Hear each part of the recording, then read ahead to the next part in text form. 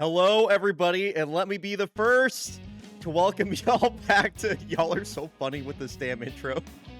To welcome y'all back to Fake Baseball. We are halfway through Week 5, beginning the action in the back half of the season. And, dude, do we have a freaking banger schedule today, actually? Oh, my God. I have been chomping at the bit ever since I put this schedule together, like, a week and a half ago, which is how far I'm planning the schedules right now, and it's just been, this one's going to be good. So anyway, welcome in, everybody. How's it going? So many people in here. Oh, my God. Thank you. I say this every time. Thank you all so much for having a lot of energy and just chatting away in the starting soon screen. Every single time you hit start streaming, you never know if people are going to show up, so thank you all for showing up and being here. I appreciate it a lot. Welcome in, y'all. So many folks here, and it's some resubs I got to thank. Dolph, thank you for the 8 months. Appreciate the Prime sub. Good to see you. I just saw a Sal Stewart mention. Yeah, I love Sal Stewart of the Cincinnati Reds. He is fucking banging the ball. Speaking of the Cincinnati Reds, Jazz Hand 6969696969696969. Thank you for the 51 months. And then Jade Pasadena, thank you for the 15 months. I can't wait to see you in your Missoula Moose shirt. I also just ordered some merch for myself today. Finally, I got the KBC hoodie in Heather Gray. I got the season 21 commemorative cap, and I got the Golondrina shirt. So anyway, I'm talking a lot about the schedule.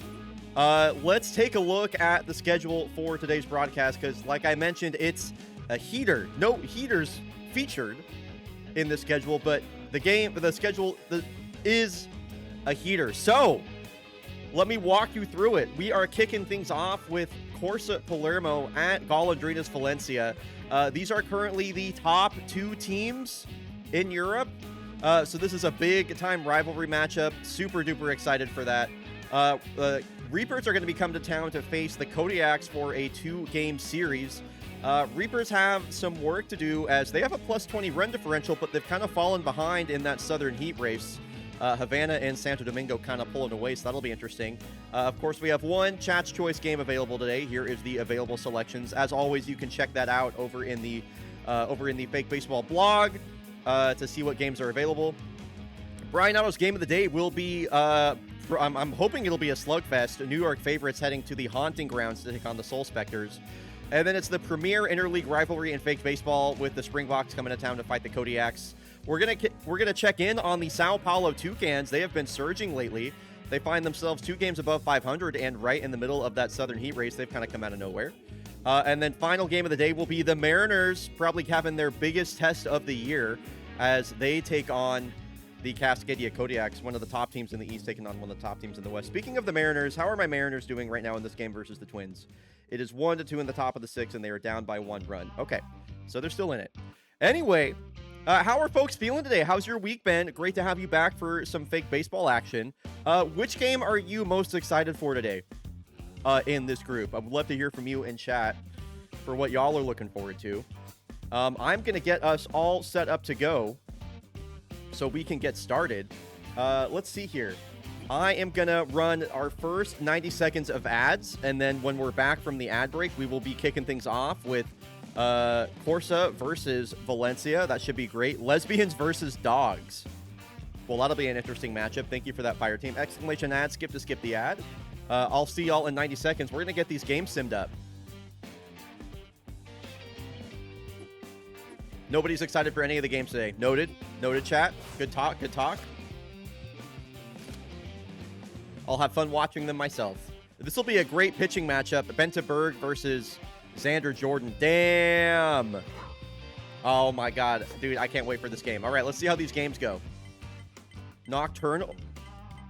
Wow, Nocturnals barely hang on and finally get a win versus the Specters. 6-0 for the Bomberos versus the Heaters. What is happening to the Heaters, man?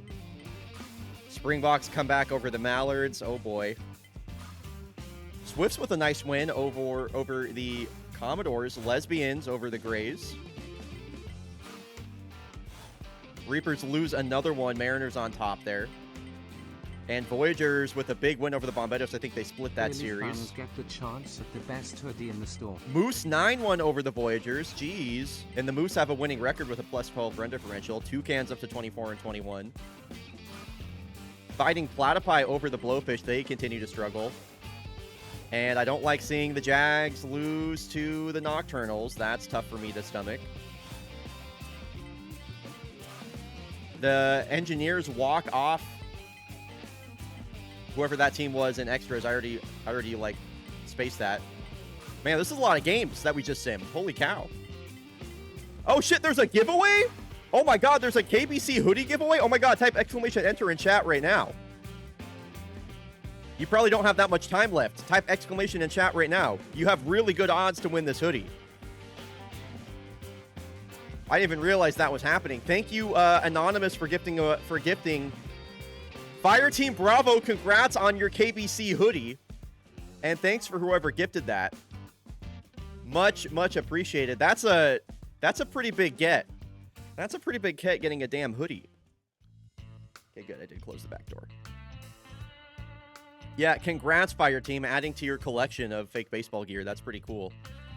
So I'm just kind of taking a look at the standings here after all of that. The Engineers have moved into solo second place in Europe. Valencia will have a chance to say something about that. Jags, Bush Rangers are now second place in SoCo. Spectres lost a pair of games. Man, crazy stuff. Dragon's right beneath my feet, so I'm making sure I don't kick. Oh, I forgot to move my... Hold on. 1 second. I usually move this chair out of the frame because I don't like it just being there, so I'm actually going to go do that right now.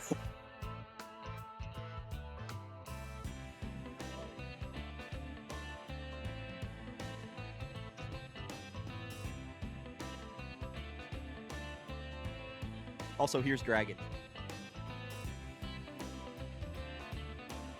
Here's Dragon eventually. Hang on.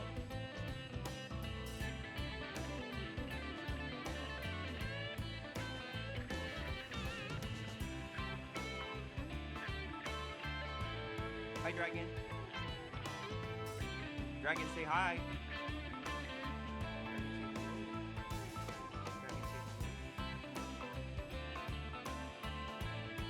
Wow, he really liked being itched on the chin right there.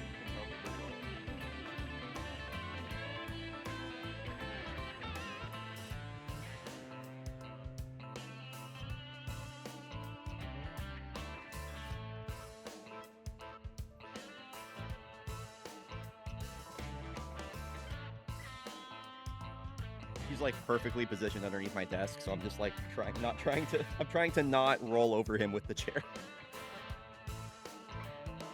I did that one time. I like rolled the chair over one of his tail hairs, and when he was trying to get up, it was like stuck. The loudest scream I've ever heard him scrum. That was one time, I think like maybe 2 or 3 years ago. Never again. That was like the worst noise I'd ever heard. I felt so bad. So now I'm just like permanently terrified of that.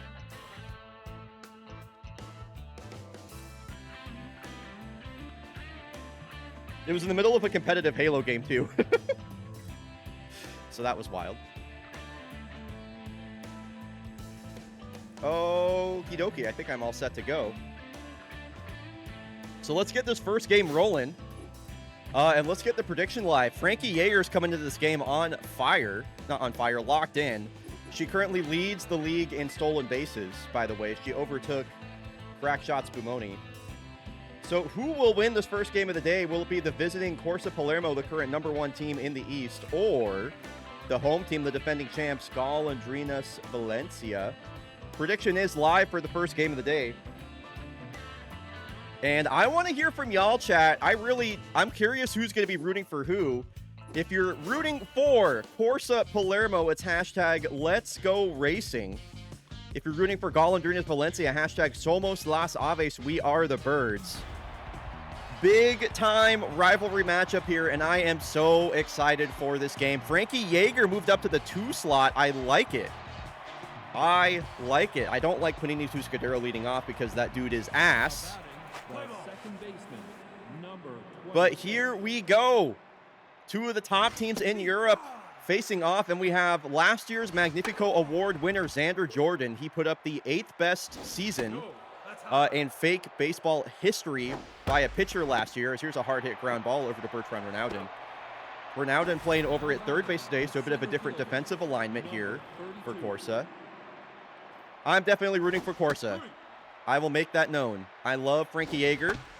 I love Corsa. This one is off the glove of Xander Jordan. Tough play for Harrison Sierra. And Frankie Yeager is so fast.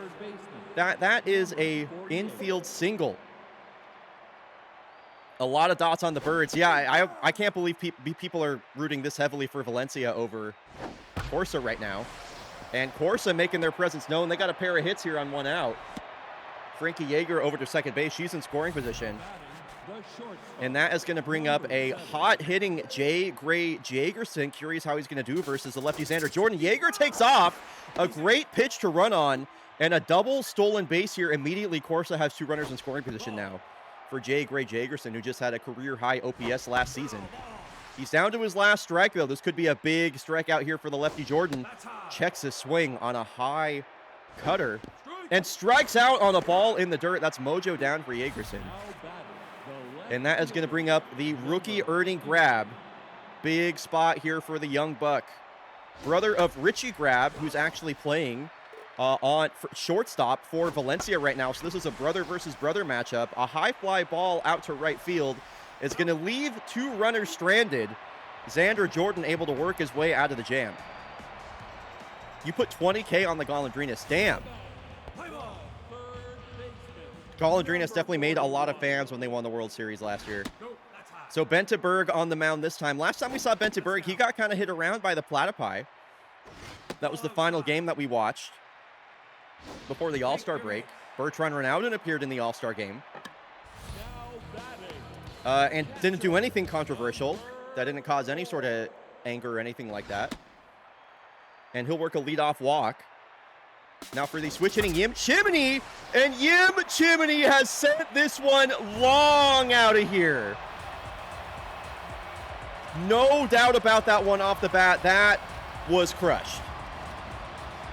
That was crushed. Number 5 on the year for Chimney. And the Birds are showing up their divisional rivals early. Wow. That's outside.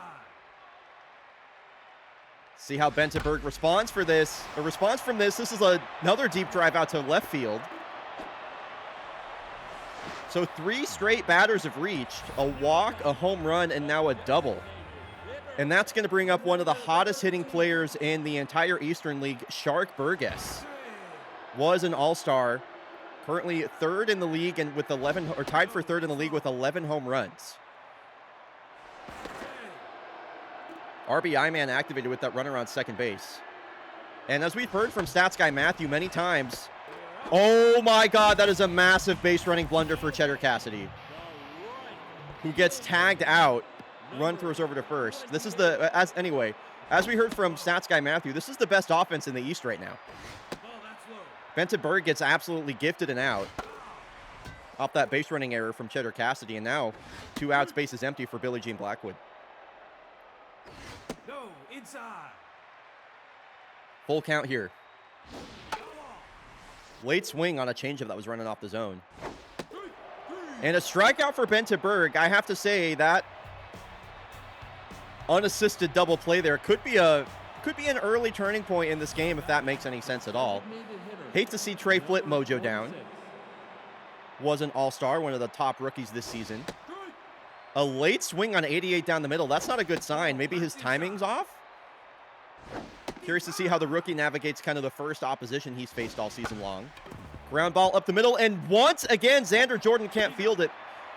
Trey Flip not quite as fast as Frankie Yeager. He'll be thrown out at first. Couple of those little soft comebackers to Xander Jordan that he's had trouble collecting.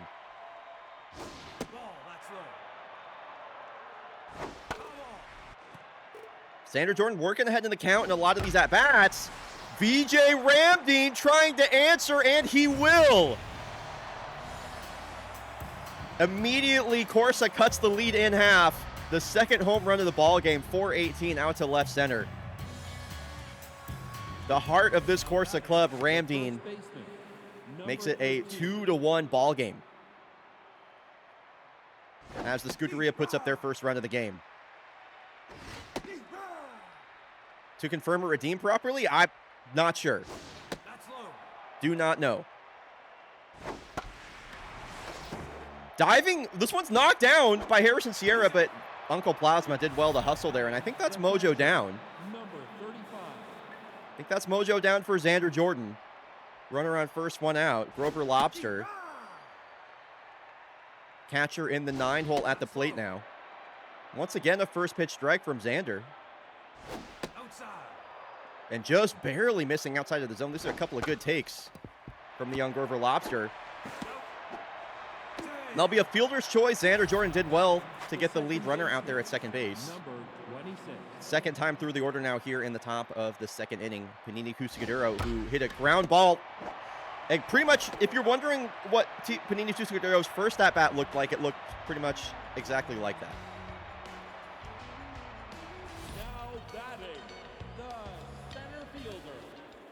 Hey, they're playing Every Time We Touch at my doctor's right now. Okay.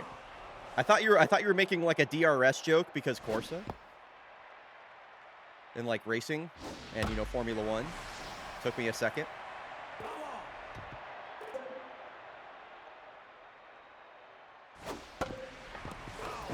So curious to see if Benta Berg can kind of bounce back from that rough first inning. And here is Richie Grab. Dude, I love to see Richie Grab and Ernie Grab starting against each other in the same game. That is really cool. Both the rookies facing off in the opposing lineups. Love to see the Grab Brother series here, as this is just kind of a tweener hit down ahead of third base there. It's a swinging bunt and kind of a perfect one. That'll be an infield single for Richie Grab, and he can run.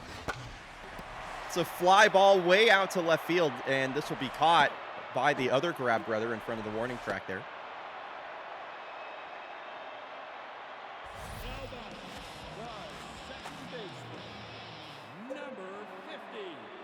So 1 on, 2 out here for Harrison Sierra. This one is smacked, but Jagerson able to get a glove to that. And a 1-2-3, or sorry, not a 1-2-3 inning. A clean inning by Benta Berg, and Frankie Yeager, who's already got an infield hit today, is going to lead off. Was stranded at third her last time up. This one is driven way out to right, but Billie Jean Blackwell will make the catch as she slows in front of the warning track there. That's a quick first pitch out for Xander Jordan. And it is not an issue for him to pitch deep into games. Another, never mind, that was not a first pitch strike. Jason David, also a base hit his last time up. He's got a 3-1 count, and he is late on a high fastball. Full count here to Jason. Another late swing decision spoiled a good pitch.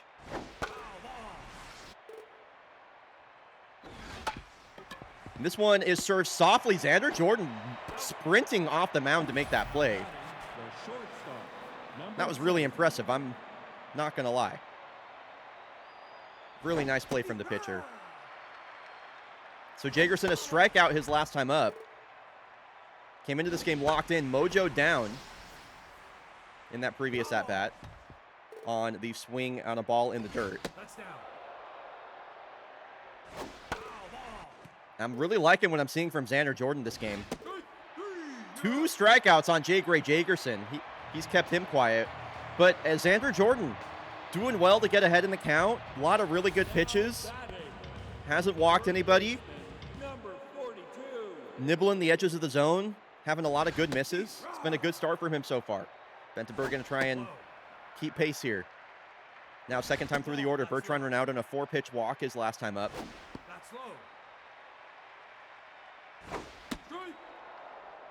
Full count here. Able to fight off a slider that was barreling into the other batter's box. 28 RBI in the season for Ronaldo, and the second walk of the game for him. On base percentage king. Last time this exact same thing happened, Yim Chimney hit a no-doubter out to left field. Ronaldo takes off, and Chimney, did he do it again? This one the other way, it's gone! For the second time this game, Ronaldin walks and Yim Chimney bats him in. This time to the other side of the field, and this is quickly becoming the Yim Chimney game. As he hits a 2-run Oppo Taco, he can do it to all fields. Ernie Grab just barely missing that one, and it's a 4-1 ball game. All 4 runs off the bat of the veteran catcher Yim Chimney. Wow. Let's see if they can do a carbon copy of that first inning with the Cheddar Cassidy double right here. Yo, what's up, Claus? Good to see you. It won't be a double, but it will be a base hit. So the third inning starts the exact same way almost as the first. Walk, home run, base hit from Cheddar Cassidy.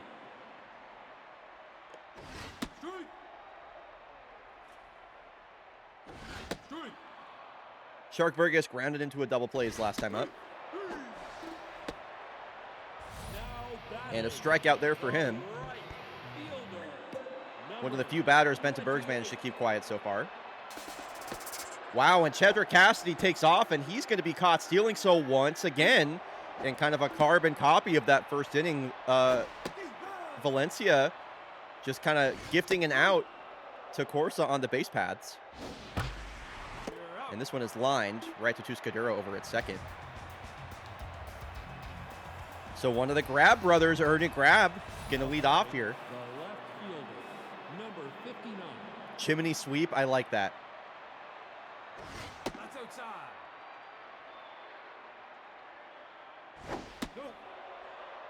Grab ahead in the count. And sends this one on a line way out to center, but Sarsaparilla settles and makes the catch. The designated hitter, A loud first out will bring up Trey Flip. First time we've really seen Trey struggle all season long. Grounded out his last time up. And once again, Xander Jordan working ahead in the count here. That's outside. So many Corsa batters having to battle on 2 strikes. Here's the 2-2. That's low. What a take from the Rook. Full count here to Trey Flip. Hit hard, but Richie Grab will backhand that and throw Flip out at first. 2 outs now for VJ Ramdeen, representing the only run of the ball game for Corsa. He hit a home run to left center. Let's see if he can match Yim Chimney's game right here. And once again, another Corsa batter is down 0-2 in the count early. 3 pitches, 3 strikes. And VJ Ramdeen, you are out. 3 up, 3 down for Xander Jordan. He's looking in complete control right now. I think it's going to be a tall order for Corsa to win this game from this point forward.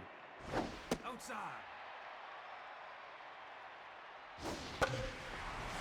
Soft line drive to Scudero. Nice play. Overhead catch.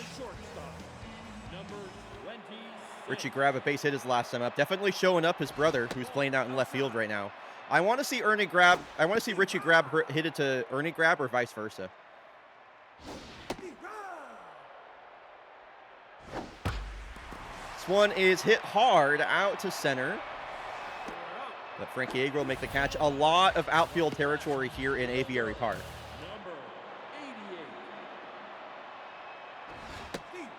And a first pitch strike to Ileana Alejo.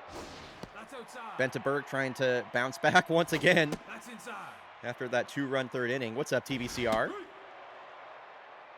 And the 2-2 to Alejo. Spoils a good slider. And full count here to Ileana. I don't want to walk her. She can run. Nice curveball to get the swing and miss. It's been all feast or famine for Benta Berg. 8-9-1 due up here for Corsa Palermo. The rookie first baseman, Uncle Plasma, getting to lead things off.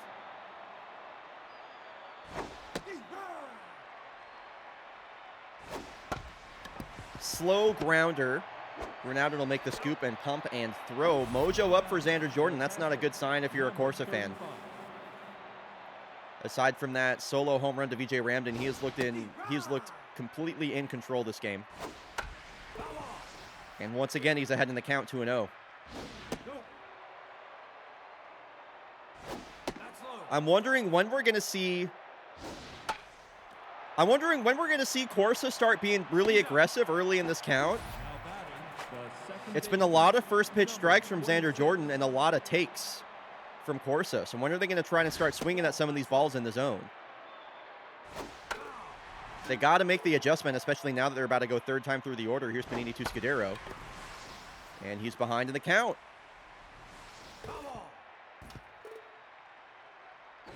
That's down. 2-2. Taken inside. Perfect curveball from Xander Jordan. That is the third straight clean inning. He has helped Corsa to 1 run on 4 hits through 5. Now batting, the second baseman, number 50. Ball, that's outside. Strike. Bentenberg staying in the game here in the 5th inning. He's got a quick first out here at J. Gray Jagerson with the play. Now batting, the third baseman, On a ground ball up the middle. What's up, Chaotic Good Jay? ball inside. Strike. I was playing Diablo 4 today, and I saw a barbarian run by named Katabura. No, high. That's so interesting.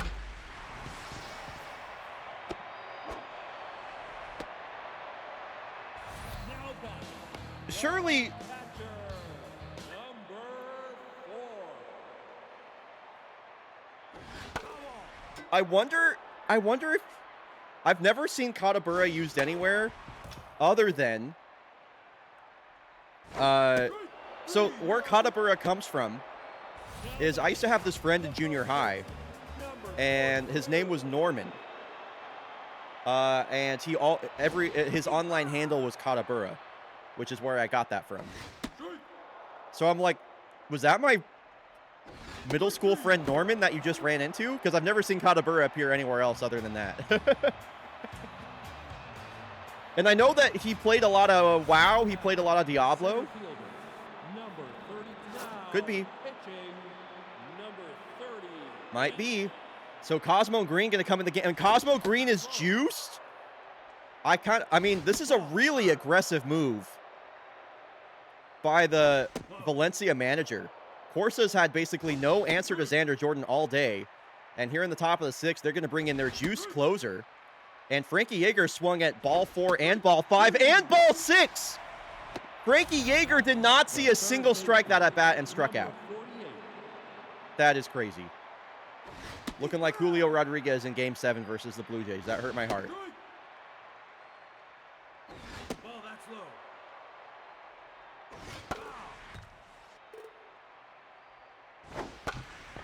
Jason David with a hit up the middle, but Richie Grab, long run to his left, makes the play. Number 7.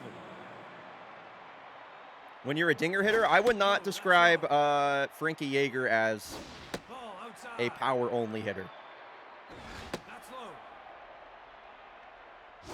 Take your base. 4-pitch walk to Jagerson. He'll reach for the first time today. Now batting, 2 strikeouts and a walk for him. fielder, number 59. No, that's inside. 2 outs now to Ernie Grab. Foul ball.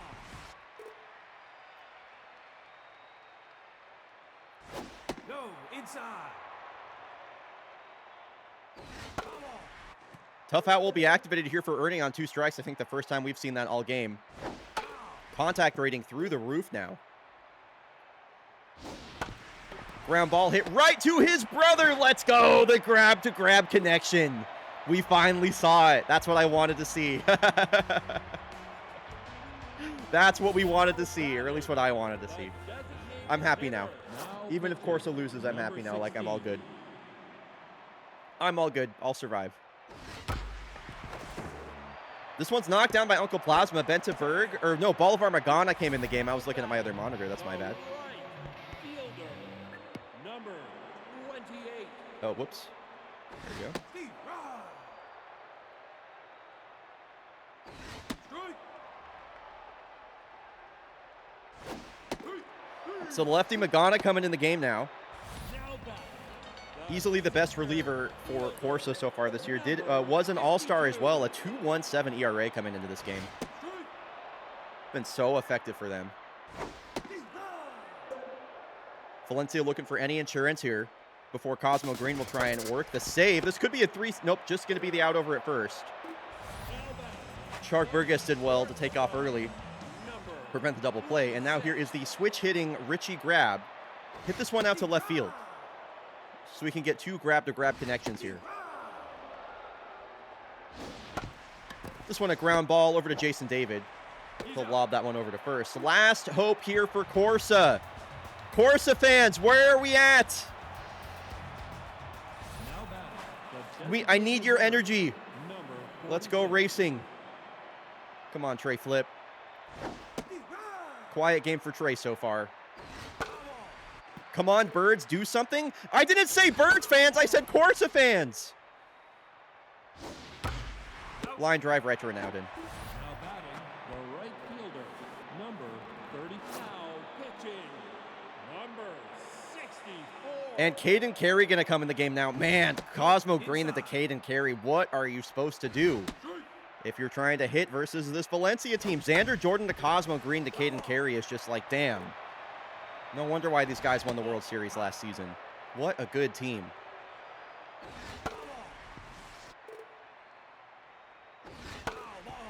Ramdeen battling on his last strike here. 7th pitch of this at bat is taken outside, or on the outside of the plate, I should say, for strike 3.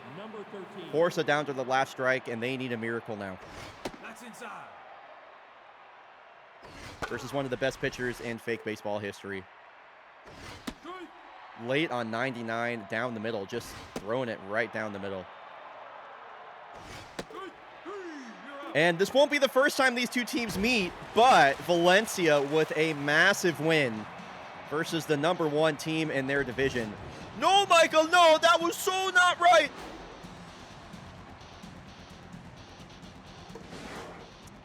Man. Xander Jordan to Cosmo Green to Caden Carey. I don't know what you do versus that. I don't know what you do versus that. Yeah, big win if you're a Birds fan. No doubt about it. And yeah, it was all Valencia in this matchup. Yim Chimney with the 2 homers drove in all 4 runs. Xander Jordan, 4 scoreless, or not 4 scoreless, 4. Sorry, that was completely wrong. 5 innings of 1-run ball. Ronaldo both walks, or 2 walks, and was had that run driven in both times. It's a toughie.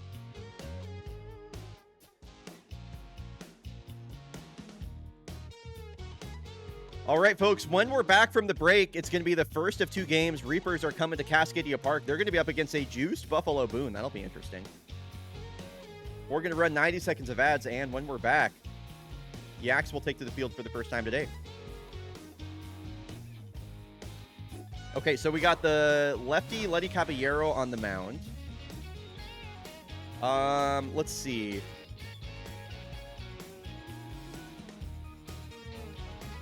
Yeah, I guess I'll just give Forte the day off. We don't need him in the lineup. If Jordan Pepper's not doing hot, then who do I want to put out there? Probably just like Dave Blevins, I suppose. I'd rather have a righty out there, so...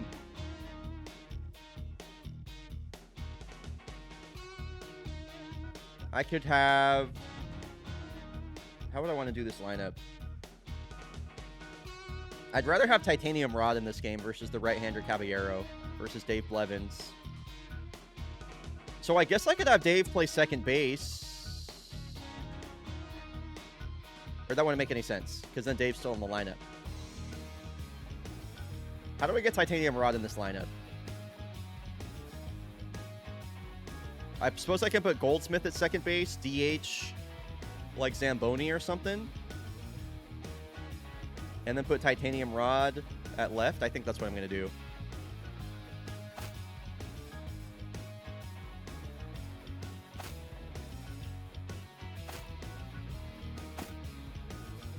I think that's what we will do. Okay. Lineup is set. So let's get this prediction going. Carolina Reaper. This is a classic Western League rivalry game. These teams have met in the playoffs so many times.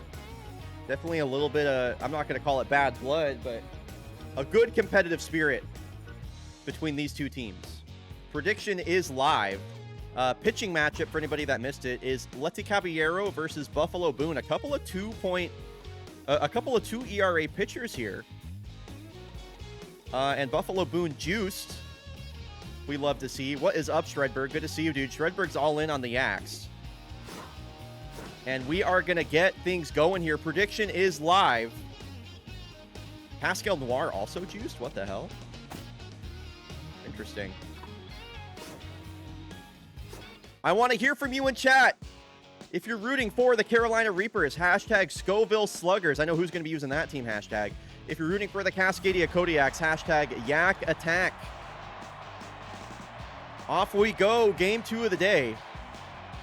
It'll be the lefty Letty Caballero versus the right-hander Buffalo Boone. The rookie is going to be all juiced up. Now batting, the first baseman, number 34. And the all-star, the switch hitter Cedric LeCampagne, going to lead off playing first base today. Played on both corners in the infield. He'll hit one over to third base. And that is a quick first out as he will line out to Julie Mao. About 45 seconds left on that prediction, folks. First time we've seen Buffalo Boone juiced. And he's got a quick first out here on only 2 pitches. Now for the second baseman, Montgomery Scott. And he's ahead in the count here after a foul ball. Ooh, tied him up on a 99-mile-an-hour fastball inside. That is going to bring up a struggling Maxime Mendoza, who's playing shortstop once again. Mariners game update. It's tied 2-2 in the bottom of the 7th. And this is a really quick first inning for the Rook. Buffalo Boone goes 3 up, 3 down.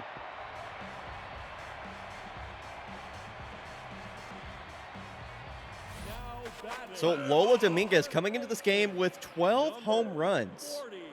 That's tied for 3rd in the league. Lola Dominguez, before this season, had never hit more than 8 home runs in a single season. The power explosion has been completely unexpected.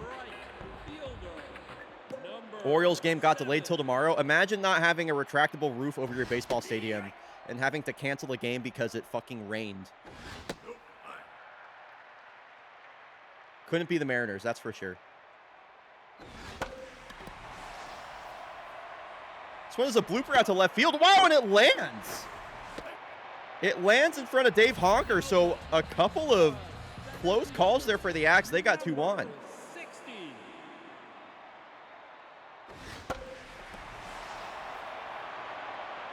And don't get me wrong, I have to say this is probably like one of the things that annoys me most about baseball in general, is that like the fact that it can just rain and then like the game is canceled. You know what I mean? I just think it's so silly, and I understand the beauty of open air stadiums and why that's important, you know. But also, I sort of think that baseball should just be played through the rain. Like I don't know. I think it's kind of goofy that baseball games get canceled because it rains. That's all I have to say about that. Who doesn't love an unexpected day off? Not me. I want to watch baseball. These baseball players are getting paid millions of dollars. They don't need days off. I want to watch baseball.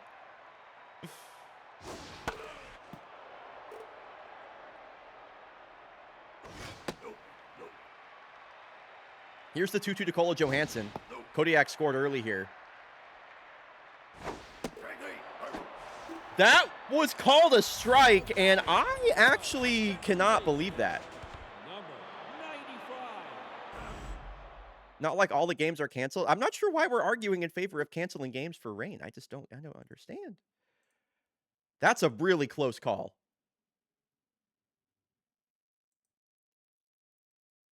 I just think that's high.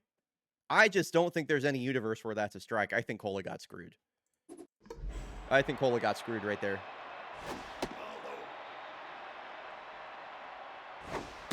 Yeah, like I understand why they don't play through the rain. I just think it's silly.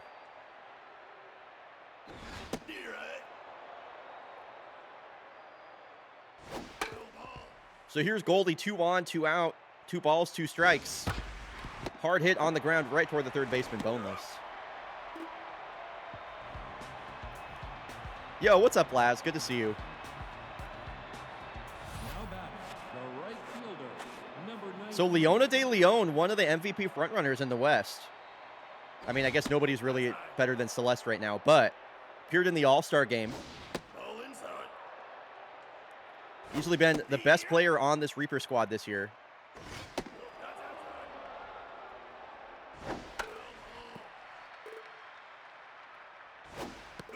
I just think canceling a baseball game for rain is goofy. I just think it's so preventable too, you know? I don't know. We almost had a baseball game in the snow. Right, Shredberg? You could probably make a movie about that. Whoa, Julie Mao! I didn't know she had hops like that. I didn't know she had hops like that. Steals a hit away from Bogo Boneless. That's taken for a strike and thrown out at second is De Leon. She has 6 stolen bases and 7 caught stealings. I don't know that anybody's been caught stealing more than Leona de Leon this season. They need to stop having her run. Full count here to Cabbage Stock. Buffalo Boone trying to face the minimum through 2.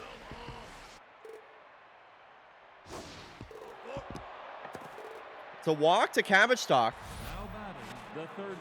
Oh, I thought that was Bogo Boneless earlier. That was not Bogo Boneless. That was somebody else. Here's Bogo Boneless. Julie Mao knocks this one down, and it gets away from Cola Johansson. We'll call that an infield single for Bogo. So Reaper's threatening here. Here's the DH, Vincent Vallejo.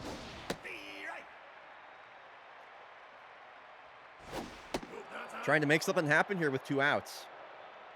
Kodiaks lead by 1. This one is driven hard and deep, way out to the right field gap, and it bangs off the top of the wall. That will clear the bases.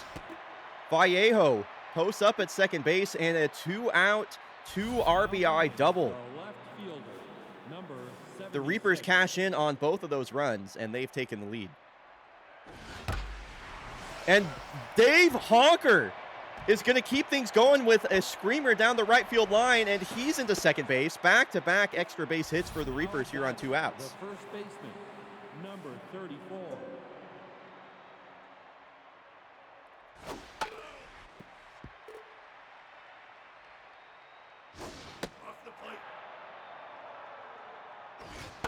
So lineup turns over now, and Reaper's still threatening with another runner in scoring position. Buffalo Boone is tense.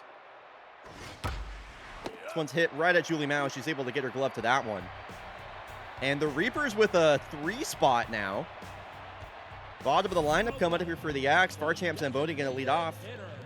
And facing, I should mention, former Kodiak, Letty Caballero, came up as a rookie through the Kodiak system. Never had a lot of success here. Has really blossomed into an ace pitcher here with the Reapers. Zamboni is retired on 3 pitches. Here is Chris Hanno, having by far the worst season of his career.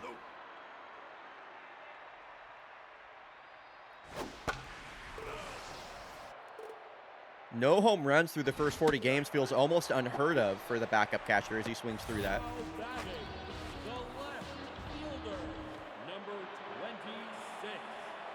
So now the 9-hole batter, Titanium Rod with 2 outs and the base is empty. Couple of strikeouts for Caballero this inning.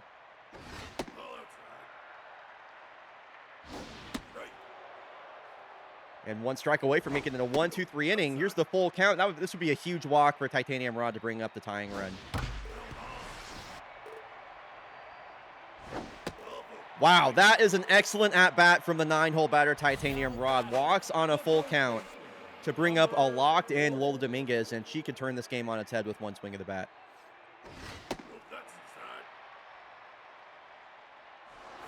Already 12 home runs on the season for Lola, a career high.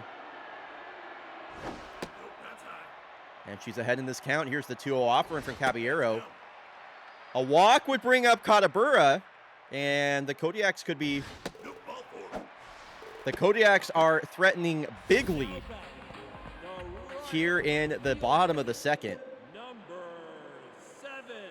You got the best hitter in the game up with 2 outs and 2 on. And Caballero seems like she's having trouble finding the zone right now.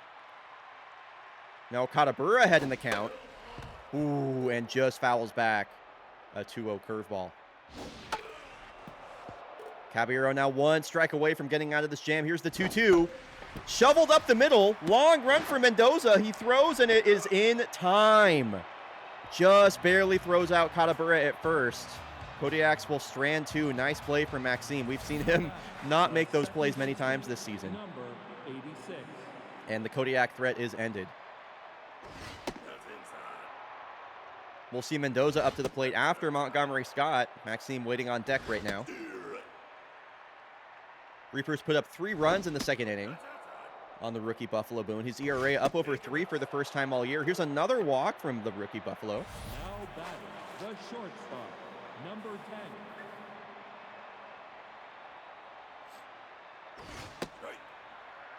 Big swing on the first pitch fastball there from Maxime. He swings through 95 on the inside. This one's popped up, and that should get out of play. This one is hard hit out to right field. It splits the right side of the infield. Base hit for Maxime Mendoza. 2 on, nobody out for Leona de Leon. A walk and a stolen base for Leona. Not a stolen base, a caught stealing, I should say. Her 7th caught stealing of the year. They just need to not let her run anymore on the bases. It's kind of embarrassing. Out in front of the changeup.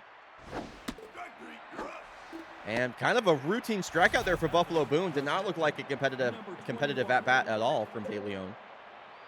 So now here is the power-hitting Catan Settler. And another big first pitch swing. Reapers looking aggressive here in the top of the third with 2 on. Down the first base line, Dominguez over to second base. Goldsmith fires back. What was that, a 3-4-1 double play? Is that what that was? Pretty cool with Buffalo Boone covering first. He gets out of the jam. Number 60. And Valdo is going to lead us off. I would have loved to see him crush that first pitch fastball. This one sit up the middle, ranging to his left is Scott. Or to his right, I should say. So that's a quick first out for Caballero. 82.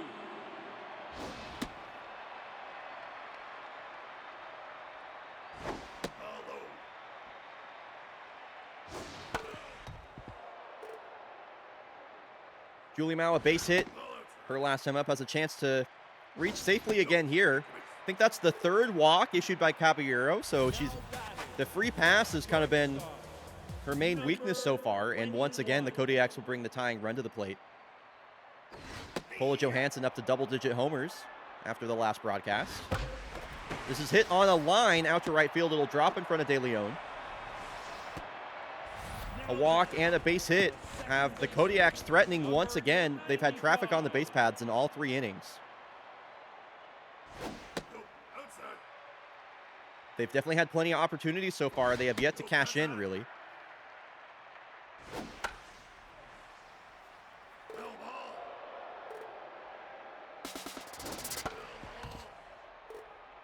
Don't call a hit and run with Cola and Julie. That's crazy. Goldie gets under one, and this is going to... Wow, it's carrying, but that is going to be caught just in front of the shade there. Out in right center. De Leon will relay that back in. It's a productive out, if nothing else, into third base. Goes Julie Mao. Zamboni struck out on 3 pitches his last time up. Trying to get this run from third across the plate. Uh-oh. Don't do it again, Zambo. Line drive caught by Mendoza. At least it's not a strikeout. Kodiaks have stranded 6 batters through the first 3 innings. The center fielder, number 9. Buffalo Boone on 50 pitches here in the 4th. A first pitch strike to Sincere Cabbage Stock. Cabbage Stock acquired mid-season by the Reapers in place of Sigurd Bastani. The third baseman. Has had brief success, but has, I would say, overall been a downgrade at the plate. And I can't believe Bogo Boneless is locked in. I think a 248 batting average is the highest his batting average has ever been in his career, which really speaks to how bad Bogo Boneless has been so far. Now batting, the designated hitter, number 5.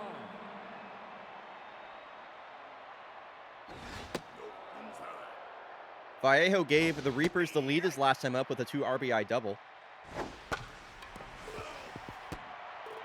Buffalo Boone trying to make it a 1-2-3 inning. Nice inning there from Buffalo Boone. He's keeping the Kodiaks in this one. Offense just has to turn something on at some point here. Chris Hanel going to lead off. Number 77. Off the plate. Ball inside. Steve right. Chris Hanna leading off. He has a 2-2 count. Fouled that one back. Batting average only at 186 for Chris this season.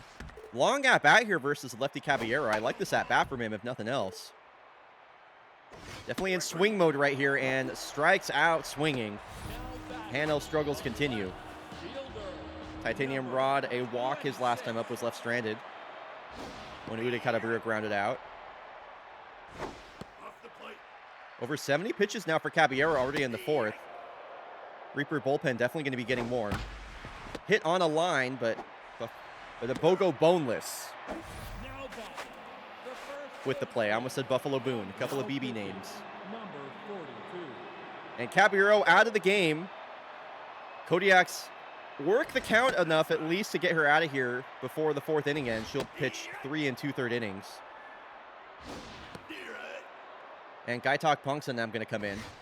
4 pitch mix, 4-seam, 2-seam slider, curveball. Ground ball.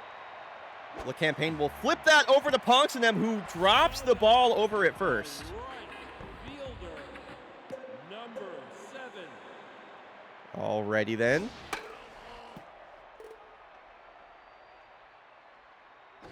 So an error has given Uday Kadabura another opportunity. Dominguez some speed over at first base as well. And she takes off. The throw is late and on the ground. In scoring position now for Uday, who will walk on 5 pitches. Pongsanam is coming in and stinking up this game. The center fielder, number 60. 2 on, 2 out for Valdemiro Takeda. For the 4th straight inning, the Kodiaks have put 2 runners on base and will strand 2 runners on base. That is 8 runners left on base for the Kodiaks. Through 4 innings, they just cannot break through. And you can't say they haven't been given opportunities.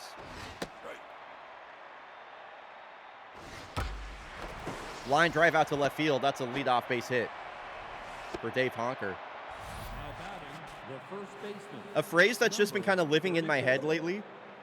I don't know what I'm going to do with it yet, but I just really like how it sounds, is Dave Honker Family Reunion.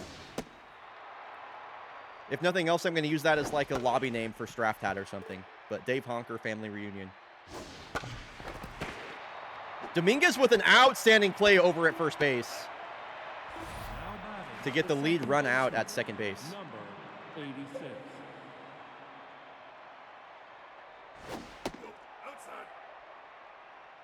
So the campaign on first now, and he takes off and is thrown out at second base by Chris Hanel. Definitely an ambitious steal attempt there.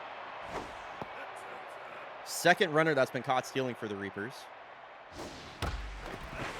This one is shot down the left field line. Rod will retrieve that out there near the wall. 2 out, 2 strike base hit. Now batting, the shortstop, number No, literally, I don't know who the Reapers' first base coach is, but they need to, like, fire that guy immediately. Mendoza, a high fly ball out to left, but this will hang up in front of Mama Bear. Rod will make the catch. And the Reapers have been held scoreless through the last 3 innings. They still lead by 3. Now batting, Kodiaks, 8 runners stranded on base.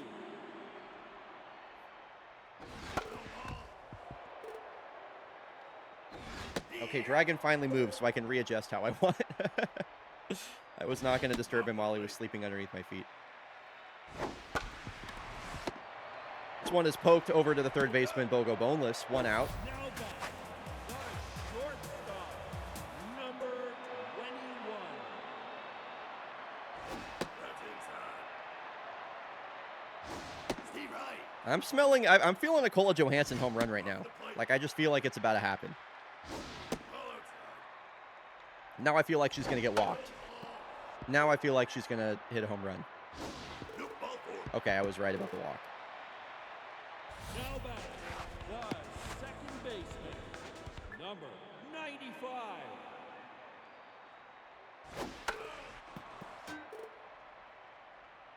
So a one-out walk will bring the tying run to the plate in Antoine Goldsmith. 5th straight inning. This will be the 5th straight inning in which the Kodiaks have 2 runners on base. Every single inning, the Kodiaks have got 2 runners on base, and they have not scored. Number And they're going to bring in the former Kodiak Autumn Pillar into the game. Going to try and get revenge on the ball club that cut her mid-season back in Season 20. Ball inside. Finished her season on the Mariners, then was released in the offseason, signed by the Reapers. Here's the 3-1 to Zambo. And now the full count to the Kodiak DH, and he goes down looking. now batting, the catcher, number 77. 2 outs, 2 on for the Kodiaks. Surely they wouldn't strand 2 runners on base for the 5th straight inning. Oh my fucking God.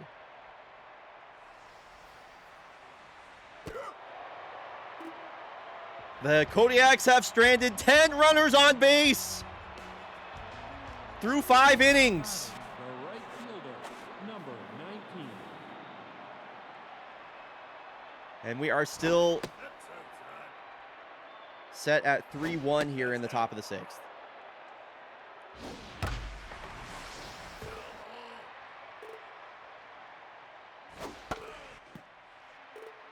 Here's the 2-2 to De Leon. A strikeout her last time up.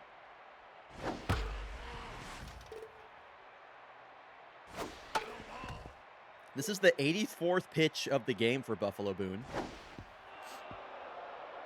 Full count here to De Leon. This might be last batter that Buffalo Boone faces. He issues a lead-off walk Number 21. Now, to Leona De Leon. Bo Rosas going to come in this game now to face Catan Settler. Kodiaks going to their bullpen, bringing out He right. the veteran Bo Rosas. I'm not going to take that bait, Catchy. You're not going to rage bait me with that. Outside. De Leon takes off. She has been caught stealing 8 times. Stop letting her steal. I'm not even rooting for your damn team, and y'all are making me mad. You're just stupid. Strike three. You're just stupid. now batting, the center fielder, number 9. De Leon might be the worst base stealer in all of baseball. Is this a stats guy Matthew? Oh, stats guy Matthew chiming in. The Kodiaks are 5-4 in their last 9 games. Thank you, stats guy Matthew.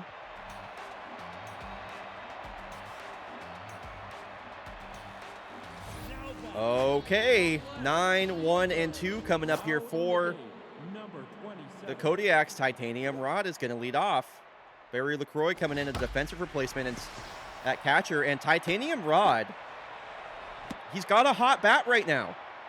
He works a leadoff hit from the 9-hole. First baseman, number 40. And once again, the tying run is at the plate in the form of Lola Dominguez. So the Kodiaks have a big-time scoring opportunity with the top of their lineup. Titanium Rod takes off. Here's the throw from LaCroix. It is on the ground. And another stolen base for Titanium Rod. Runner in scoring position. Dominguez sends a deep drive out to right center field.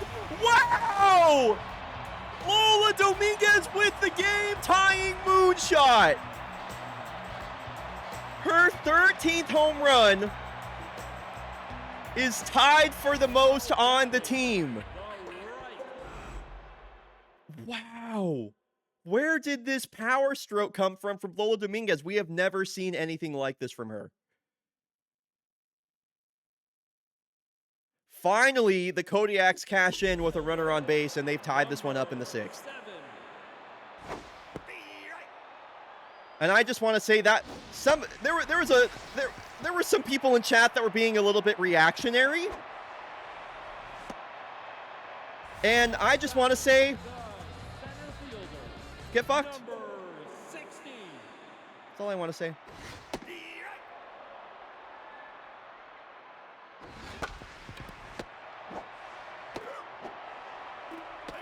What was that throw from Mendoza back to first? 436 feet. Are you kidding me, Lola? No you? What?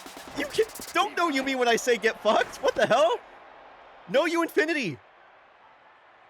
No you infinity guard. If I can't overreact, what's this even all about? Yeah, I mean, as we all know, sports are very rational. And the Kodiaks will take the lead. The Kodiaks will take the lead here in the bottom of the 6th. Now pitching, number 48.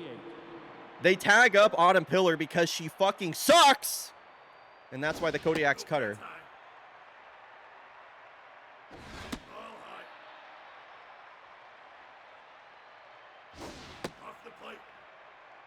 Middle finger water sprinkler? That's a great phrase. We're so biak. So 2 on, only 1 out here in the top of the 6th. Kodiaks have put up 3 already in the inning. The closer, Anastasia Van Close, in the game. Reapers going to their highest leverage reliever as this one is hit hard on the ground. Boneless spikes this, but it's picked by Montgomery Scott. A nice play. And now a save opportunity here for the Kodiaks versus the bottom of the lineup. The bottom of the lineup is 4 for 6 on the day with a double. So pretty good opportunity here for the Reapers to tie this one up. They only need 1 swing of the bat against the veteran Bo Rosas.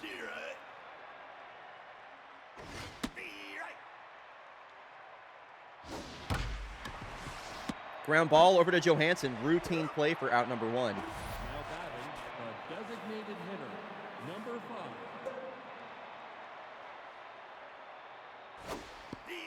First, wow, that's a great curveball from Rosas. First pitch, strike to Vallejo. What are we doing? Vallejo, did he just tie it up? Oh my God!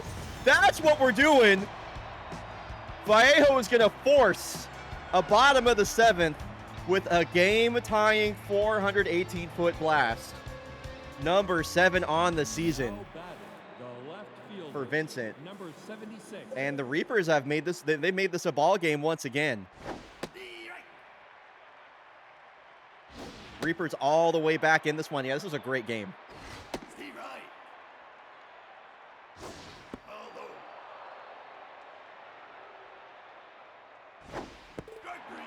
Dave Honker strikes out. Now batting, the first baseman, number 34. Cedric will campaign 0 for 3 today with a caught stealing. He's had an absolutely miserable day at the plate. No way, dude, as I keep talking shit about these players and they keep hitting home runs.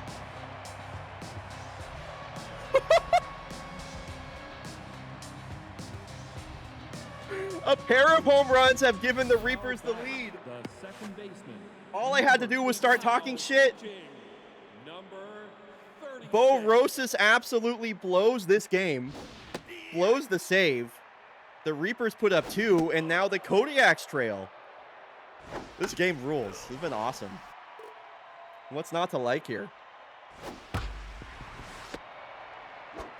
A lot of history between these two ball clubs. And it's going to be down to the bottom of the lineup. Farcham Zamboni, Chris Handel, Titanium Rod. Designated hitter, number 2. Zamboni will step in versus Van Close. Breaks his bat, fielded by LeCampagne, and Van Close will secure that one over at first. That is a quick first out. Number 77. So now this would be a great time for Chris Handel's first home run of the season. Come on, Lefty Crusher.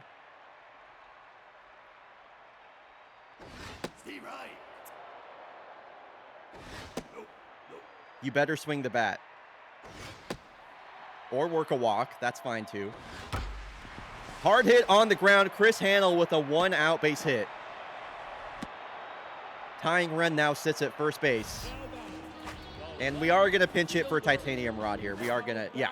I would have made this move. The CPU did it. Thank you, CPU. So the big thumper, Raleigh Forte, going to come in this game.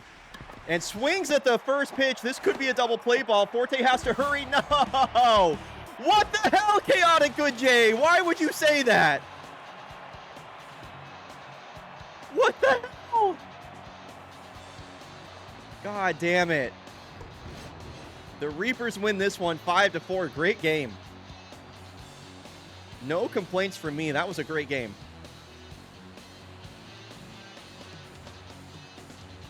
53,000 channel points. Darky Dots going out to Reapers believers.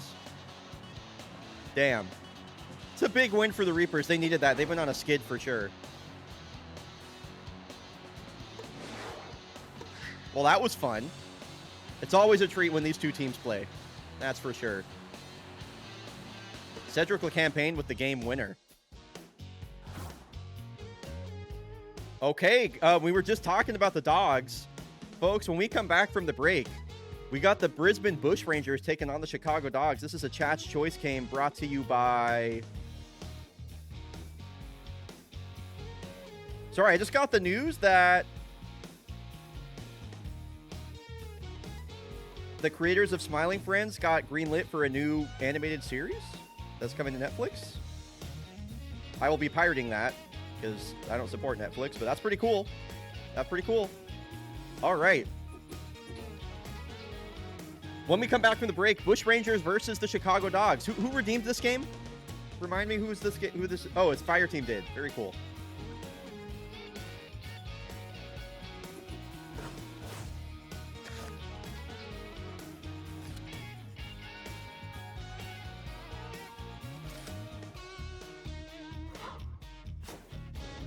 This will be in Chicago as well. Mallards, don't you blow this game.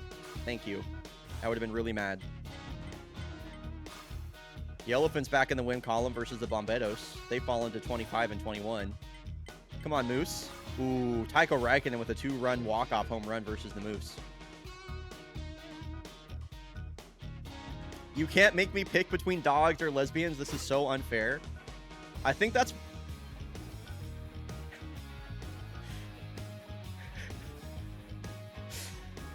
I think that's what I'm going to call the prediction, is who's going to win, dogs or lesbians.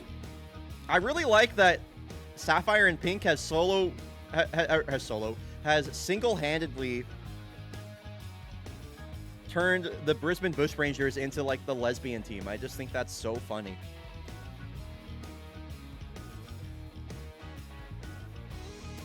Half the lesbians I know are dogs. Kind of true, actually.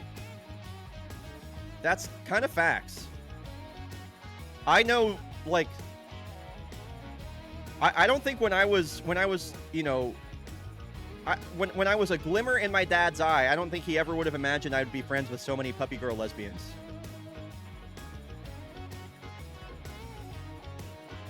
What a world we live in.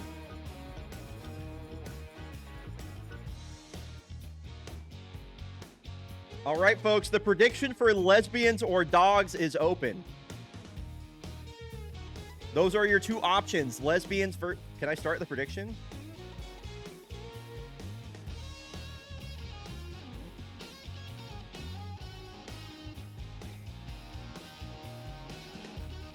Twitch hates lesbians? Twitch hates lesbians? Twitch hates lesbians?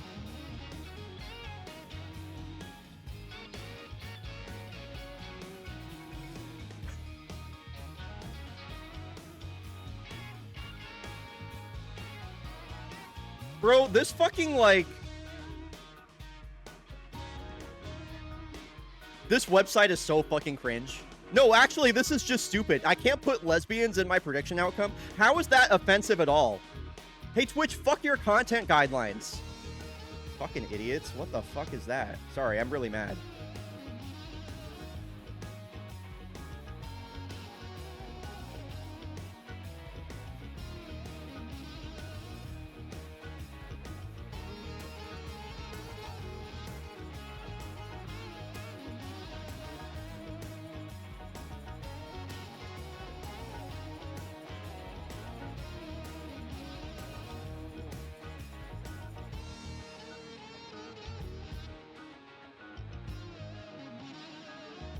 There we go. Okay, I just had to put spaces in between every single letter and then also change some of the letters. Dude, that actually just made me so mad. Who are you protecting from the word lesbians? Fucking idiots over at Twitch, dude. All right, prediction is live. Let's go.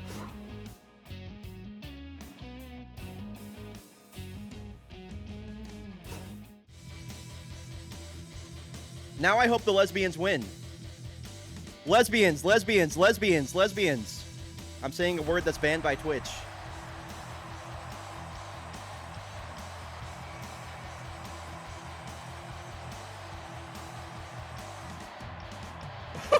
It's a good reason to break off a friendship. That's kind of crazy. The left fielder, number 48. So these Bush Rangers have actually been pretty successful. They find themselves in second place in Southern Continental right now as Jack Dudley III is going to send a deep drive out to the wall. Wow. Stoney Baloney with the overhead catch. Number 54. One of the big reasons for their success is this guy right here, Cam Acosta. He has had a breakout season and a half, OPSing over almost 1,000. And he's got a one-out double here. Now batting, the second baseman. Their offense has had a lot of good hitters on it. Jack Dudley III, Olympus Mons, Jakob Miazga, who will also see this game. Great uniform matchup, by the way. Orange and black versus blue and red. I really like that. These dogs' home uniforms just look so good.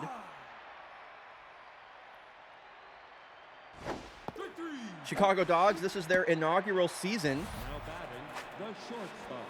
Number in fake baseball. 62. They were formerly the Victoria Foresters, moved to Chicago ahead of season 20. And here is Jakob Miazga. He's got 10 home runs on the season, most on the team. OPSing over 850. He's got a 3-1 count. You're a chance to do some damage here in the first inning versus Rob Schneider. Ground ball to the right side of the infield. Ishwar Khan with the play. So despite some loud contact, Rob Schneider posts a clean first inning. Petrus Rojas going to lead off versus the right-hander Hank Kennedy. Submarine right-handed pitcher, a 5-pitch mix. 4-seam, 2-seam, slider, curveball, and a changeup. Petrus Rojas, usually a third baseman. He's DHing today. I wonder who they got at third base if he's DHing.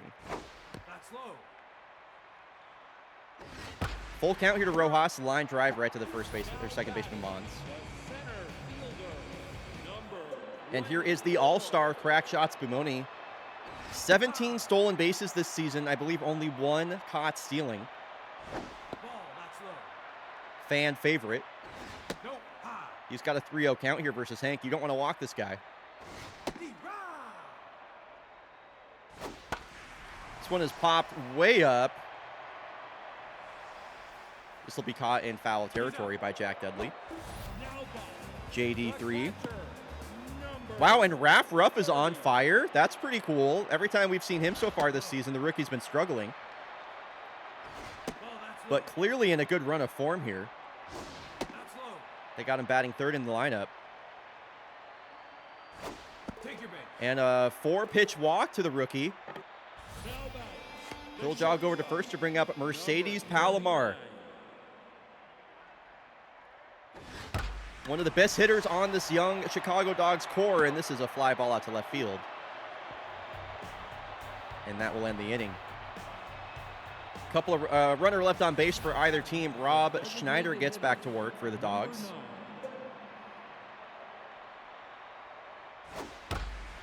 This is driven way out to the gap. Hector Hebert has a base hit and is going to hold up at first.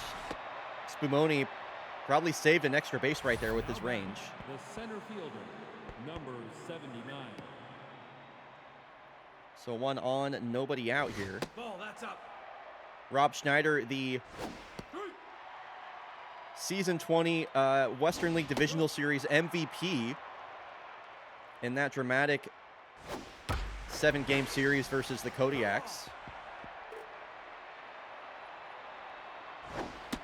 He appeared 3 times, allowed no runs over 11 innings. Ground ball up the middle. Double play ball here. Khan has to hustle that over to first, not in time. Harlan Chung is pretty fast. Number 4. So a fielder's choice for Chung. They'll bring up Bonatello.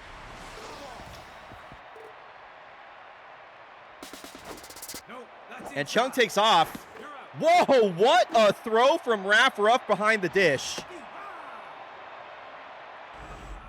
Harlan Chung had a huge jump, and it was also on a slow pitch, by the way. That's on a curveball. He got a big jump, and on a slow pitch, Raf Ruff with a laser beam. And a great tag from Ishmore Khan over at second. That's a wild caught stealing.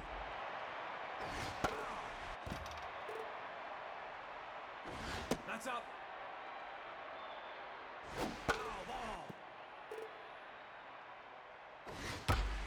Bonatello sends a deep drive out to center. Long run for Spumoni. He makes the catch. Nice play from the rangy Chicago center fielder. Now batting, the first baseman, number Oh, Sapphire, I haven't, 62. Sapphire, I have something to show you. I haven't showed you this yet. So check this out. Sorry, we're pausing. We're pausing really quick. So Sapphire mods a bunch of their clothes, and they do cool stuff. Like, they just cut up their clothes, do stuff all the time. And so I had this shirt that I love that fits me like a tube sock. Like, I don't know why men's clothing is always down to my fucking hips. Like, it's so hard to find shirts that fit properly. So I was inspired by Saf, and I was like, you know what? I'm just going to chop this shit up is what I'm going to do. So check this out. So I ended up cropping my shirt. This is the first time I've ever modded my own clothes. Look at the fit now. Look at this. Isn't this awesome? Check it out. Oh, this way. So yeah, isn't that cool? So I'm really happy with that. And also, it's a cool shirt. Look at the shirt.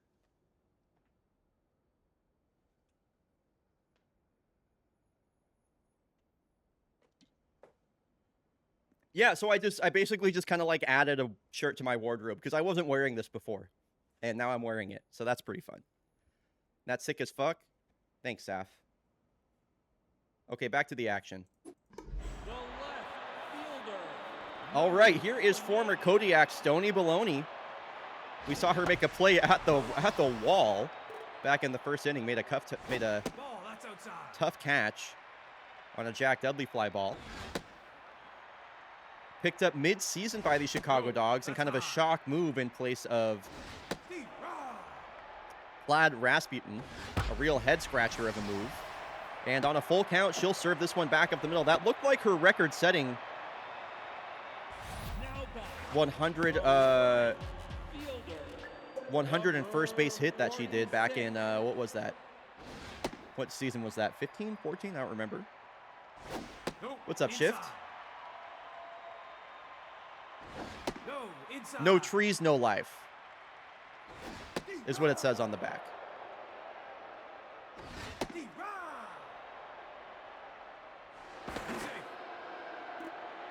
To hem the bottom. I actually don't know if I want to hem the bottom. I kind of like that it curls up like this. I'm actually kind of a fan of that look, so. Ribby Double will work a full count walk and a couple runners on the base paths.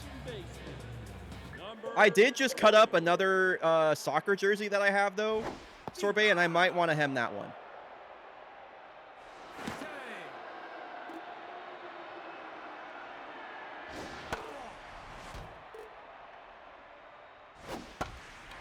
This one's popped up to center field. Harlan Chung with the run in and will make the catch.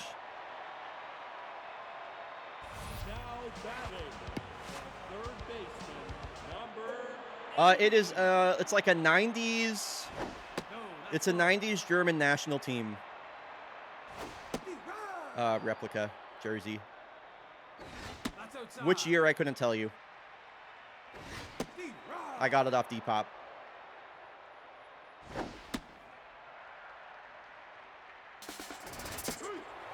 Wow, and on a full count, I don't know who that was, but that guy struck out. Strands 2 for the Dogs. We're all scoreless here in the third. first baseman, number 52. Oh, Dominic Coleman. Gotcha.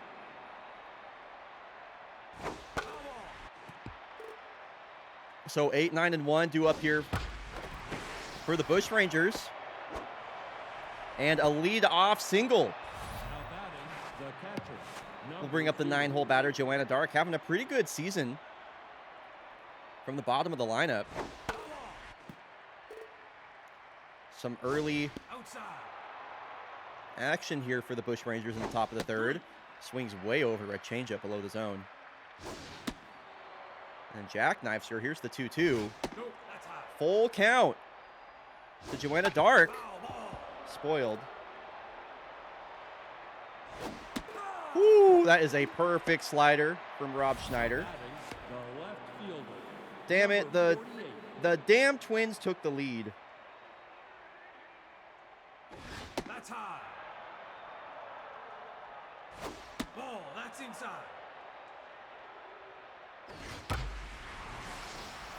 Again, yeah, it's 3-2 in the bottom of the 8th right now.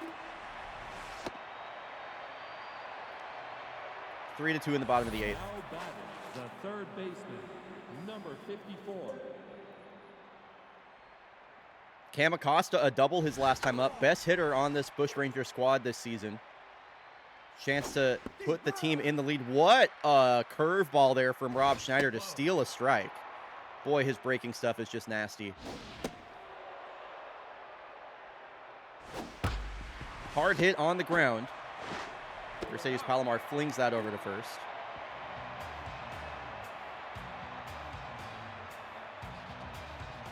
Now batting, the designated hitter, number Yeah, for the record, the shirt says no trees, no life.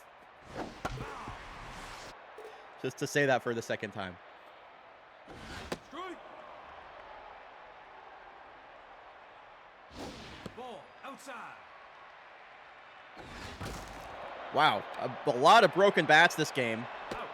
Joanna Dark will catch that pop-up in foul territory. fielder, number 24. And crack shots, Bumoni, a deep drive out to center and gone. The All-Star with a line drive home run out to straightaway center, number 6 on the season.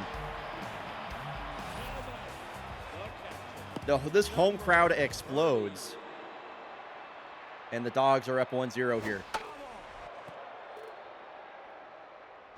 Ball. Hashtag roof. Deep run. Foul ball. Foul ball. That's inside. So Raph Ruff will walk his last time up. That's He's got a inside. 3-ball count once again here versus Hank Kennedy. Ooh, pulls the string Now batting, on a curveball that barrels out of the zone. And Mercedes Palomar's rattled. number Girl, what happened to you? Deep run. Go to therapy. Ball, that's low. No, that's high. Nope, inside. I want that shirt. I can probably find a link to it. now I batting, literally have the website. I got it from Bookmarks. number 62. Nope, inside.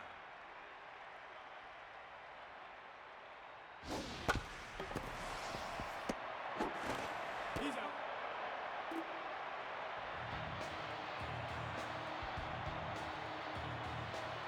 Man, Change has so many cool shirts. The second baseman, number 20. That's low. Oh my God, this one's awesome. Strike. Look at this. That's low. Sorry to cover the... Look at that. Nope, that's That's so high. cool. Anyway. Deep run. Ha! Now batting, the shortstop, number 62.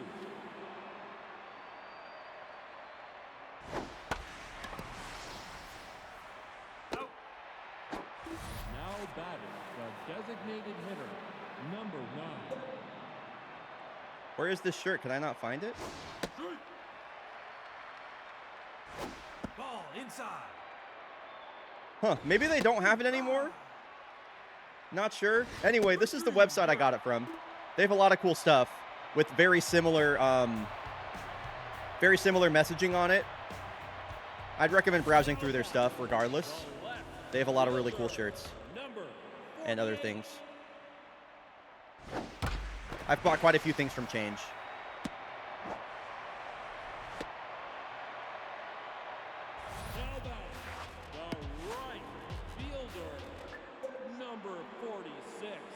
Okay, Stony Baloney with another leadoff hit and a very fast runner at first base.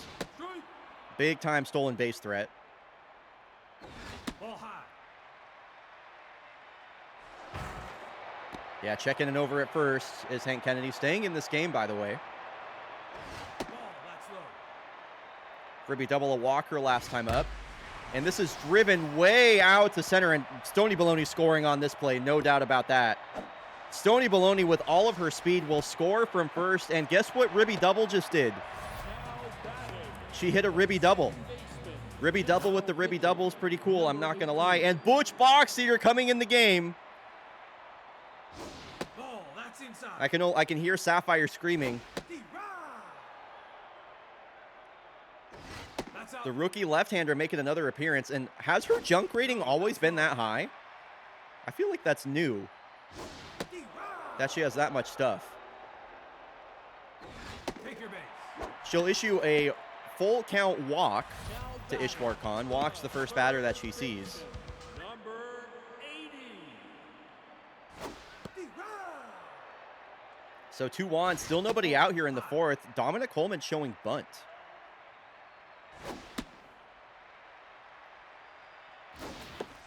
And this one's popped right back to the pitcher Boxeater. Coleman's going to have to hustle, and he bunts into a double play. It was a very poorly executed bunt, an easy play for Boxeater.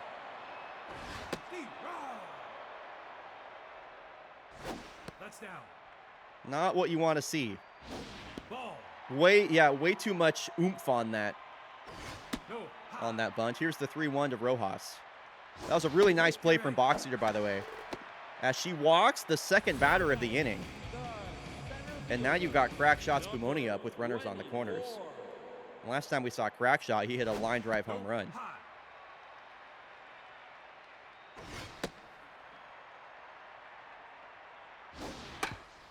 This one is a swinging bunt, and Boxeater with another tough play. Wow. Butch with a couple tough plays there off the mound. Now batting, the center fielder. Bush Rangers are lucky to hold the Dogs to 1 run right there.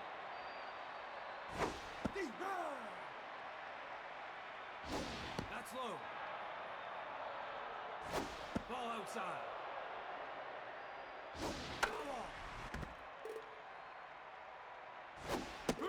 Harlan Chung, a strikeout on 84, a slider, kind of a front door slider. Fielder, number 4.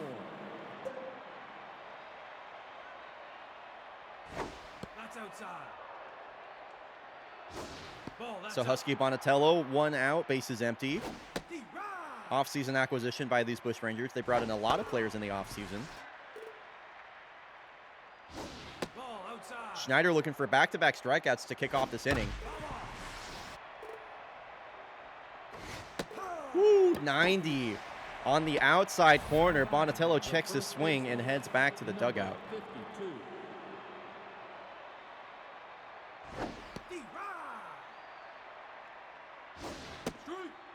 And Jude Mezzanine going fishing on that changeup away. Bush Rangers offense hasn't really looked too hot today versus Rob Schneider. I mean, Rob Schneider is kind of dealing every time we watch him play.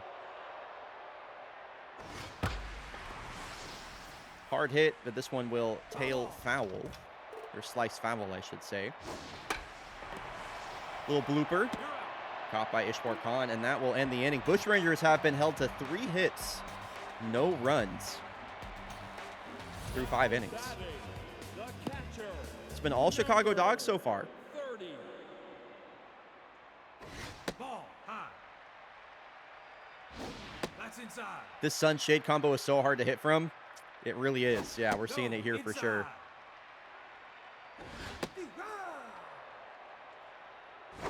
That's ball four. And second walk of the day for Raph Ruff. His season's really come alive, I gotta say. I'm really impressed. Shortstop, number 39.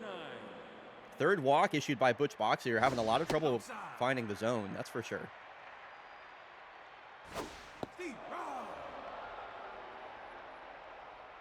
run. If I seem distracted, it's because I also got the Mariners game up on game day on my phone. And it's the top of the ninth right now. They're down by 1 run, and they have the tying run on first base. Mercedes Palomar, and she's not going to be rattled anymore. A 2-run blast extends the Dogs' lead. 444 feet, her 4th home run of the year. 20th RBI, that's nice. Makes it a 4-0 ball game. Ow! I love all the barking in the chat. Butch Boxeater gets taken deep for the second time we've seen on coverage this year, and the best pitcher for the Bushrangers coming in now, Duke Fleshman, and is immediately greeted with a line drive out to left field and a double. The left fielder, number 48. Dogs just jumping all over Bushrangers pitching right now.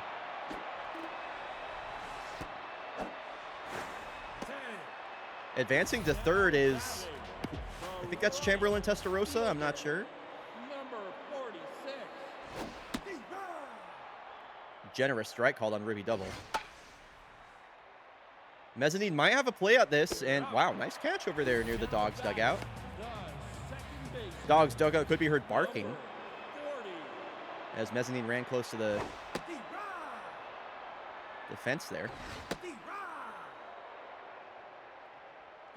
Nope, high. Good. You're out. I'm choosing to, maybe next season. Maybe next season, Chaotic Good Jay. It's not happening this one. Batting, the catcher, number So the Dogs extend their lead. Bushrangers got to try and figure something out. Joanna Dark with a drive. Wow! Ribby double. left fielder. Steals extra bases away from Joanna Dark. And the Dogs just not allowing anything right now versus the Bushrangers. That is a great play. That is an excellent play from Ribby double. Inside. That's up. Dominic Canzone Nope, that's inside. singles in the Mariners game. It's runners on the corners, 1 out. Steve, run. So Mariners have the tying run at third base right now. This one ricochets off of Schneider's glove, and a nice play from Ishwar Khan to get the out at first regardless. Number 54. Cam Acosta's been kind of some of the only offense for the Bushrangers today. Relax, Ishwar Khan, and he'll work a 2-out single. Now batting, the second baseman, number 20. So Olympus Mons with an opportunity. If he could get on base here, that would bring up a power-hitting Yaka Miazga. They're leaving in Rob Schneider. Steve, run. Nope. 3-1 pitch here to Mons. Schneider looking a bit gassed. Oh, he left a curveball over the middle, and Mons just missed it. The payoff pitch, 2 outs. Shoveled over down the first base line. Testarossa will take that herself. Bushrangers have been blanked through 6 innings by Rob Schneider. The third baseman, number We'll have one more 80. opportunity. That's low. Steve, run. Straight. And down on strikes is Dominic Coleman once again. The So lineup turns over. Here is Petrus Rojas. number 6. That's outside. No, that's high. Man, Duke Fleshman, a 1.41 ERA. That was just a crazy number. Hard hit up the middle off the glove of Olympus Mons because that guy sucks. On a 2-0 count with 1 out, Petrus Rojas with a base hit. And once again, the Dogs 24. are going to be threatening here with the top of their lineup up. No.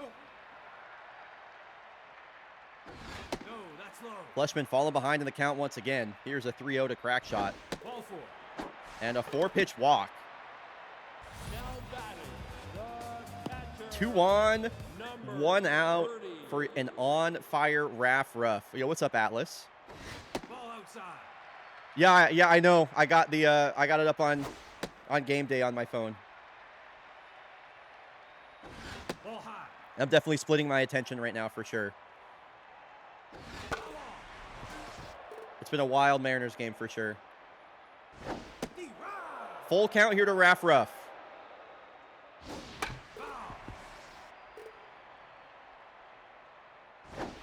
Woo. Swung on and missed. Got him with the slider. The shortstop, number Great pitch. Yeah, that's a great pitch for sure. Mercedes Palomar, a 2-run home run her last time up. Now has 4 homers and 20 RBI. Nice. Ball that's low. The 2-0. Inside out swing, and Jude Mezzanine will take that himself. Yes! Cole Young! 2 RBI single! Woo! Let's go Mariners! Dude, I fucking love Cole Young. 62. I fucking love Cole Young. Did y'all know? Whoa! Yaka Miazga hits one out to the damn statue. Holy shit, 471 feet? Yeah, Jakob said, dude, pay attention to the game that's actually on in front of you. Designated hitter, number 9. Now pitching, number 29. I can't wait to see that replay. Uh-oh, James Dozer's coming in the game? Now batting, the Okay, center surely fielder, the Lesbians could come number back versus the 10 ERA James Dozer. Come on, Bush Rangers. Come on, Bush Rangers. This guy's so bad.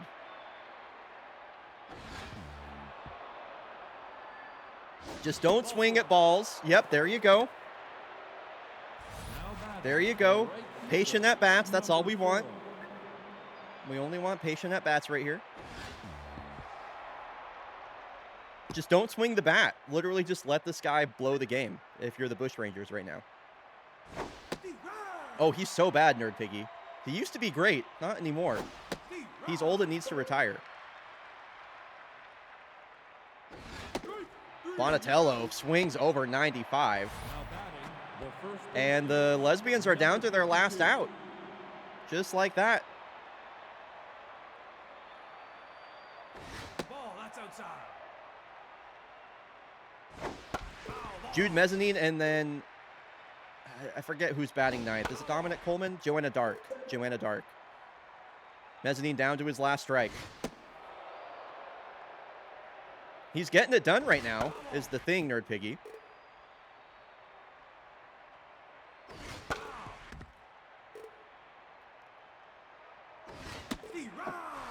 I don't know why you would check your swing on 97 in the zone. Chicago Dogs win that one, and I have to say it was all dogs the whole way through. Yaka Miazga with the late solo shot. But they didn't really put up much of a fight, I have to be honest. Rob Schneider shut them down, that's for sure.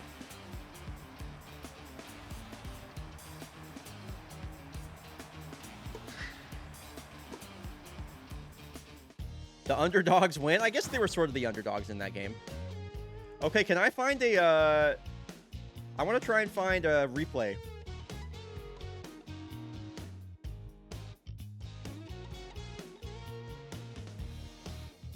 Cole Young's driven in 3 runs for the Mariners this game.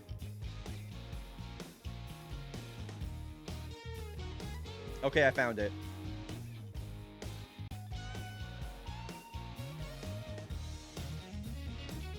Okay, so infield was playing in. So what infield is playing in 2 on. I'm just going to hit play on this. 2-2. Wow. Back grounder off Wow. into center field. A Rosarena in. Rivas scores. Stay hot, Cole Young. Wow.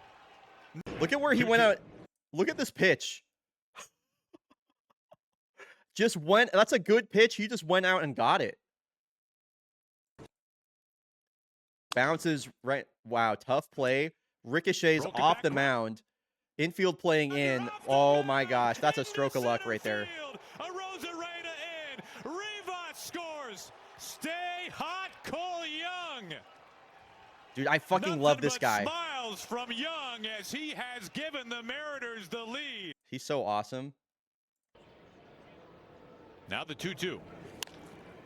Fly ball, alleyway, left center. Wow, field. that's Bucks crushed. Long run for it. He can't get there. It continues from Cole Young. He ties the game in the 7th inning, driving in yet another run for the Mariners.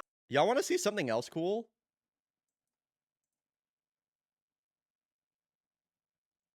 Let's see. Can I just see? I just want to see the current active. Like this season, I want to see the war. Like I want to see the war leaders, please. I'm not actually good at navigating here. I just want to see the current season war leaders. He's the second baseman. Yeah.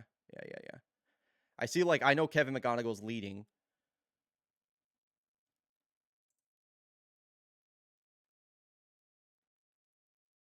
Cole Young has the most defensive WAR of any player in the American League, which is pretty cool.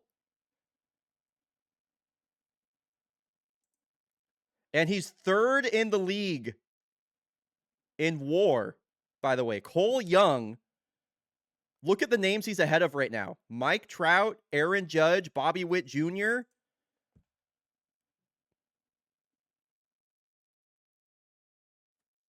Just saying. Pretty cool.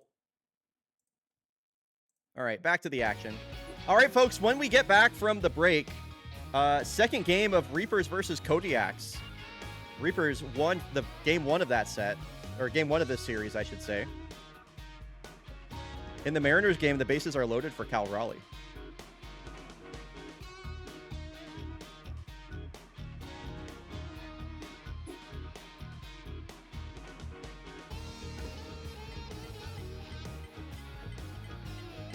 Oh my god, I think the heaters are cooked, man. I think they're cooked. Jags, what are we doing? Jags! You can't be getting shut out by the Knox, man. Jags, what are we doing? Mallards walk off the Yellowfins, damn. Springboks crush the Engineers. Platypi over the Toucans. And Valencia, 2 dominant wins versus Corsa. They moved in within 2 games. Uh-oh, guys. It's a Pascal Noir start for the Yaks, but Lolo Dominguez is juiced. Who knows what's going to happen there?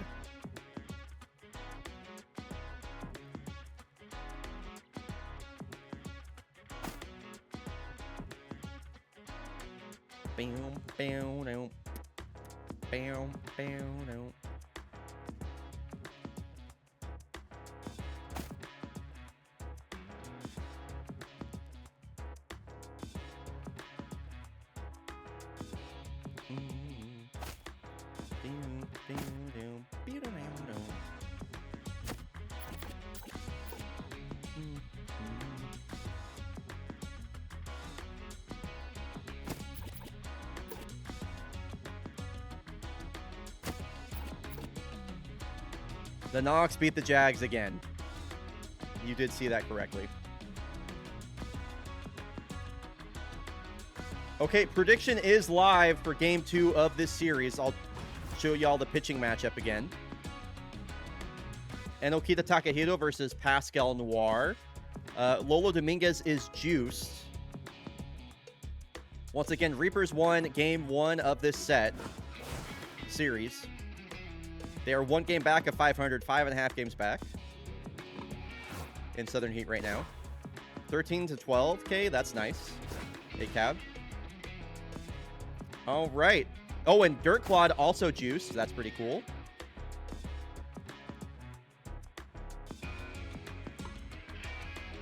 All right, let's go.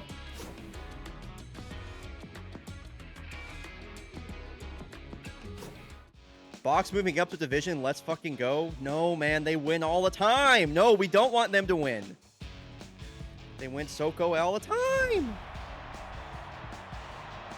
All right, game 2. Carolina with a chance to sweep. Pascal Noir, a pretty good start last time we saw her. Now batting, the second baseman. Montgomery Scott moved up to the leadoff spot versus the lefty Noir. 20 racks on the Yaks. On a full count with the bases loaded, Cal Raleigh with a sacrifice fly to Byron Buxton. So Mariners up 5-3. Pascal Noir covering first. There's the first out of this game. Shortstop, number 10. So a 5-pitch at bat for the first batter for Noir. She's just going right after Maxime. Nope. Outside. Nope. High. Ooh, 95 at the knees. Mendoza can't believe it. The designated And hitter, Pascal trying to make this a number 1-2-3 19. inning. How many innings do we think Pascal's going to pitch this game, y'all? Out of curiosity.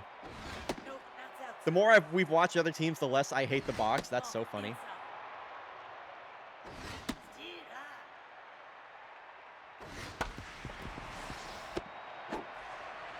Gizmo back in the game. Nice to see new Gizmo again.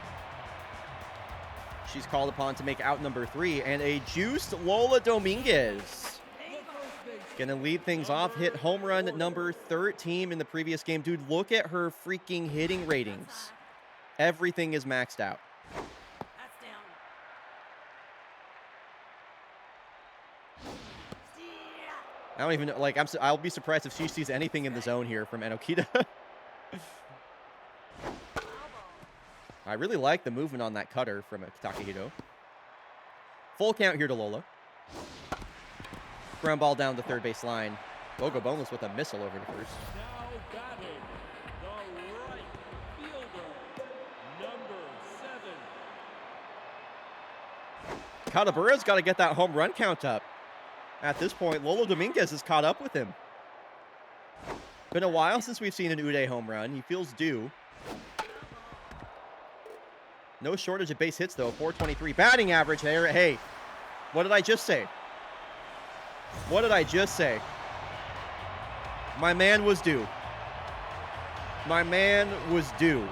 475 to the upper deck. Home run number 14 is the most on the team and gives the Kodiaks the lead. Yeah, I believe in. Yeah, I thought I was agnostic. And then Uday Kadabura came into my life. Now batting, the third baseman, number 82. Yo, what's up, the Taps? How's it going, dude?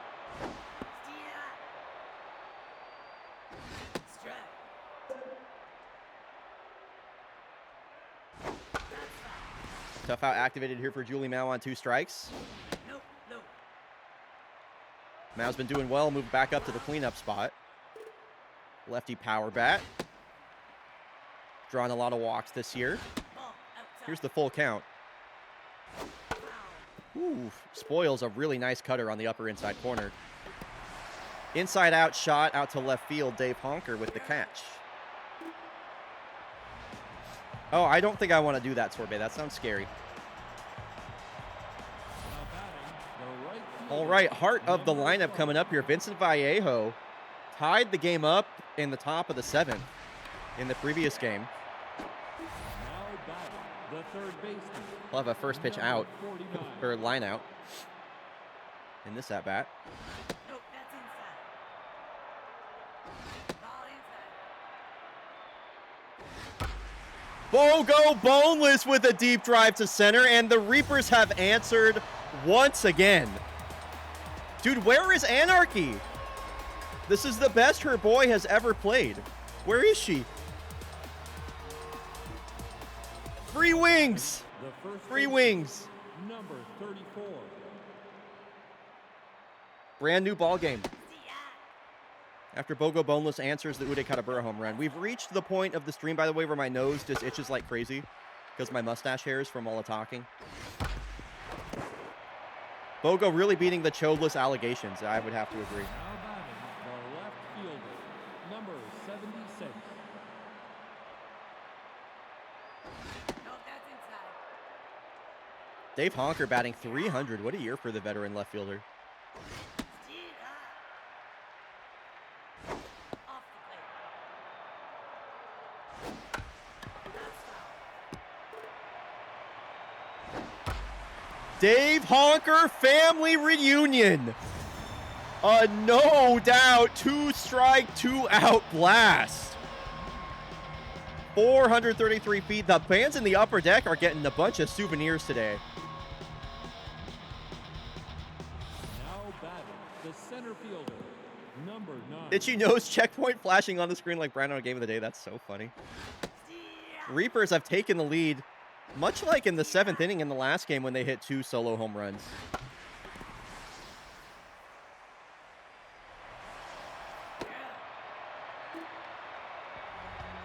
So a pair of solo shots. The 3 hits in this ball game have all been home runs. The shortstop, number 21. Cole Johansson leading off here.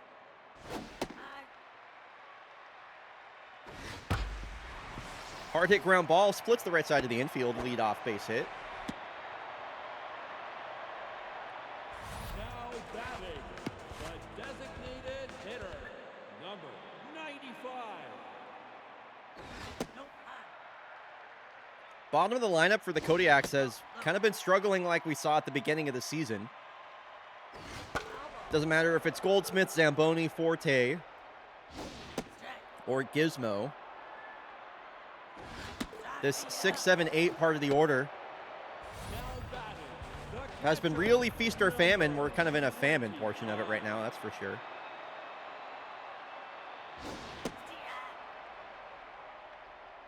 One on, one out for Raleigh Forte.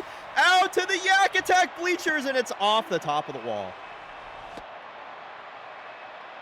Oh, ho, ho, ho. now batting, Oh, ho, ho, ho, ho, ho, ho, ho. fielder, Oh, ho, ho, ho, ho. number 2. Yeah, I was ready for that to be an opposite field home run. Fly ball, right center field.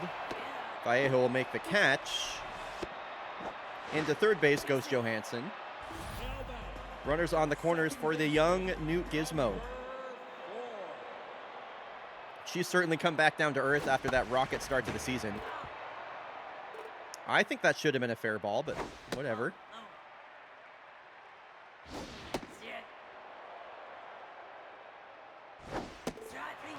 And she strikes out with runners on the corners, breaks her bat. Tough showing. Now batting, the Yo, what's up, catcher, Soviet Eggs? number Meowdy. 27. Pascal Noir gave up 2 home runs in the previous inning. Nobody allowed more home runs in the Western League than Noir last season. That's outside. Nope. Nope.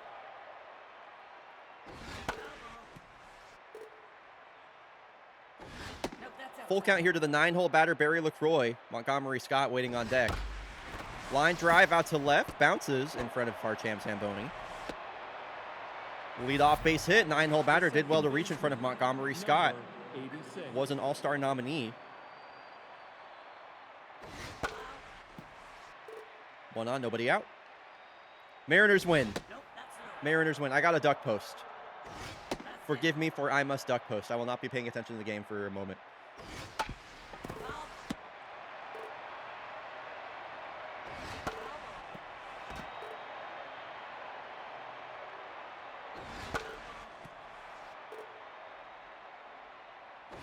ball inside. You're out. Now batting, the shortstop, number 10.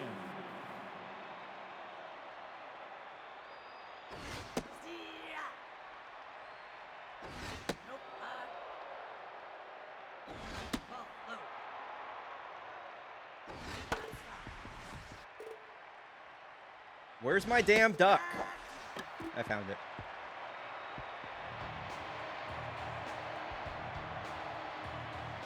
Okay, duck post is out. Batting, the first baseman, number 40. And I must post one more duck. Nope, that's inside. Ball inside.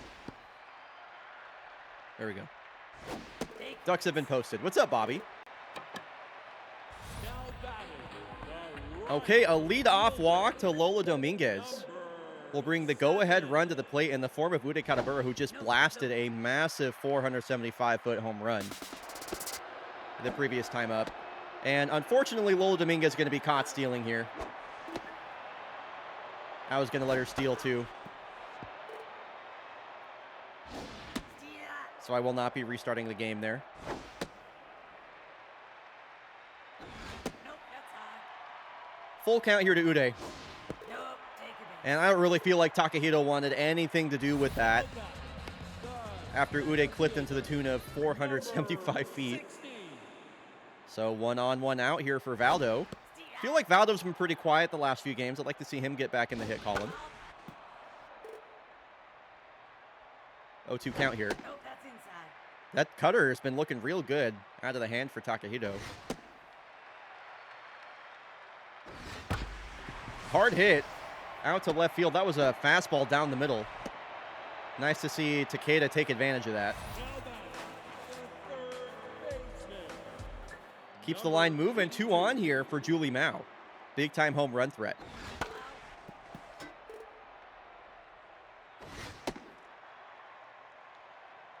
Kadabura on second. Takeda on first.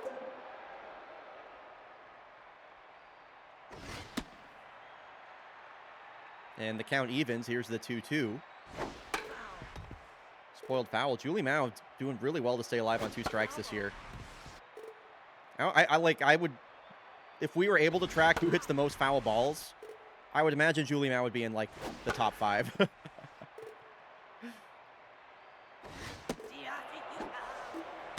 Did not like that call. I thought that was ball 3.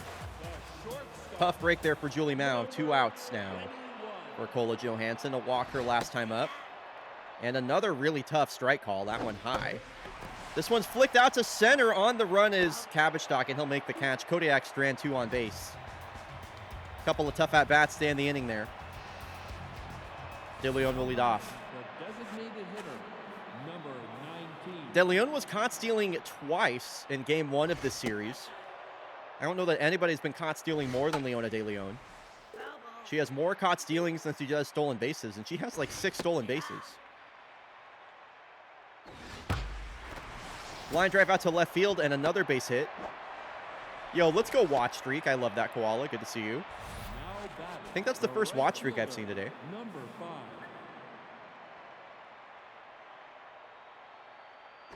High. That's high. And a 2-0 here to Vincent Vallejo, Strike. who already has a home run in this series. Runner takes off, and this is driven out to the gap. Leona De Leon is going to score. I can guarantee you that much. Into second base goes Vallejo, and the Reapers extend their lead. Their offense has really come alive versus the Yaks. And I have to say, Now batting, the way that the game's lined up number 49. for the Reapers as well, getting to face both Pascal Noir and Buffalo Boone, Ball inside. is definitely a benefit to them. That's outside.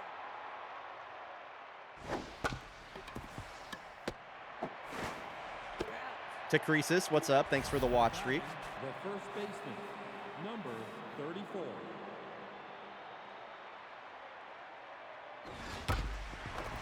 And another hard hit ground ball out to right field. This one is off the glove of Newt Gizmo, and she normally makes those plays. It is 4-1 Reapers. The left fielder, number 76. Hits just keep coming here. ERA up to 7 for Pascal. And that is going to continue to climb. Dave Honker, for the second time this game, has left the ballpark. 389 feet, number 5 on the year for the veteran. It is 6-1. Now batting, the center Reapers are fielder, absolutely roasting the number 9. Kodiaks right now, y'all. Strike.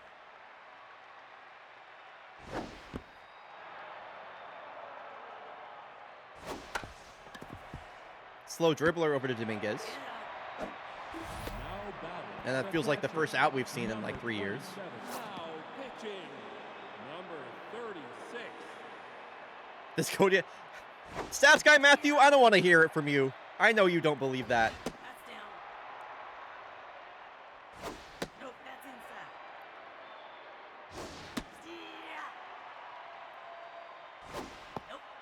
Nope. Thank you, Stats guy Matthew. No, thank you, Stats guy Matthew. So crouch kick in the game now. He'll strike out the first batter he sees. A 4 spot for the Reapers. They lead by 6, and Antoine Goldsmith is gonna lead off. Nope, that's low. Nope, that's low. Foul. He often does. He often does, Bobby. No, he actually doesn't have money on this game. Whoa, Takahito gets nutmegged. A 2-strike base hit for Antoine Goldsmith. Mojo up for him. I love that. Now batting. The catcher. Forte with a loud single. It was an opposite field shot off the top of Mama Bear out there in right field. Thought he was going to crush that pitch. Kodiaks trail by 5. A lot of work to be done here. Forte looks at 2 strikes on the inside of the zone. Nope, high. Takahito, this is the 75th pitch. Reaper's bullpen getting warm. This will be a pop fly out to left. Dave Honker will make the catch. Last game we saw Autumn Pillar, Gaitak Pongsanem, and Anastasia Van Close. So I think they have 1 fresh arm available in that bullpen. I don't remember who that is. 1 on, 1 out here for Zambo. Double play ball, boneless over to Scott, over to first in time. Zamboni grounds into a double play, and the Kodiaks have been held to 1 run. A single Ude Katabura home run. Second baseman. Number Only run of the day. 86. How was the first game of this set? About the same. Not even close, actually. The Kodiaks took the lead Nope, that's inside. in the bottom of the 6th inning, and then the Reapers came back in the 7th. It was very close. Oh, oh. Yeah, got you. Now batting. The shortstop. Number 10.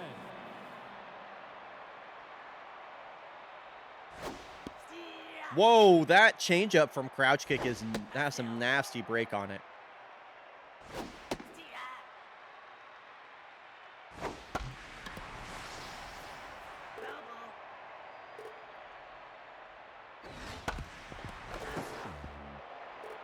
Elbow. 1-2 pitch here to Mendoza, and he strikes out on the changeup. Now batting. I love when a pitcher's best pitch is their changeup. I just think that's really classy for some reason. I really like that a lot.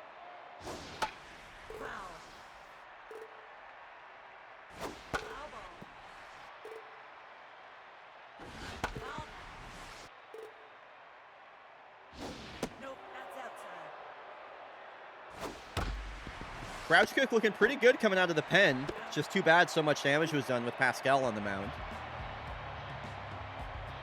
New Gizmo's going to lead things off. Are they going to leave in Takahito? Now batting. The second Very baseman. curious. They're leaving in Enokita versus New Gizmo. And I really can't say I blame them for that. New Gizmo's been a black hole at the plate. In this instance, though, she'll hit a first pitch base hit back up the middle. Now batting. The first baseman. Number So New Gizmo has reached ahead of Lolo Dominguez, and they're leaving in Takahito versus Dominguez, I guess with a 5-run lead. They're feeling pretty confident, especially when Dominguez is going to chase on the first pitch. See. Now batting. It's a fielder's choice, 1 on, 1 out here for Katabura. He's reached both times today. Number 6. Autumn Pillar going to come back in the game. She gave up the go-ahead runs to the Kodiaks back in game 1 of this series.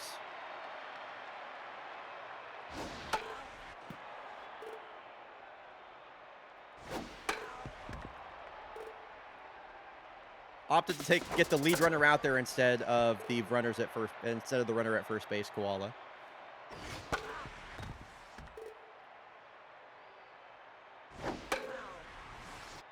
And Katabura's hunting right now. Here's the 1-2 pitch. Good pitch, taken on the outside edge. The touchback throw ball. Not guaranteed you get the out at second base. They're up by 5 runs. They don't need to try. They don't need to force those tough plays. They're just taking the out where it is. Very sensible and reasonable play. Ball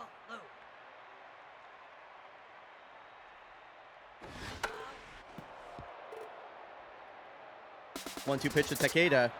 Swings through 94, elevated.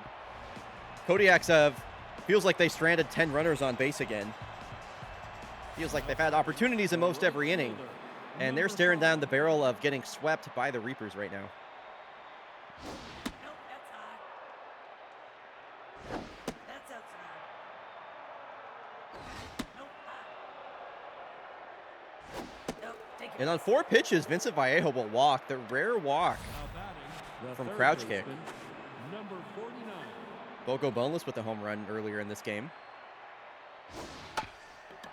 This is a gift right back to crouch kick. He gets the lead runner at second, and that is just late over at first. Nice throw from Johansson, but Bogo a little bit too fast. Fielder's choice. Now pitching, A juiced Dirt Clod going to come in the game, and why not? Nope, outside.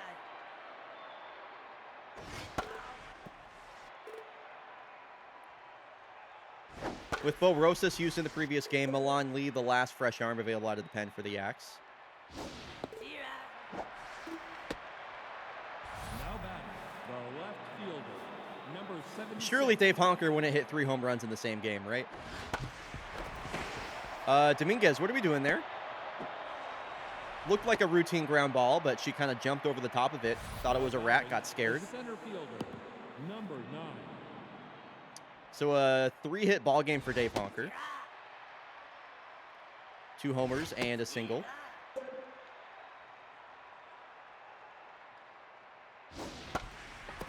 This one is scooped out to left.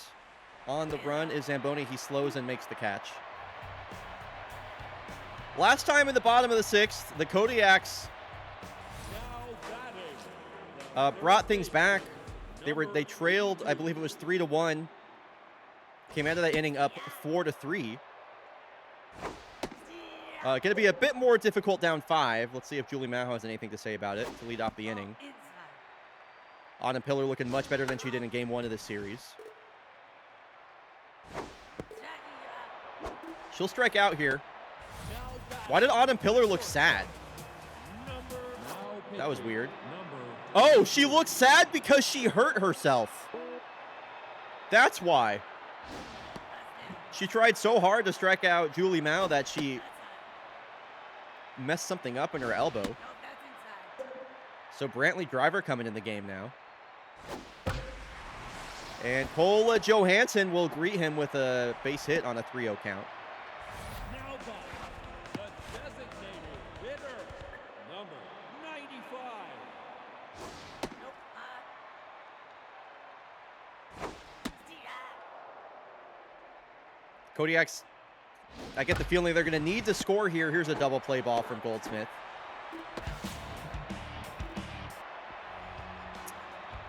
Kodiaks just can't hit with runners on base right now. They're just anemic with runners on base, it seems. Number Reapers with a 27. commanding 6-run lead, and I get the feeling they're not going to give that up. Foul ball. Nope, that's low. 6-run lead, 5-run lead. That's math. 6 minus 1 is 5. Factory, yeah. Now batting, the second baseman, number. Hey, this sucks. 86. It's been tough. Been tough, yeah.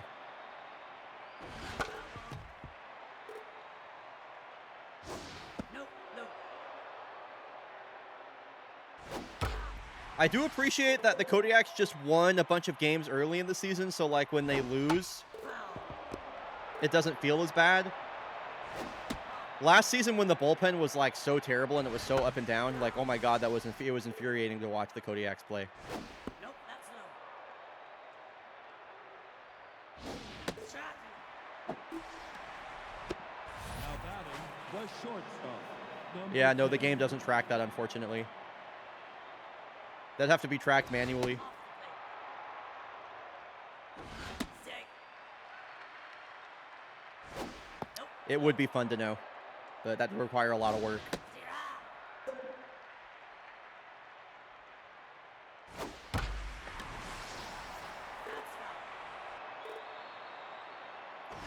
That's the toughest thing about fake baseball is the majority of the work being a one-man show a lot of the time. Now batting, the designated There are so many hitter, things I'd like to do, but at the end of the day, I'm number like one person, so it's tough. Ball low.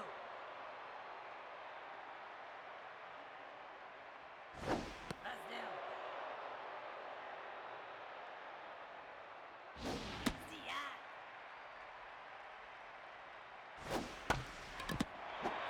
Nice play, Dirt Clyde. All right, last chance for the Kodiaks. They trail by 5, and they got the worst part of their lineup to up, so I'm not confident. catcher, number 25. Not feeling confident in this team That's outside. to make this comeback right here. DI. Ball high.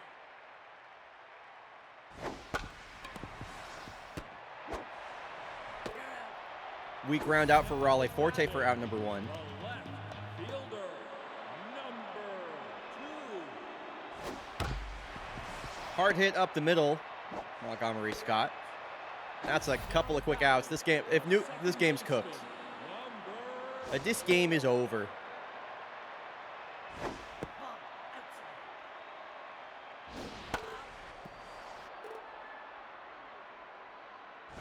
Nope, that's high.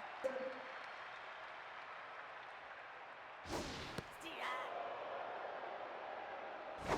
Strike me out. Gizmo. Dude, she's so bad. 72,000 dots going to the Reapers.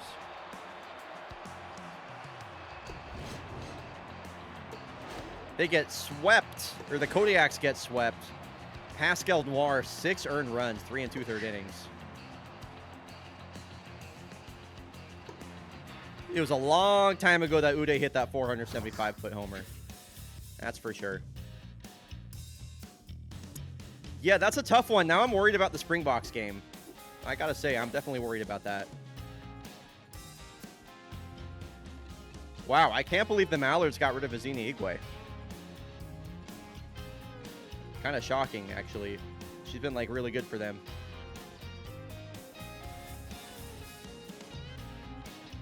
Okay, when we come back, Bryonato's game of the day is coming up. We're watching Holden Harrison again.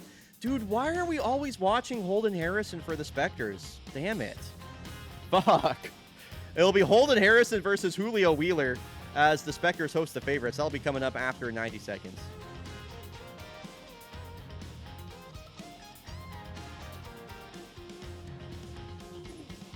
They're not playing 2 games, are they? No chance we can watch, like, the second game of the series? Damn it.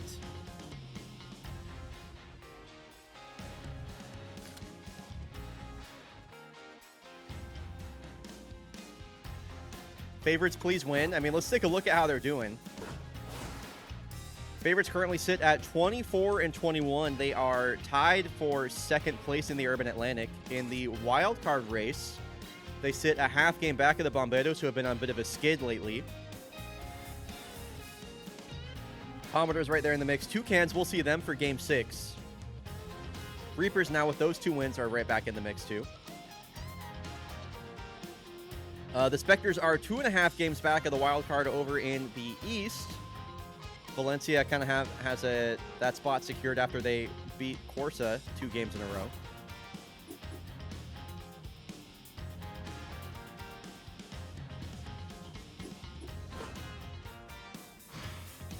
It's a lot of Kodiaks on this list. Dakota Para, Smoke, Singleton, Levi Ware.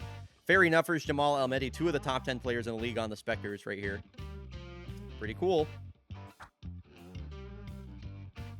Can you feel me? Still at 15 home runs. Lola Dominguez, 3rd in baseball in homers.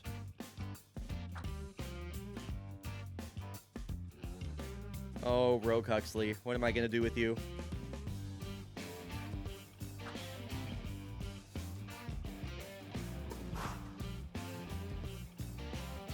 Stop letting her run, man. More caught stealing than stolen bases is crazy. Yo, yeah, it's me Mario is... I, like, hate this guy forever. He's been...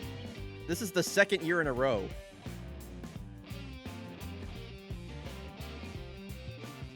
Huge reason this Nocturnals team sucks.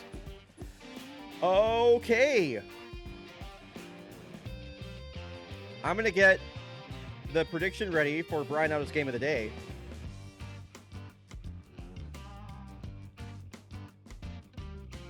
Will it be the New York favorites, the visiting team, or the home team, the Seoul Spectres?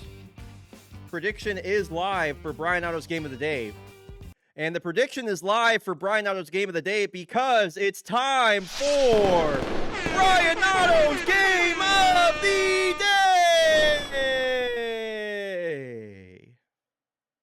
Woo! Bryonato's game of the day is coming at you. New York favorites versus Seoul Spectres, two teams on the wild card hunt. That prediction is going. You got about 90 seconds left on that. First time we've seen the favorites in a minute. We just saw the Spectres pull off a dramatic comeback victory versus the Mallards in the previous stream. And it'll be Holden Harrison on the bump once again. They won the last game that Holden Harrison started.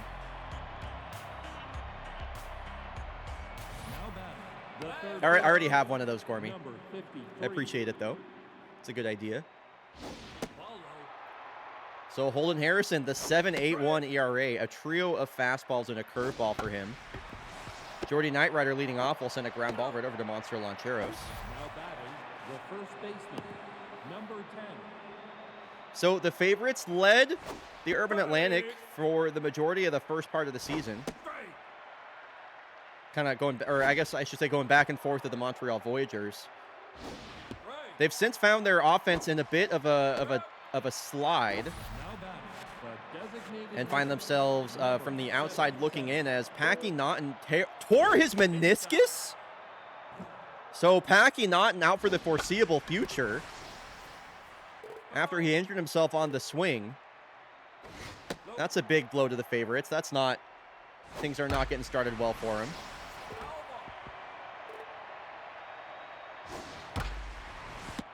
And a couple of balls hit to Monster Lancheros. That is a very quick first inning pitched by Holden Harrison. And Poppy Pips is going to lead off here versus Julio Wheeler. Poppy Pips was the hero of that game versus the Mallards. Hit a dramatic 3-run walk-off home run with 2 outs in the bottom of the 7th.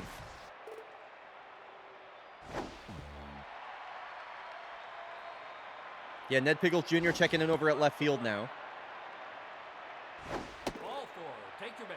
And the speedy Poppy Pips is going to work a leadoff walk. The third baseman, number. So now you got Ferry Nuffers and Monster Lancheros. And Poppy Pips takes off on the first pitch, but George Kennett has a good arm, and the throw is late. So into second base goes Pips. Can't believe they stole on George Kennett. He's a very good defensive catcher.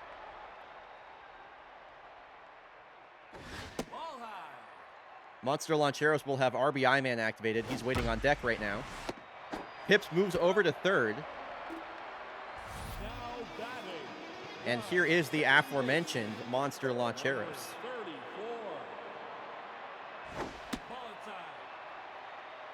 Spectres trying to take the lead early here in the bottom of the first. I don't know if this one's hit deep enough for Pips. We'll see. It'll be a throw from Stephen Bond. Pips is going home. Here's the throw, and it gets by George Kennett. It was on line, but Kennett was not able to come up with it. And now here's Jamal Almeida with the bases empty after the sacrifice fly for Monster Lancheros.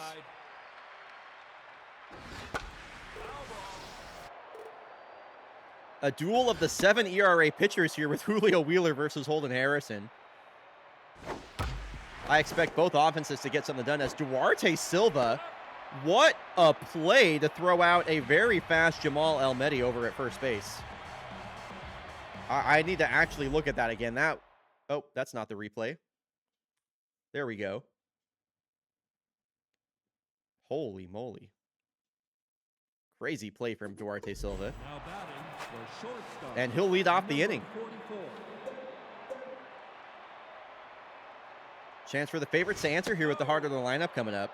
6 homers on the year for the veteran shortstop Silva. He's hit a grand slam on coverage this season. Here's the 3-0 from Harrison. Taken down the middle. Taken all the way, I should say, 96.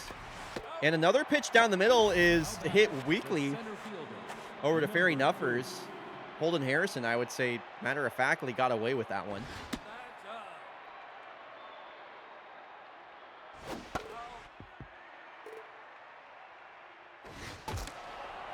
Hale Moon breaks his bat. And I cannot believe the favorites have yet to find a hit yet versus Holden Harrison of all players. Number 25. Ken Maroney's been having a career year. New face on this favorites lineup, signed from the defending champs, Colin Drunas Valencia. Ball inside. And if Holden Harrison goes scoreless through 2 innings, I think that'll be the first time we've ever seen that.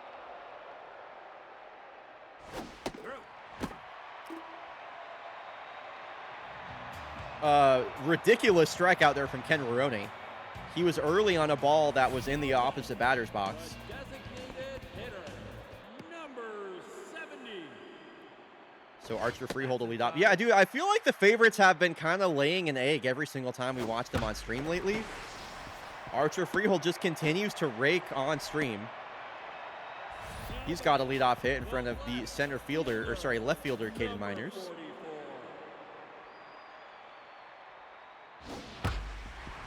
Hit on the ground right at Villalobos. Easy double play ball for Duarte Silva. Mojo up for Julio Wheeler. The first baseman. Number 27.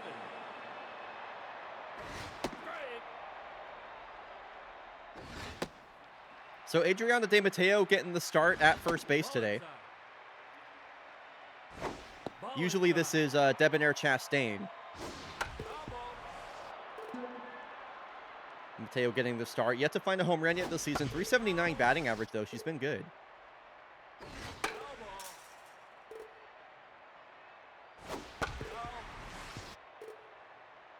Full count here. Gets tied up on an inside fastball. I want offense in this game. I expected offense. What is this? 1-0 in the 3rd inning? Right fielder. Number Come on, guys. This is Bryonato's game of the day. Not Bryonato's lame of the day. Haha. Holden Harrison's locked in. We're living in like a kooky bizarro world right now. Full count here to Stephen Bond. He got hit with that hard. He took 97 on the thigh. He'll trot to first base. Mojo up. And Bond takes off and is in there safely. Tying run now in scoring position for the Faves. Holden Harrison went from locked in to tense on that hit by pitch. George Kennett strikes out. Mojo back up for Holden Harrison. Here is the 9-hole batter, the second baseman, John Villalobos. I mention this every time we play in the Haunting Grounds. Before I mention anything about that second hit batter of the inning. 2 free passes given out to the favorites in the form of a bruise on the leg. Both runners take off. Bond is into third. And into second base is Villalobos. And now the favorites in an extremely good position to score here.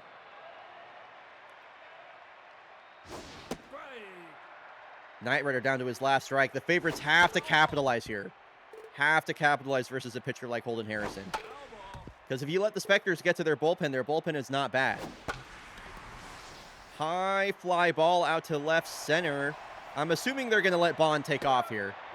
Caden Miners has a good arm, but Stephen Bond is pretty fast. And that will tie up the ball game. Both runs this game coming off sacrifice flies. 92. And now batting in place of Packy Naughton. Here is Ned Pickles Jr., the switch hitter.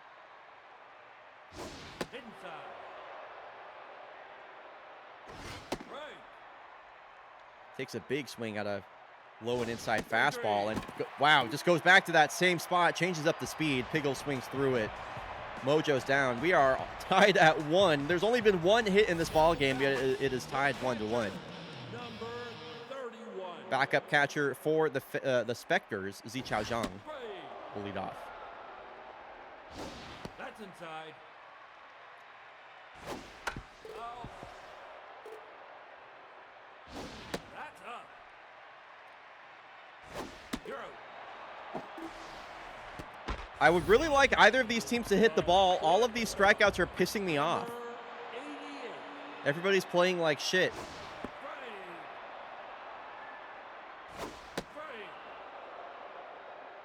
That's down.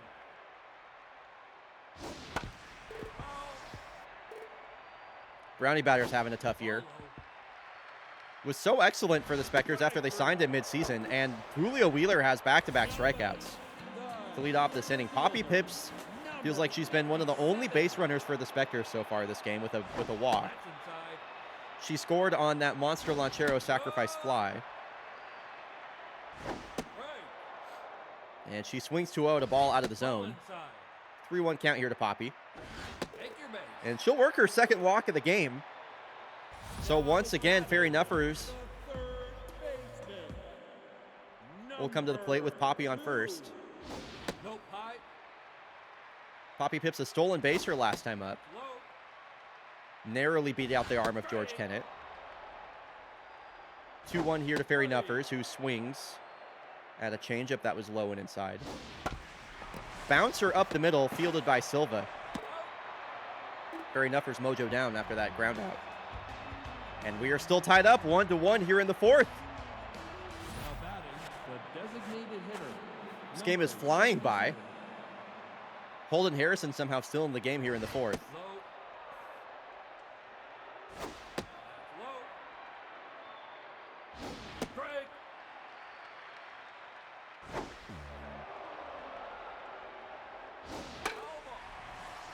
Full count here to Paxton Green. The payoff from Holden Harrison. He swings at ball 4. I feel like we've seen that quite a few times this game. Both teams just swinging out of their shoes, chasing anything that's even remotely close to the plate. Duarte Silva with a little poke job into right field. He'll find the first hit of the ball game for the favorites here in the top of the fourth. Now batting, the center fielder, number 2. Heo Moon a strikeout his last time up.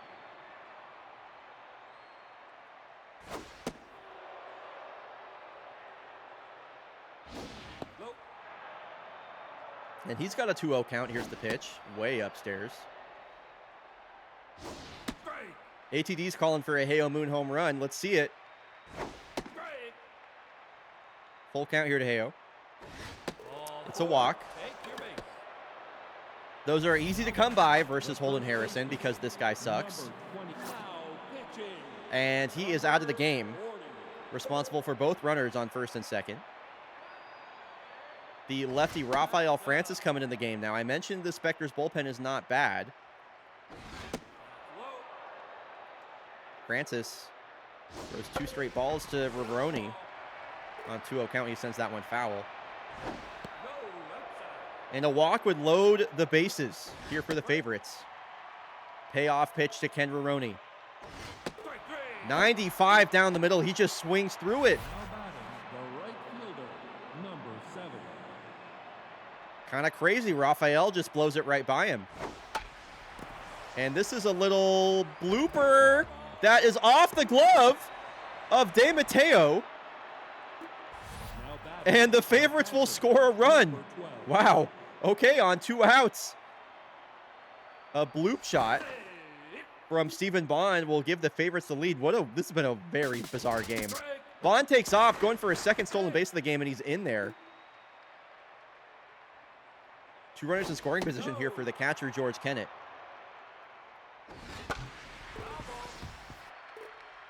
That run is charged to Holden Harrison, by the way.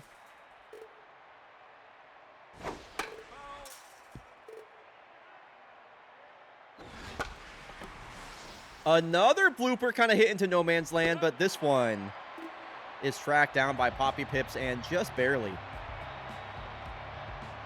Favorites have taken the lead somehow. The second baseman, number 34. Been easily the weirdest game of the day so far. Ken Roney with a great play over at first. Wheeler drops it, covering. Now And the Specters get a gift. 29. Now you got Jamal Almeida with a runner on first base. And he's got a chance to give the Specters a lead. This one hit the other way. Knight Rider with the diving stop. He'll get the lead runner out. Into first base is Almeida. The designated hitter, number Archer Freehold's been hitting the ball a bunch on coverage. strike.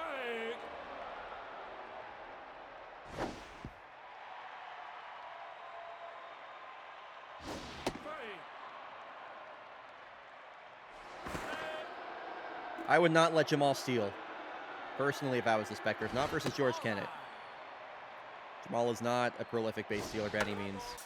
Doesn't mean he can't. I just don't think he will. 2-2 here to Freehold. Ground ball up the middle. Villalobos just getting that out over at first base, keeping it simple. Tying run in scoring position for the left fielder, the veteran outfielder, Caden Miners. Usually a glove-first outfielder, has had spurts of success at the plate in his career. Only 5 RBI on the year for Caden. 1-2 pitch from Wheeler. Saw that curveball all the way. And Villalobos gets another ball hit right to him. Specters have stranded another run on base. They've been held to 1 hit by Julio Wheeler. Now batting, the second baseman, number 8. 9, 1, and 2 coming up here for the favorites. Strike. That's inside. Not the first time we've seen the Specters held to a single run here in a home game. I mean, literally that happened in that game versus the Mallards. Third baseman, number 53. That's outside. Fly ball way out to right field. This is at the wall. Almeida will make the catch. Now batting, the left fielder, number 92. Every time I think a game's going to be a slugfest, it's whatever this is. Ned Piggles Jr. with a solo shot to center field. Okay, he's trying to put the slug in slugfest. Line drive home run, 420 feet. That's his first home run of the season. Congrats to Ned Piggles Jr. Now batting, the designated hitter, number 77.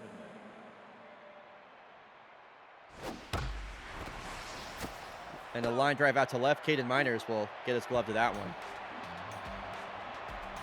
Favorites have scored in 3 straight innings and in 3 different ways. The first baseman, number now pitching. De Matteo, she's had a couple of tough looks out there in the field so far. She'd love to earn a run back here. The all-star Scooby Blackburn coming in the game now is going to make things really difficult for the Specters team. De Matteo with the drive out to center. This one is at the wall and caught by Heo Moon. Scooby Blackburn, one of the best pitchers in baseball, a 1.70 ERA, a 1.08 whip, 31 strikeouts. Fastball in the upper 90s and a ridiculous slider and curveball to pair with that. Low.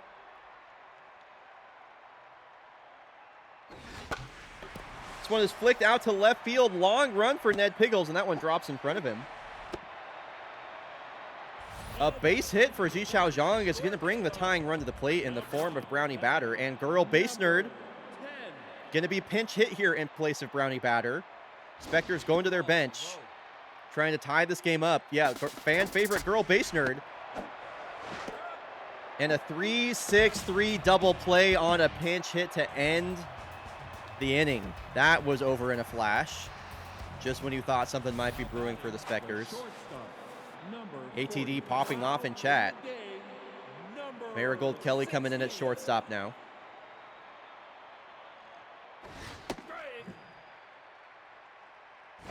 That's down.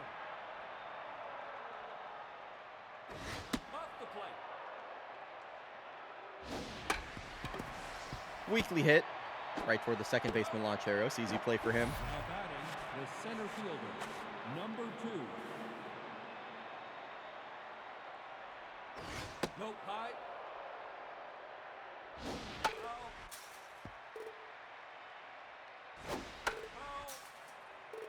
Francis now pitching in his 3rd straight inning. Nope. Has looked pretty good in relief, all things considered. I mean, I guess he gave up that solo home run. Strike 3. Now first baseman. But one of the better appearances we've seen from him this season regardless, I think. Trying to go 1-2-3.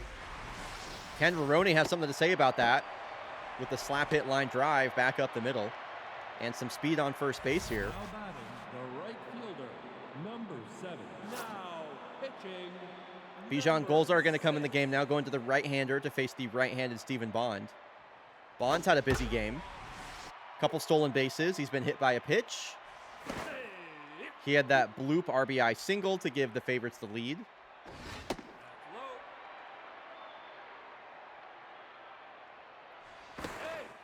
And even with Scooby Blackburn on the mound, you know, with the smallest dimensions of any ballpark, any insurance would be crucial here for the favorites late in the game.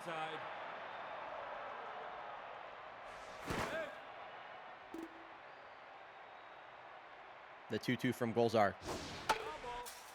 Fouls away the slider off the end of the bat. Staying alive on a couple of breaking pitches that were too close to take. And Ken Veroni going to be caught stealing here. Rafael Francis finally gets the move.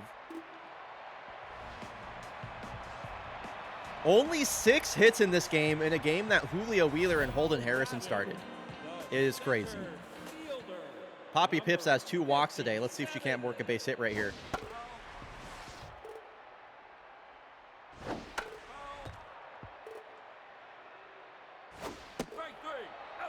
Wow. 3 pitches, 3 strikes to Poppy Pips. That was a perfect slider in the upper inside corner. I had that as a strike. I'm pretty sure that was a strike.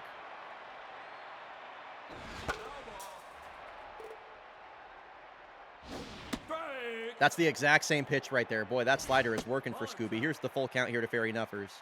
Loncheros waiting on deck. Spoils away a curveball in the dirt. I don't know how she got the bat to that. Swings at maybe ball 4. I don't know. It was the slider again. Number 34. And that is a quick 2 outs here for Scooby Blackburn. And it's just been a steady diet of sliders here from Scooby, and why not? Here's a flare out to left field, an opposite field single. And that brings the tying run to the plate. Come on, Jamal. Be a hero. Be a hero, Jamal Almedi. Let's go. Now that wasn't a strike.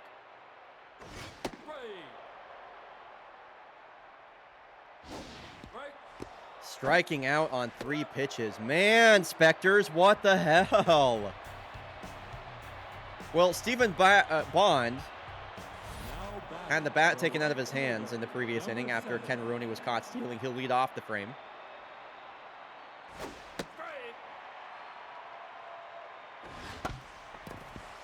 Ground ball right back to Marigold Kelly, who throws that really quickly over to first. She doesn't have a strong arm. I don't know how she managed to throw it that fast. Did not seem like that should have been possible.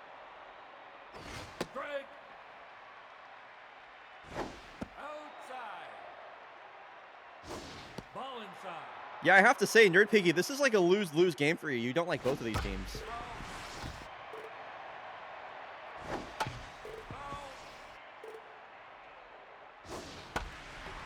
George Kennett, a ground ball hit over to Marigold Kelly, and that'll be a 2-strike base hit. Infield single for the catcher. Favorite still trying to tack on here. Just throw pitches, man.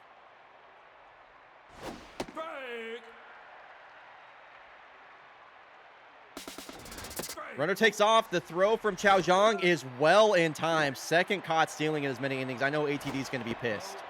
I'm going to look over at chat, and ATD is going to be crashing out.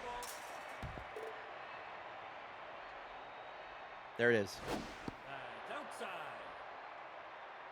That's inside. Full count.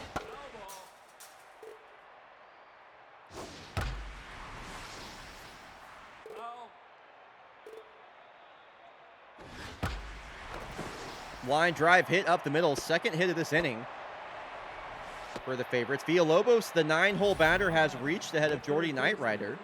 Number 50. So top of the lineup coming up here. Definitely a scary spot. 17.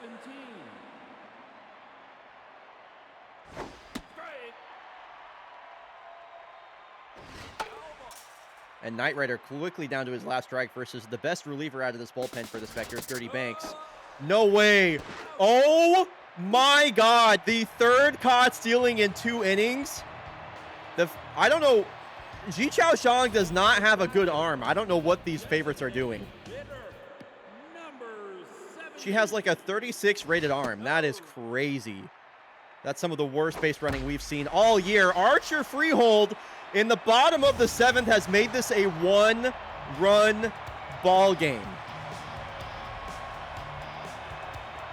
The old geezer just hits the ball whenever the cameras are on. He shines under the bright lights of the fake baseball broadcast. Munko Griff gonna pinch hit here. Spectres going to their bullpen. This would be absolute madness if the Spectres worked a comeback for their 2nd straight appearance on stream here in the bottom of the 7th. And they're going to bring the winning run to the plate after that Munko Griff pinch hit, base hit. Here is Adriana De Matteo. Her first home run of the season could be a game winner here. Scooby Blackburn over 30 pitches now. If this ball leaves the ballpark, I need somebody to call a wellness check on ATD. A 4-pitch walk will bring the tying run over to second base. Palace Link's going to come in the game now. Chao Zhang, 3 runners thrown out at second base this game. Let's see if she can't make an impact with her bat. Okay, not if you're making swings like that.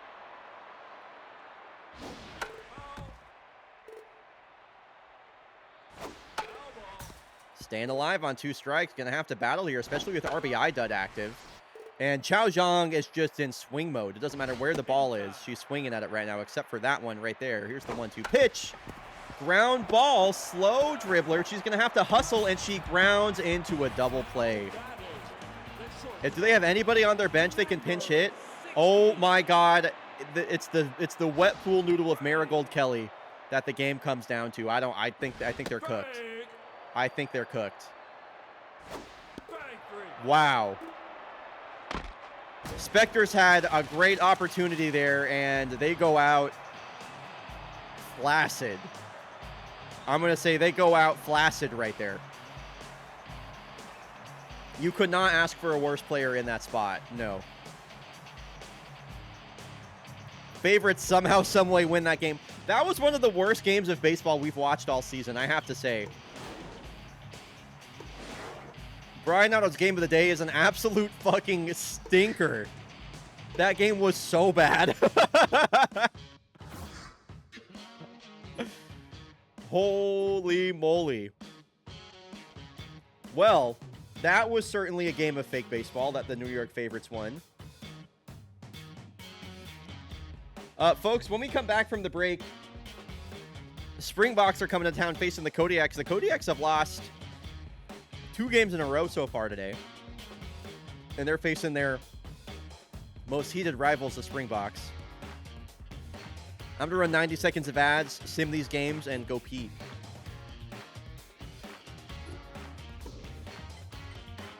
Come on, Swifts.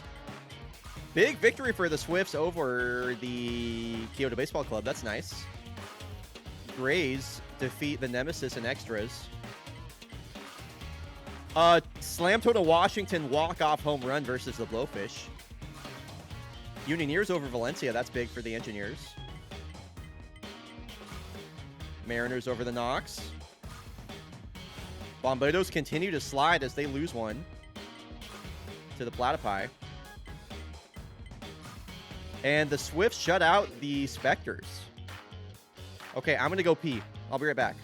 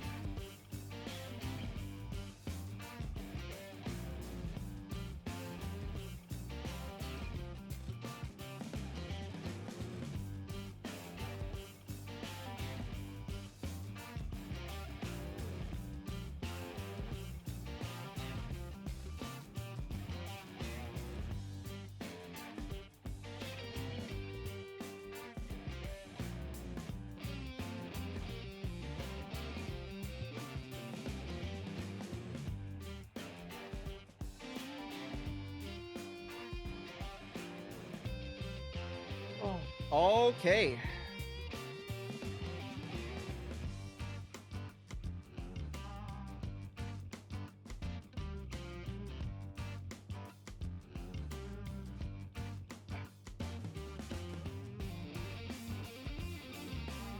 Pipe Bomb on the mound versus Celeste LeBlanc. I'm so glad LeBlanc is starting versus these stinky, stupid Springboks. Let me get this prediction going while I set the lineup.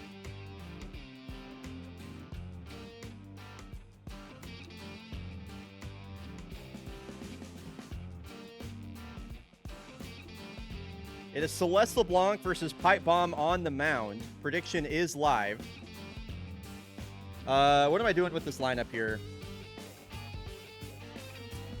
Well, the issue is that, like, 3 of my best players are 10s.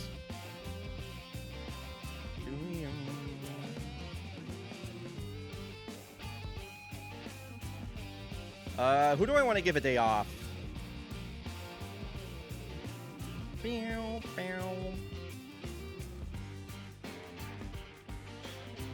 At least one of them needs a day off. Maybe Julie Mao.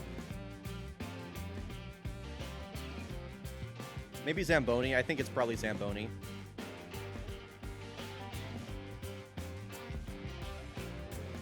I'd like Jordan Pepper out here, though, so I think we'll just have Takeda play left. And have Pepper play center. Seems fine.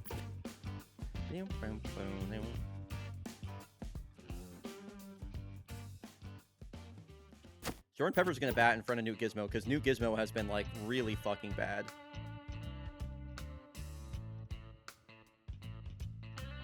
I don't want to have 3 right-handers in a row, but I don't know. Okay. All right, chat. Chat, where is everybody? The prediction's about to run out. We got, like, no money on this game somehow. Here we go. Kodiaks hosting the Springboks. This is the premier matchup in all of fake baseball. The 2 most winning teams of all time. If you're rooting for the Joburg Springboks, hashtag hot boxing. If you're rooting for the Kodiaks, hashtag yak attack. These 2 teams fucking hate each other. Here we go. Fielder, number 83. For TDH and goalie for Hanel, Chris Hanel has been the worst hitter on the team, so I would never do that. So glad to see Celeste LeBlanc on the mound today. Coming off 4 scoreless innings, which she struck out 7 in that game where she was juiced. Former Kodiak Johan Pirelli, switch hitter on the mound, playing out in left field today. And woo! Doesn't like that call. It was definitely close. Number 3. A 7-pitch at-bat results in a strikeout for Celeste LeBlanc. Currently the MVP frontrunner in the West. According to Matthew, on pace to win the Triple Crown. Back-to-back Ks for Celeste LeBlanc to get things started. She is Right fielder, number dealing already. 12 pitches, 2 strikeouts. Now the best hitter on this team, Smoke Singleton. He's the guy to watch out for, one of the OPS leaders in the East. Probably the number 1 all-star snub. And LeBlanc's going to try and strike out the side. And she does! 99 up and in. Smoke's not getting anywhere near that. Celeste LeBlanc, 3 up, 3 down, all on the strikeout. And now Pipe Bomb will get things started. Sidearm right-hander, 4-seam curve seam. 4-seam cutter, slider, curveball, changeup. As Dominguez grounds out to get things started. Kadabura hit home run number 14 in the previous game. And this one's a little base hit up the middle. Uday can beat you in every single way. Now back, the left fielder, number 60. A curve seam would be actually kind of like a cool... Would be a cool name for a pitch is all I'm saying. A ground ball hit to the left side of the infield. Long throw for Boba Crush, and Takeda is too fast. What a hustle there from Valdomiro Takeda to make an infield single. 2 on here for Julie Mao. Boba Crush has a good arm as well. That was just a really, really nice play from Valdo. Line drive up the middle, well read by Kodiak's base runners. I would love to see some runs get across the plate right here with runners in scoring position. Come on, Cola. Ooh. Fouls off a high slider.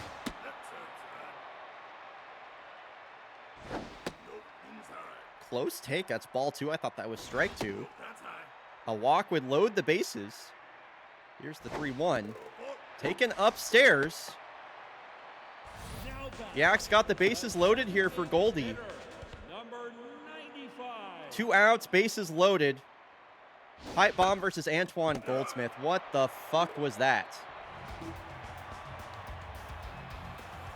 Well, that sucked. Now batting, the first baseman, number 7. So 3 strikeouts for LeBlanc in the first inning.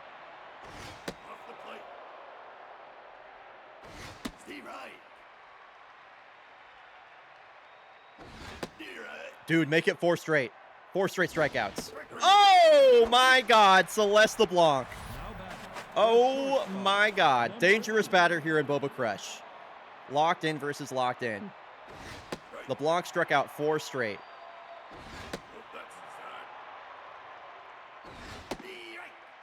Come on, 5 straight. Hard hit. Come on, Gizmo. Get there in time. Get it in time. Yes. Good play, Newt Gizmo. Help your pitcher out. The first out of the game that hasn't come on the strikeout for Celeste LeBlanc. And Jade Shadebright swinging at the first pitch. Yeah, it's been a lot of first pitch fastballs here from LeBlanc. In the zone as well. Woo-hoo!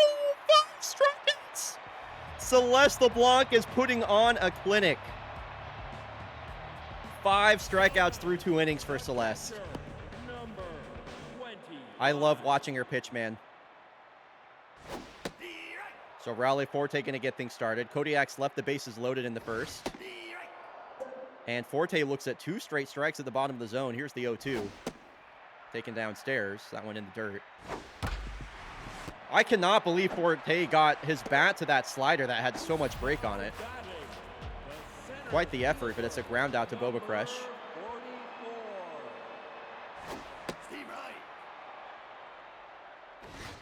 So Jordan Pepper back in the lineup today.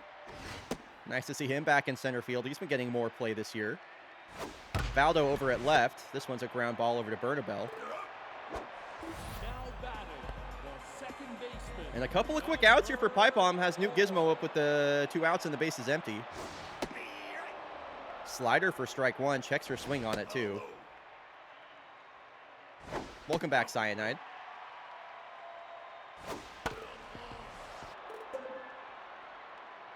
K-Man activated for Pipe Bomb. The 2-2 to Gizmo swings right through an 86-mile-an-hour changeup. At the bottom of the zone, bottom of the lineup. Coming up here for the Springboks, Tatsuo Shinada will make another appearance on stream. He's got some experience versus this Kodiaks team. He helped beat them in the Western League Divisional Series. This one has popped up, and this will stay in the field of play. It's an easy out for Raleigh Forte. Here is season 20 MVP Chappie Johnson.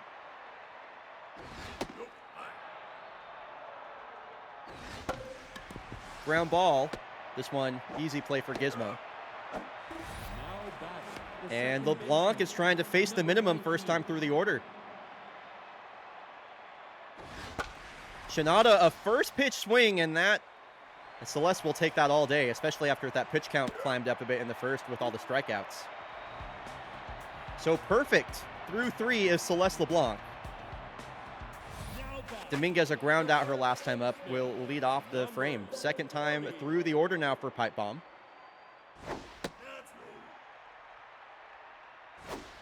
Last time the Kodiaks started out the inning with this part of the order, they left the bases loaded. Dominguez, a big swing at a high fastball that just kept rising. 2-2. And another ground ball right back to Shinada. That was almost exactly like the first out, or that her first at bat, I should say. Number 7. Katabura, a base hit up the middle his last time up. Takes a couple of curveballs, one for a strike and one for a ball. And he's worked his way ahead in this count. A walk would bring up Takeda. Here's the 3-1. Got a pitch to hit, just fouled it away. Full count here to Katabura. Fights off a breaking ball, slider away. And checks the swing on a high fastball. That is a great at-bat from Katabura. Takeda with a lightning fast infield single his last time up once again has Katabura on first base. Hard hit on the ground. He's going to have to hustle to prevent the double play, and he is not fast enough there. A 1-2-3 inning for Pipe Bomb. He faces the minimum despite the walk, and we are all scoreless here in the fourth. Kodiak's got to do something to help out Celeste right now. Kodiak's got to do something.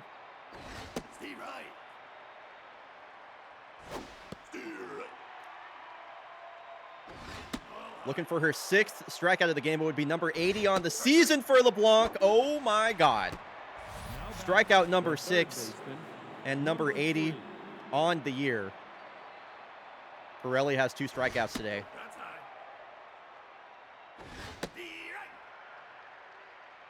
Couple of stink balls here from LeBlanc. Ooh, a 3-1 count here for Freeman. And that's the first base runner of the day. Perfect game bid is erased for LeBlanc after that 4-pitch or that 5-pitch walk. You don't see a lot of those from Celeste. Smoke Singleton, no doubt about it. That is way gone.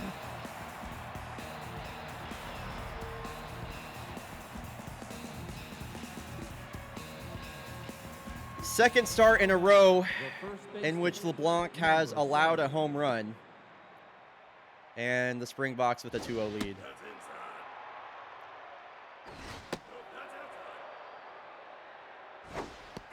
I like it better when LeBlanc is striking everybody out.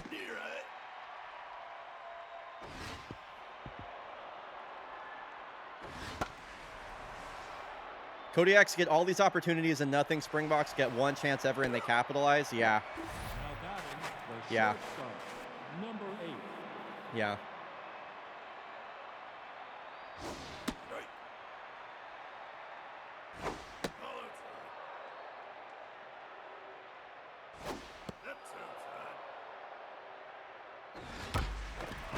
And here is the second hit of the ball game for the Springboks. Base hit down the first base line. I knew Boba Crush was going to be a problem. Now batting the catcher, number 55. And a lot of first pitch balls here from LeBlanc. Definitely laboring here, I would say, in the fourth. Came into this inning at only 34 pitches. She's now thrown, I believe, over 20 this inning. The designated hitter, number 29. Pitch count up to almost 60 now. 2 on, 2 out here for Garland Painter.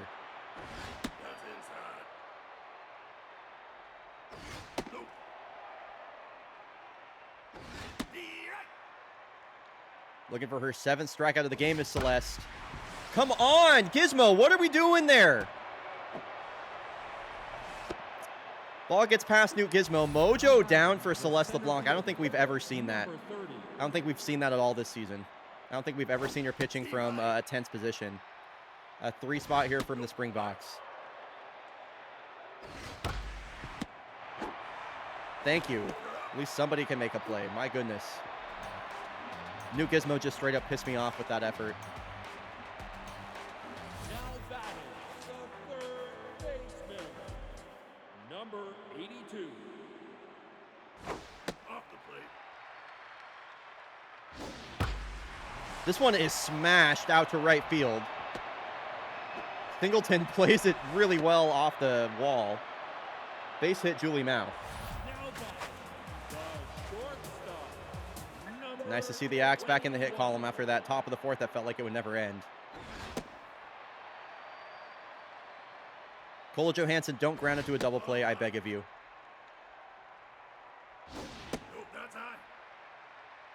A walk would bring up Goldsmith.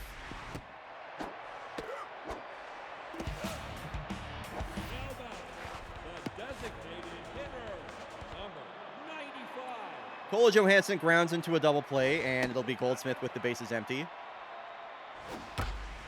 And he lines out. Honestly, this is not Celeste's fault. She gave up 3 runs. It's her fault. It's her fault. Number 19.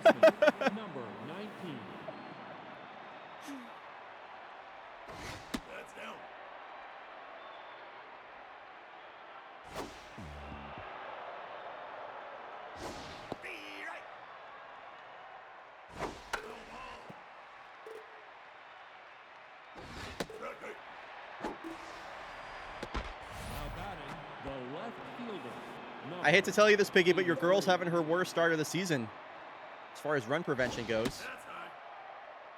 No other real way to say it.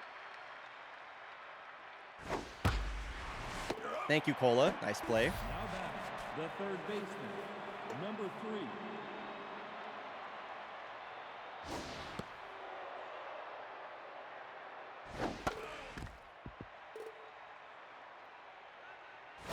Y'all are out of your minds? Dang, Celeste has one bad game and people start getting pissed off in chat. Crazy. A walk here to Remus Freeman will bring up Smoke Singleton. The right fielder, number 4. And we all know what happened last time Smoke was up. A deflating 2-run home run that put the Springboks up.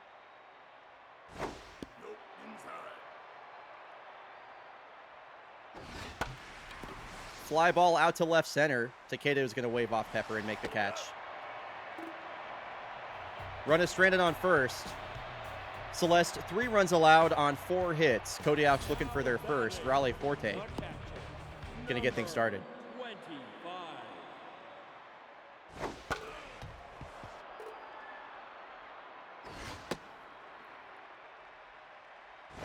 25. Pipe bomb, pretty good pitch count, 54 pitches. Here in the 5th, full count here to Raleigh Forte. Yaks could use a base runner, but they'll just get a ground ball over to Boba Crush. Pretty much everything hit on the ground has been finding a Springboks fielder so far in this game. This one hit down the third base line, right to Remus Freeman, and that is a very quick 2 outs. The second baseman, number 4.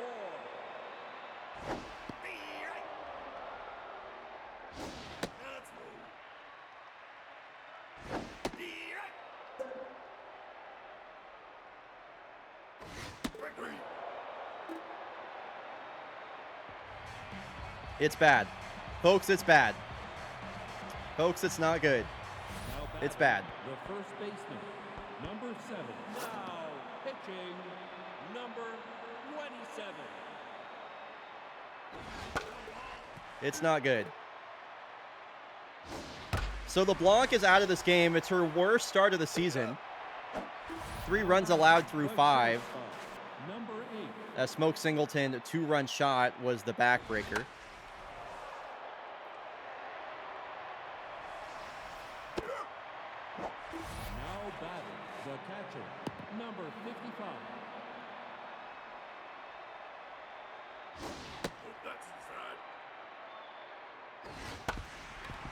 Ground ball over to Lola Dominguez. And here come the Kodiaks with the top of their lineup. This will be the last chance for these guys to have any impact on this game.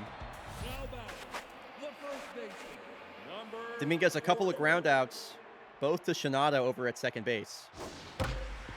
And finally, she breaks through. This one hit right back up the middle. That's a leadoff hit. Now batting, the right field. Now pitching, number 14. And they're going to bring in the closer, a locked-in Aziz Dawame. Going to come in this game, turning to their best reliever to face Katabura, who tries to ambush a first-pitch fastball. It's a curveball in the dirt, and he's down 0-2 quickly. The 0-2 pitch A 3-pitch strikeout to Katabura. He made him look silly. I cannot even lie. Fielder, number 60. So 1 out now for Baldo. And another first pitch strike on the curveball. And Takeda's down 0-2.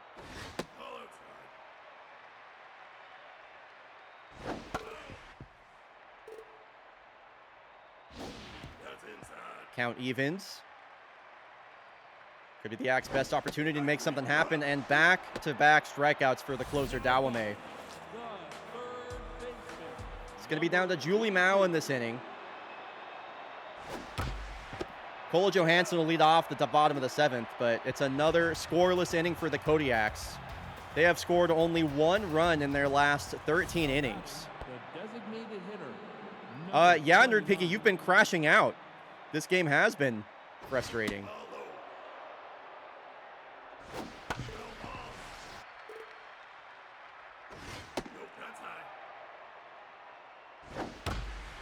This one is driven deep out to right. Long run for Katabura.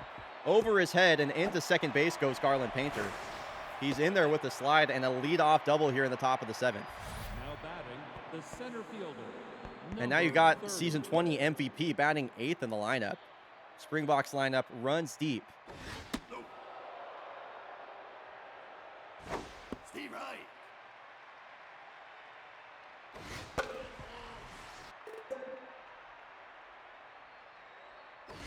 Kodiaks would do well to keep this to a 3-run game, but considering how their offense has been, I don't know that it's going to matter. The second baseman, number 19.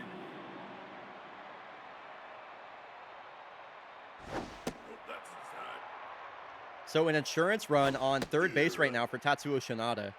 Waiting on deck is Johan Pirelli, the switch hitter. And he'll come up with 2 outs. Sacrifice fly taken out of play. Fielder, number 83.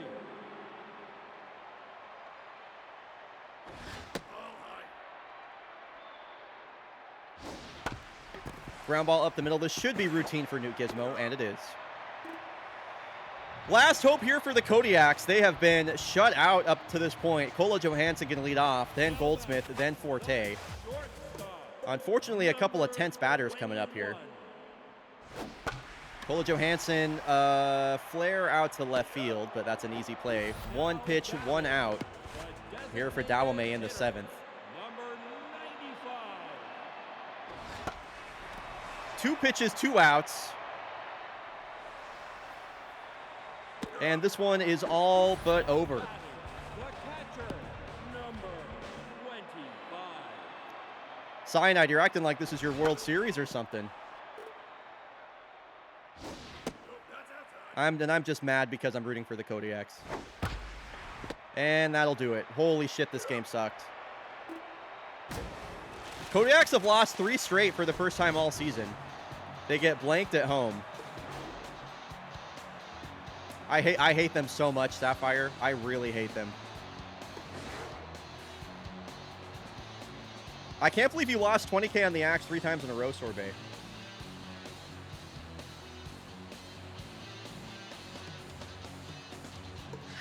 And it's not going to get any easier for the Kodiaks. They're going to close out the stream facing the Mariners. So it's going to be a tough one. It's going to be a tough one. When we're back from the break, I believe we have Jags Toucans coming up. Yes, Jags Toucans when we return from the break. We'll be back in 90 seconds. And we're going to get to see the Toucans in action for the first time in a while when we return.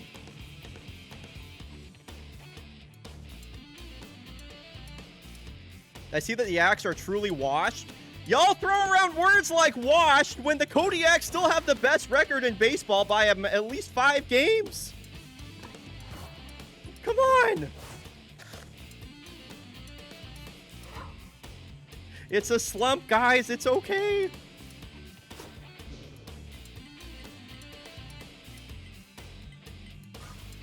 Whoa, the Lesbians over Kyoto Baseball Club in 9 innings. That's crazy. Yellowfins over the Mallards. Favorites with a massive win on the Moose. Holy moly. Man, I wish we would get treated to some better pitching matchups. Remy Linguini versus Miguel Nava is going to be the matchup here.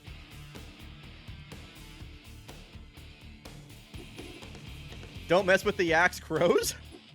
Don't mess with the Yaks Crows? What does that mean? Oh, crowd.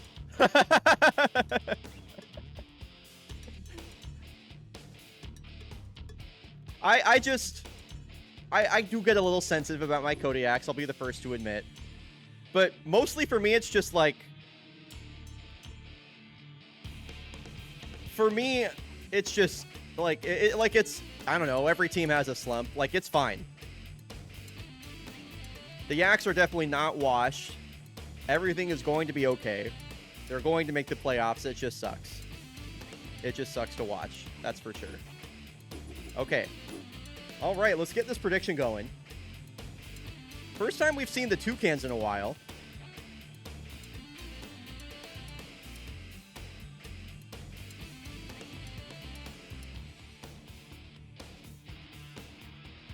Prediction is live for Jags versus Toucans. Let's take a look at this Toucans team and check out who's been performing for them so far. Ivor Roberts appeared in the All-Star game on the bench. He's been going nuts, dude. 331 batting average. This is his best season since he's been on the Kodiaks, and that's not even on his like career chart here. Biff Ironbarge Jr. having his best season since he came up as a rookie with the Reapers. 7 home runs, 858 OPS. He's walking more than he's striking out. Their pitching has still been elite. Toasty Cornflakes is among the league leaders in ERA. Grizzly Mamba, Josephine Engels have both been killing it as well. No, it's always been this way in Super Mega Baseball Codfind. It doesn't go back more than 10 seasons. Yo, thanks for buying a Springboks ball cap. I think that's the first one that's been sold this season. Thanks for that, y'all. I appreciate it. Anyway, their pitching's been really, really good. BT Sventu has a crazy strikeout to walk ratio as well. Engels is 3 and 4. Wins and losses don't mean anything. Wins and losses don't mean anything, ATD. How about instead look at the 3.26 ERA and the 60 innings pitched, the 2 complete games, 2 shutties. She's been really good. Season 20 Magnifico Award winner. So here we go.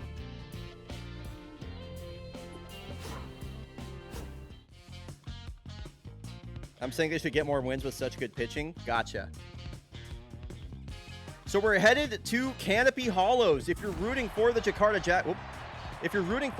Jaguars, hashtag Mick Jagger or whatever else people have come up with for the Jags. I don't even know at this point.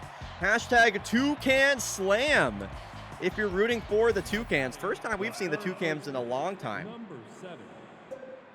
Miguel Nava, their worst starter, going to be on the mound. And Nash Yoon, a dribbler down the first base line. Ada Melfi can't corral that. And that on the first pitch, that's a leadoff single for the Jakarta Jaguars. I'm rooting for the Jags all the way, by the way.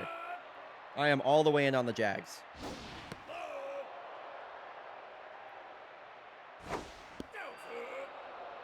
Glad to see Werner Lamb getting the start.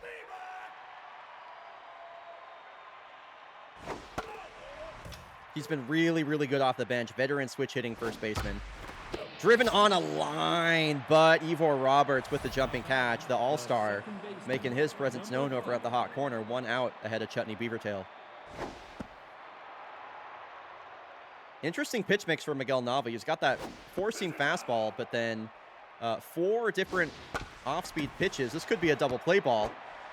Beavertail's going to have to hustle. No, Ironbarge Jr. in time. Miguel Nava faces the minimum despite that leadoff hit. Chutney Beavertail grounds into a double play. So Jazzy Knoxville, we've seen him cause a lot of havoc this season. He'll get the... You missed. He'll get the start in the leadoff spot today. Switch hitting right fielder.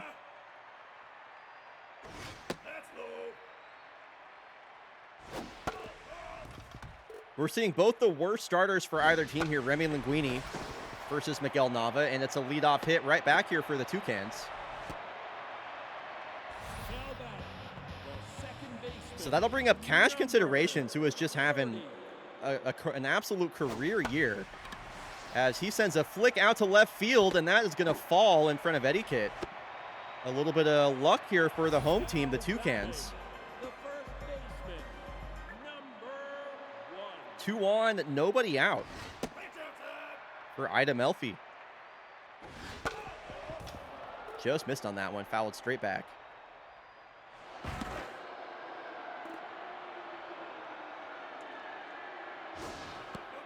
I'm bummed to see that Eric Segrun is tense once again. 2-2 here to Melfi.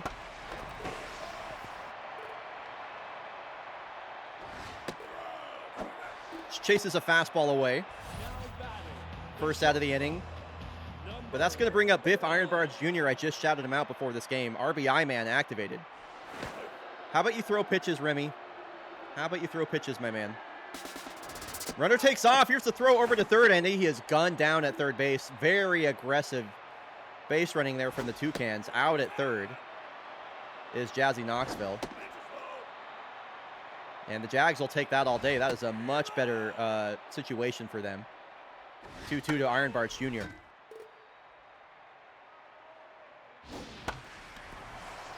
Pop fly out to right. Tugboat suplex. Will make the catch. So it'll be Abate, Etiquette, and Sakai due up here. Abate, the current OPS leader for the Eastern League. Number 72. Comes up to the plate, locked in, did appear in the All-Star game, hit a home run in the All-Star game. He'll look at strike one, a fastball at the bottom of the zone.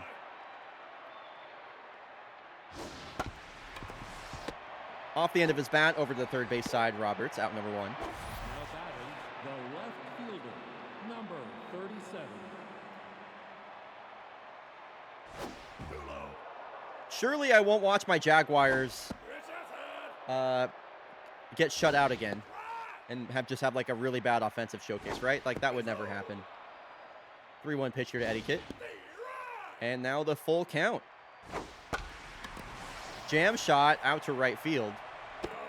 And Jazzy Knoxville with the catch. That's a The designated hitter.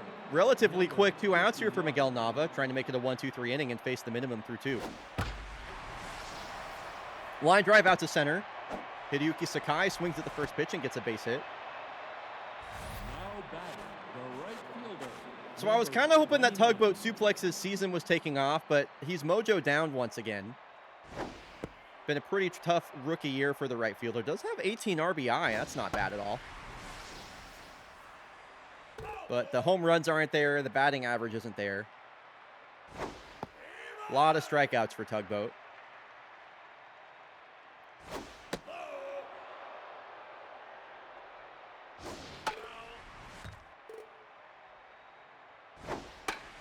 This one is popped straight up, and that will be a clean inning for Miguel Nava.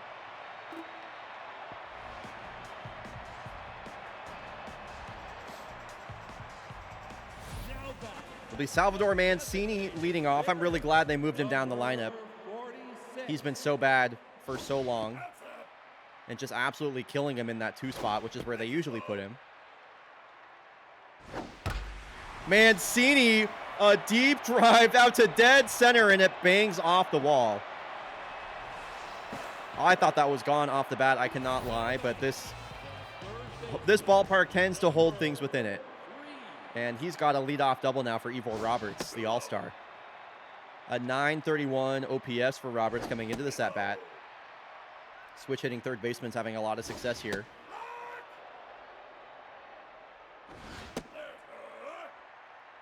Late into his career. And he's got a deep drive of his own, and that is a 2-0 ball game. Ivor Roberts with a crush. 405 feet out to right.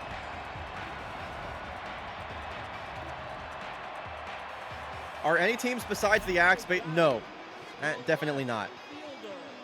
Definitely not at this point. Way too much parity in the league. 9th homer on the season, not bad. That's pretty good. That's pretty good.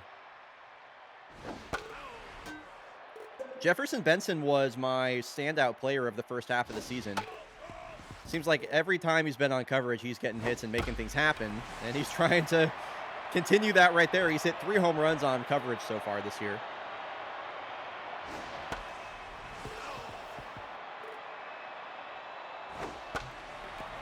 Fly ball out to center. This should be an easy play for Ibrahim Abate. Now batting, the center fielder, number 21. So finally the first out of the inning here for the Jags. Toucans now lead 2-0 after that Ivor Roberts 2-run home run. And considering how anemic the Jags offense has looked at times, I kind of wonder if that's going to be all they need is 2 runs. I'm kind of at the point with this Jags team where I need to see them prove it to me as far as their offense goes.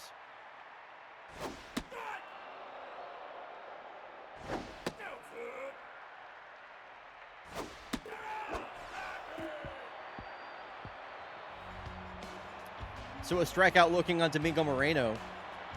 We'll have Segrun, Glover, and Nash Yoon do up. But really disappointed to see Eric Segrun tense once again. A lot of my favorite players on this team are all tense. Tugboat, Suplex, Chutney, Beavertail, Eric Segrun. That's really frustrating as he grounds out on the first pitch. Number 16.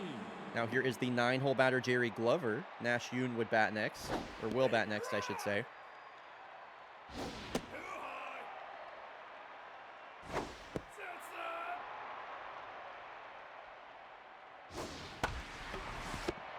This one is sent right back to the first baseman, Melfi. Miguel Nava covering first base makes the play. Third baseman, number 7. Nash Yoon swung at the first pitch of the ball game and got a leadoff hit.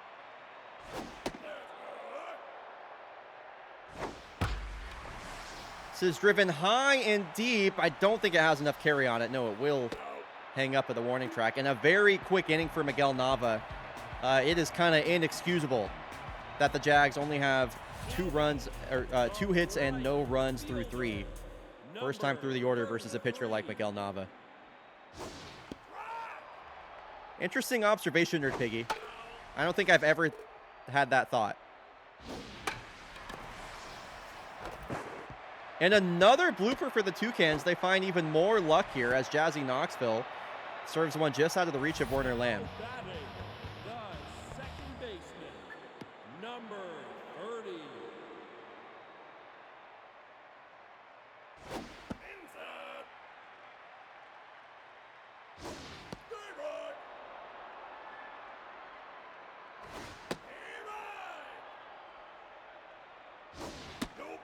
Here's the 2-2 to cash considerations. Very quick runner on first.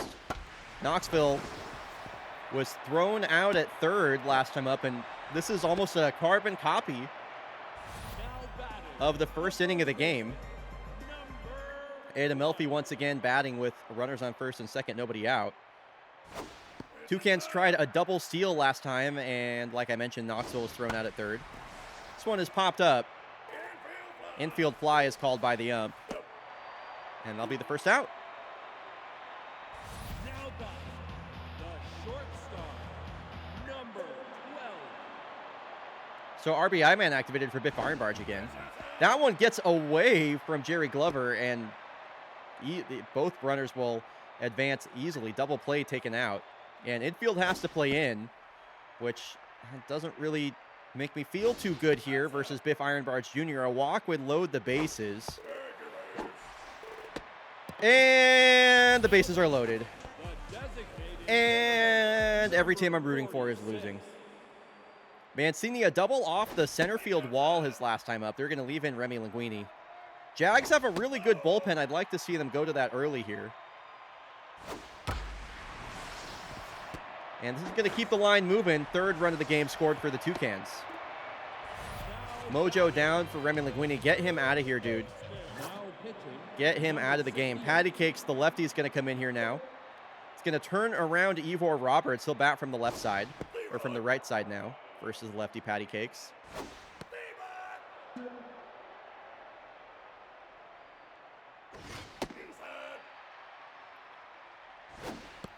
Roberts got the scoring started with a 2-run homer back in the second. A lot of foul territory here. A long run for Warner Lamb. I took kind of a weird route to that. I feel like he could have made that play. He'll get another opportunity. Nope. That one's also out of his reach. No way. Ivor Roberts to the corner. 1 run will score. 2 runs will score. 5-0 for the Toucans. And this is a Toucan slam of a performance right now. They are up 5-0 versus my Jags. And every time I watch the Jags lose, my heart breaks just a little bit more.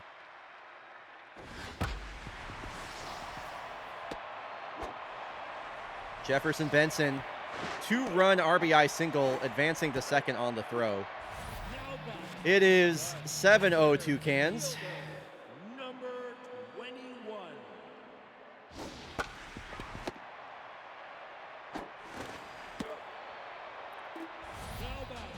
Benson will advance to third. Out at first is Petrie Hendricks. 11.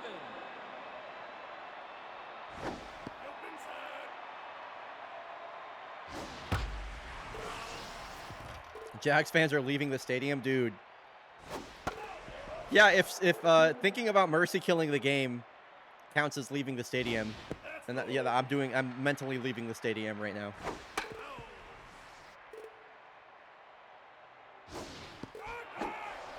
I absolutely do not believe in this Jags offense. I don't think they have 7 runs in them. The first baseman, number 13.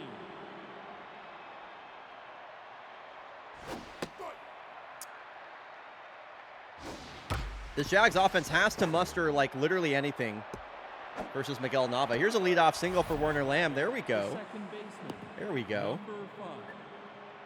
Chutney Beavertail grounded into a double play her last time up.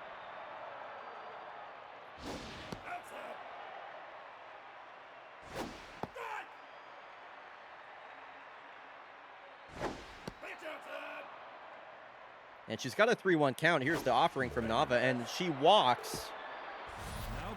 I mean, this is about as good of an opportunity as the Jags are going to get to chip away.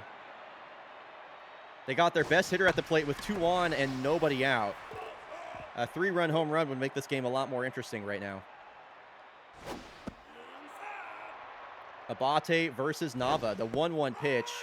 Really nice curveball for a strike. And the 1-2 offering. Now batting, the left fielder, number 37. Abate goes down looking, and Mojo's down. And Etiquette looks to the first pitch strike on the first ball, on the fastball. Or the fork ball, fuck.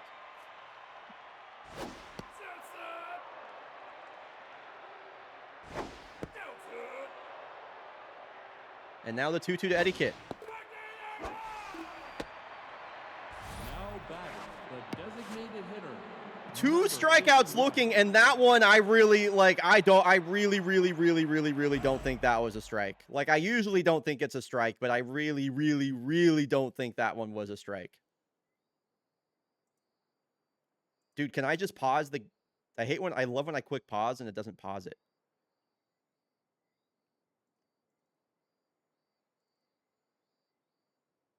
I mean, it's over the plate, and I guess maybe it crossed, but I just don't think that's a strike. So 2 strikeouts looking after the first 2 runners reach safely.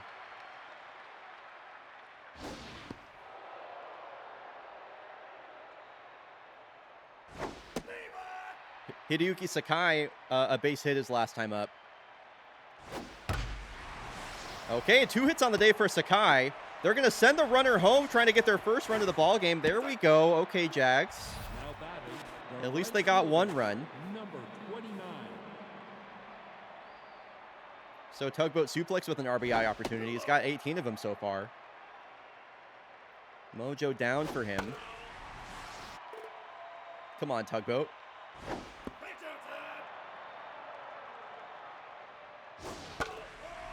Got a couple pitches to hit, and both of them fouled back. Here's the 2-2 pitch. Ooh.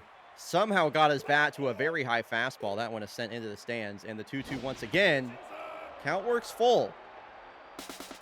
Runners take off. Spoiled. Fights off a low changeup. Great at bat from Tugboat. And the bases are loaded for Eric Sagroon. Oh, no. And they're going to bring in BT's Ventu. Oh, that's tough. BT's Ventu, one of the best strikeout pitchers in the game right now, and a left-handed specialist. Sagroon, high fly ball out to right field. And the Jags will leave them loaded. Best opportunity the Jags have had, and they come up very short. They get one run across the plate, but Number 33. don't know. I just don't know. Top of the lineup here already once again for the Toucans. The third time we've seen Jazzy Knoxville now in 4 innings.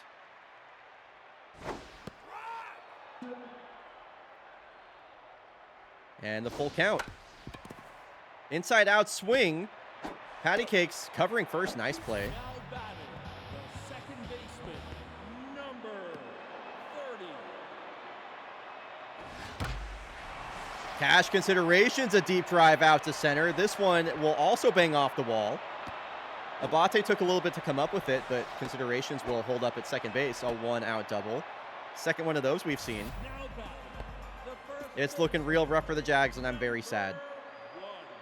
The second time in a row we've watched them on coverage, and they've just been really bad, unfortunately.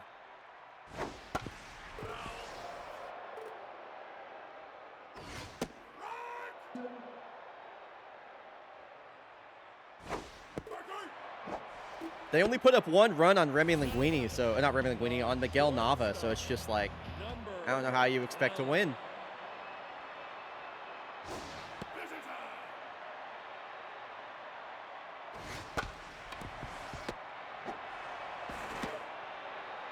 Their best 2 batters went down looking with runners on first and second, nobody out. You know, it's just Now batting, nothing in their favor. Nothing's working for them right now. 16. And now they got to get through BT's Ventu.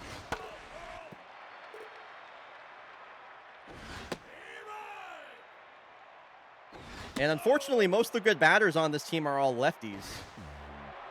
And she's the left-handed specialist. So it's just looking rough. It's just looking rough right now. And it's all Toucans. It's looking great if you're a Toucans fan, which a lot of folks in chat are. I just can't help but find myself like The third baseman, number extremely attached to this particular Jags team for some reason. I just really want them to succeed. And I get very, very sad every time they don't. They just seem to lack like a clutch gene. I don't know. They continuously disappoint me. Now batting, the first baseman, number 13.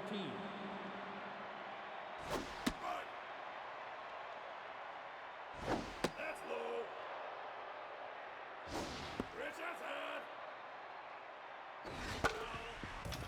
2-2 count here to Warner Lamb. He's had a good day so far. And he's got his second hit of the ball game. Dude, give him more playing time. He's been so good. Now batting, Come on, my pretty kitties of destiny and darkness. Okay, so the team hashtag for the Jags now has just been changed to Pretty Kitties. It's official.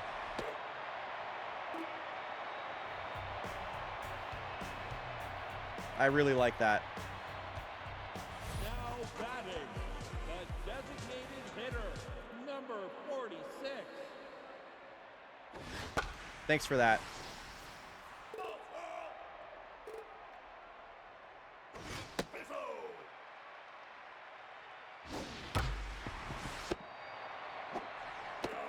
It also fits like their kind of vibe with like the sparkles and the purple and everything. They're the Pretty Kitties. It's so obvious. It's been right there the whole time. Ivor Roberts, 340 batting average. I think that's the most since he won the batting title back in like season 9 or something.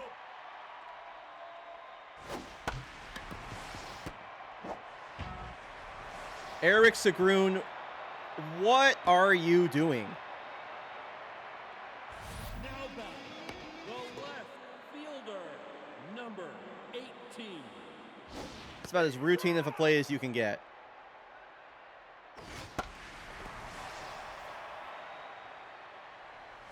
Run for third and challenge Tugboat's arm. He's got a good arm. Oh my God, Tugboat. Oh my God, Nashun, what are you doing? That was a great throw. 21. These fucking Jags, man. And now you're going to walk Petri Hendricks? What?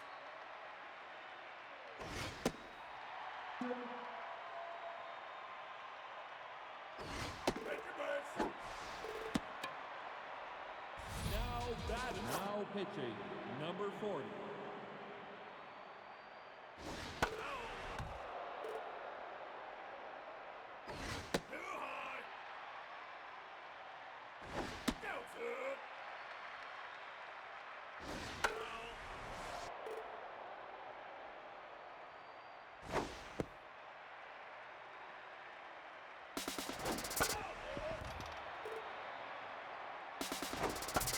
Intentional walk and to switch the pitcher is an interesting strategy. I mean, it makes more sense than switching the pitcher and then doing an intentional walk.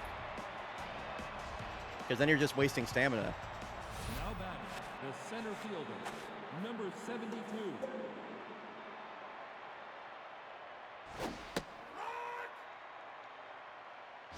Jump inside.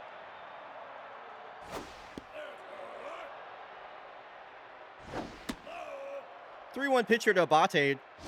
A walk would be a really good outcome versus the left-handed specialist BT Sven2. Especially with both of his traits taken away, not facing a righty anymore. It's a good at-bat here from Ibrahim. Ooh, wow, this one squeaks just fair. And a leadoff single for Abate. Love that for him. Now batting, the left fielder, number All right, let's go, Eddie 37. Kit. You got the matchup advantage here.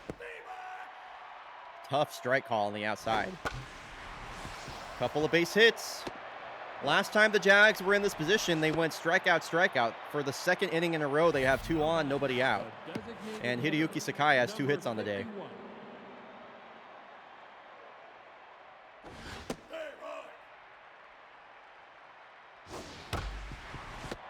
I saw this coming from like 20 miles away. I was like, Sakai, I didn't say anything, but I just need you to know in my head I was thinking this is going to be a ground into a double play. We're simming the game if they don't score here, by the way.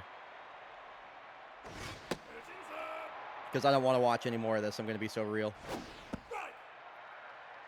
My finger is on the pause button. I'm going to sim this game so fast.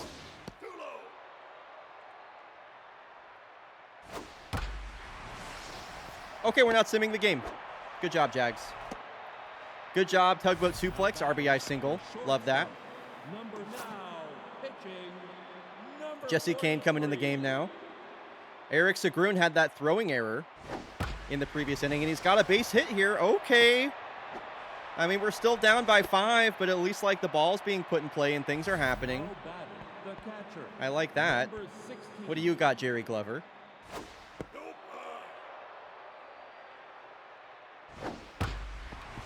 Ground ball. Now, I gotta say, I'm like impressed. Like, okay, so just to talk about the Toucans for a bit, I know I've been all like doom and gloom with the Jags, but the Toucans Now batting, are like, right fielder, I mean, they've really surprised me this season. I really wrote them off coming into the year, given that they've just been underperforming for so long and they didn't make any real changes. But they've had a couple standout performances on their offense. They've put together some good pitching and have just been stringing together wins. And I think if they win this game, they're going to end up being tied for second place now batting, in Southern Heat, second baseman, which I think is awesome. I think I missed a stat from Stats Guy Matthew. I wasn't looking because it's kind of been a minute since we saw one, so my bad. So yeah, this is from Stats Guy Matthew, and this is what I was talking about earlier. I was correct, by the way. Or no, it was wrong. It was season 6, not season 9. Ivor Roberts won the batting title in season 6 with the Kodiaks when he hit 370. So that's pretty cool.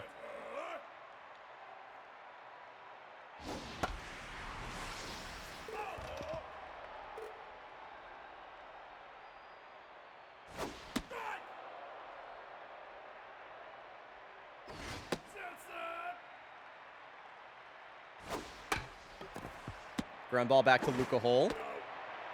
Out number 2. RBI Man's been active for Biff Iron Barge Jr. in every single one of his at-bats. How about that?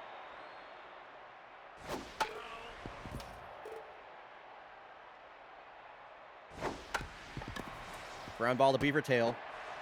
And the Jags trail by 5. It'd take a miracle for them to win. They have put up 9 hits in this game. Just when you think about sequencing, they don't really have anything to show for it. Have not been hitting with runners in scoring position. It would need to be the rally of all time here. They got the top of the lineup coming up. Jesse Kane on the mound. That's not going to help anything.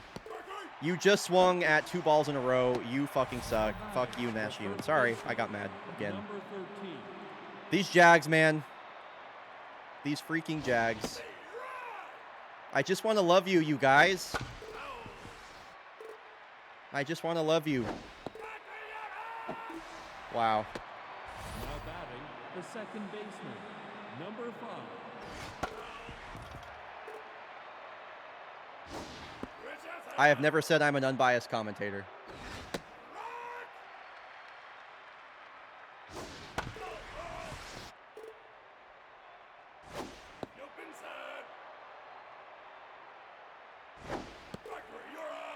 Jesus fucking Christ. Well, congrats to Toucans fans.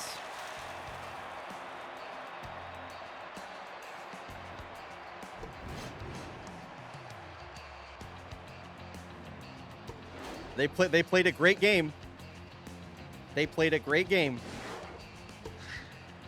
I'm not gonna, I don't know. I don't want to put the Jags on stream if they're gonna keep freaking stinking every single time. I just want to love them. Man. Yeah, the Toucans are tied for second place in the South now with that win. With the Bomberos being on such a skid. Okay, folks, when we're back from the break, Kodiaks are headed to Dakar, Senegal to take on the Dakar Yoff Mariners. It'll be quite the challenge for the Mariners. The Kodiaks are on a 3-game losing streak. It should be interesting. We'll be back in 90 seconds.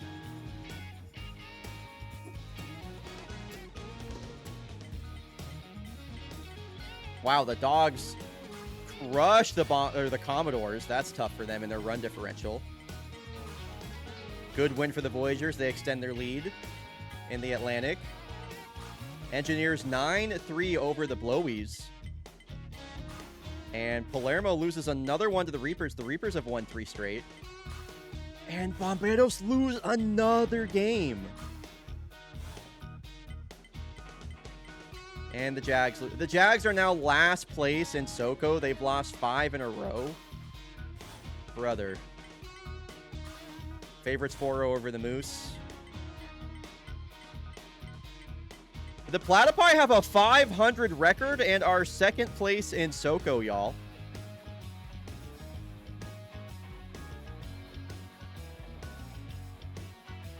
That's interesting to me. And the Knights, by the way, are 29-18. They're now 11 games over 500. They have the second best record in baseball. Damn. Okay, it'll be Pokoji Min versus the lefty Bryson Longstroke. Okay, okay. So I guess Chris Hanna will catch. And...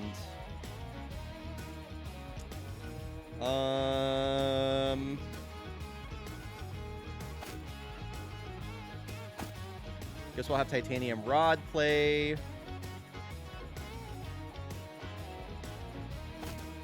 And we'll give Julie Mao the day off. Not Julie Mao. Yes, Julie Mao. What's happening here? I got all my positions mixed up here.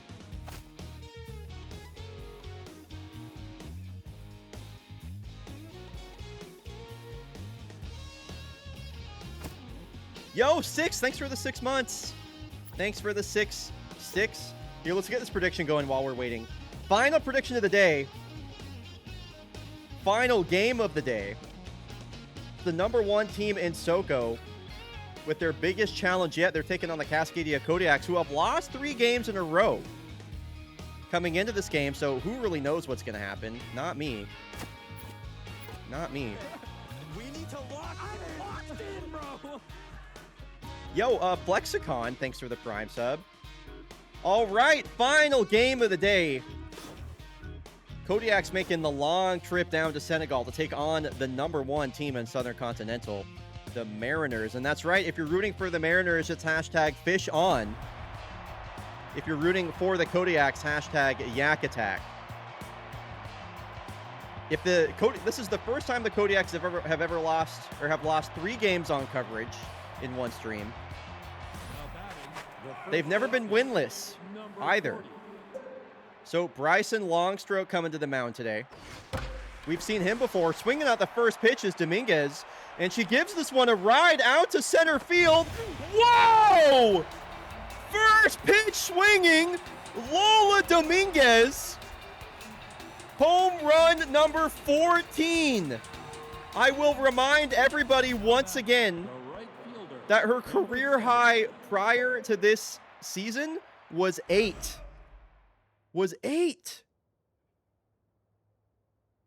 She jumps on a first pitch fastball, and this one just kept going. Adeline Prowse almost got the glove to it, but that is out of here.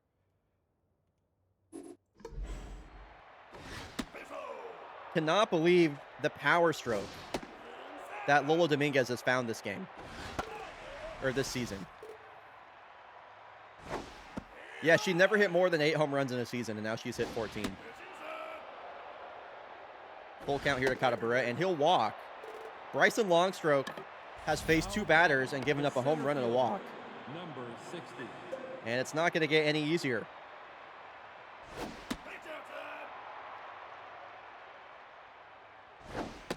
That's the first run the Kodiaks have scored since that second Reapers game, by the way. It's been that long.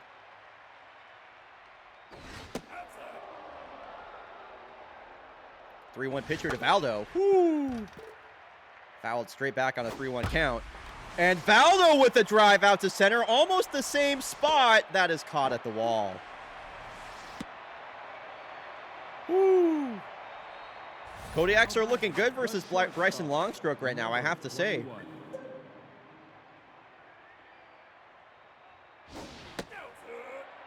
A lot of loud contact. This is a drive out to the gap, and I think this is going to score Katabura from first base. This is way out to the deep part of center, and Katabura rounding is being waved home. RBI double for Kola Johansson. Kodiaks have jumped ahead 2-0. Number 82.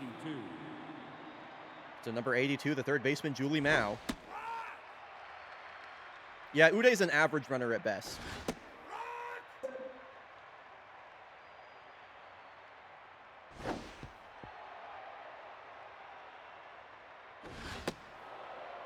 And the 2-2 to Julie Mao. She's worked the count full from down 0-2. Back in the count. Swings at ball 4. Down on strikes goes Julie. And up comes far champ Zamboni.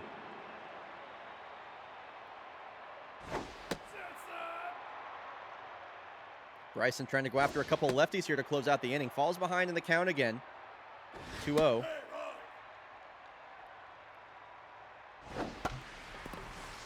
It's a bit of a pop-up, and this will hang up for Soap McTavish, who we will see coming to the plate in this first inning. It'll be Commander Shepard, Solomon Doinkers, and Soap McTavish. I'll tell you what, Toko Jimin has her work cut out for her today. This is a very, very good Mariners lineup. They've been excellent all season long. Commander Shepard's starting to find her swing. Soap McTavish is heating up. This one's a ground ball over to Kola. That's an easy out for out number 1. Now back, the designated hitter, number 21. So Solomon Doinkers, the DH today, having a breakout season with the Mariners in his second season. Me too. Me too, Nerd Piggy.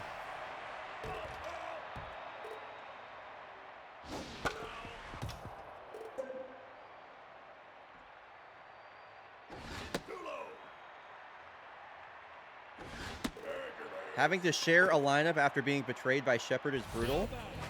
The right fielder. Oh, I get that. That's a Call of Duty joke. Okay. So Commander Shepard is a Mass Effect reference.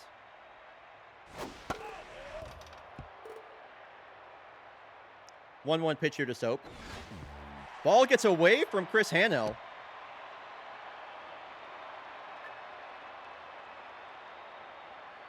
I should finish playing the Black Ops 6 campaign. Something tells me you're not missing anything by not playing it. Fitness down for Toko Jimin. Number 12. She's got a nasty blister. She's going to try and pitch through it. 2 on, 1 out.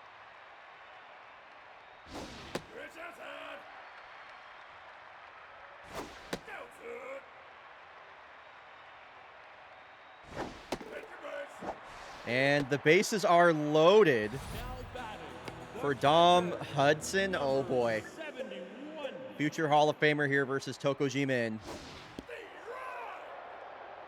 Toko trying to power through this blister. Could be a double play ball. I think a run's going to score. Yeah, RBI, fielder's choice. The lead is cut in half. Here's former Kodiak PT Bino.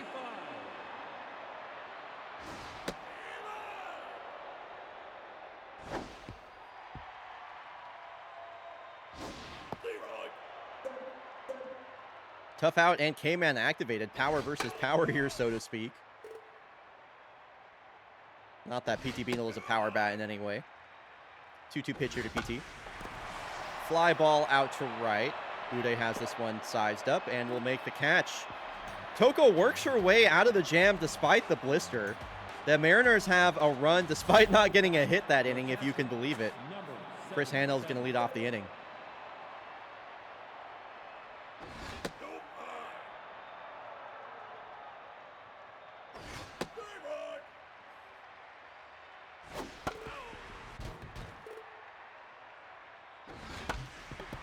Inside out swing.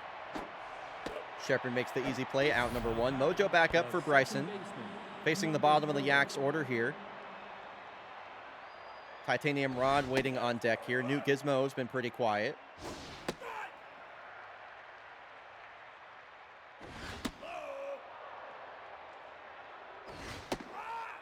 Two-two pitcher to Gizmo.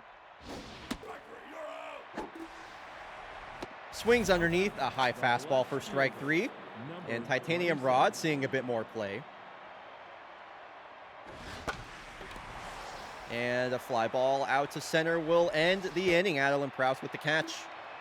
Quick inning for Bryson Longstroke, a nice bounce back. After that 2-run first. And bottom of the lineup due up here for Toko Jimin. Are we going to leave her in? Okay, Kodiak's leaving in Toko Jimin. She is adamant that she can pitch through this blister. Let's see. Down the third base line and fair.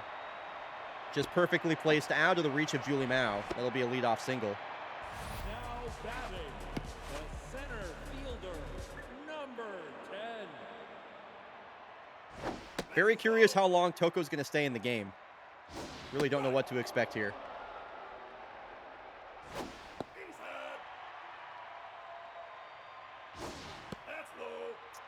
3-1 pitch here to Adeline Prowse.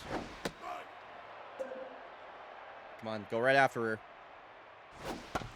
Ground ball again down the third base line. Julie Mao can field this one. And on a full count, Prowse is out at first. Beaufort Flowers making the rare appearance. Toko Jimin is done. So this will be an interesting day for the Kodiaks bullpen. Beaufort Flowers has yet to find a hit this season. I would imagine he hasn't really had any play time at all.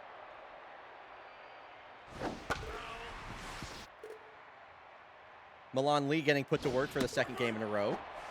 And strikes out the first batter he sees, but he's got much tougher competition up now. With the right-hander on the mound, contact versus righties is going to be activated for Commander Shepard.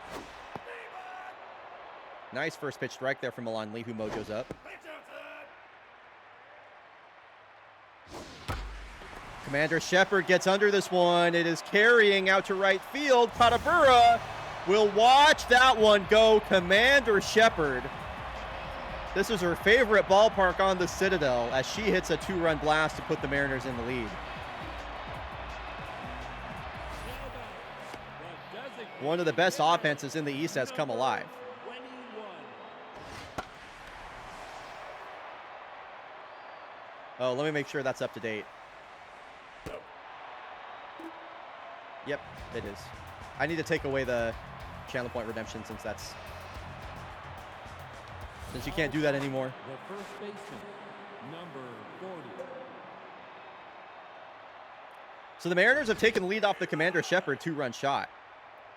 Dominguez got the scoring started with the leadoff home run. She'll ground out to lead off this inning. The right fielder, number 7.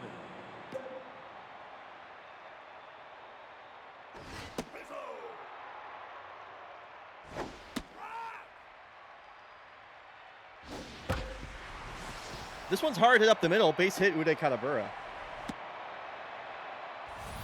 batting, the center fielder, number 60.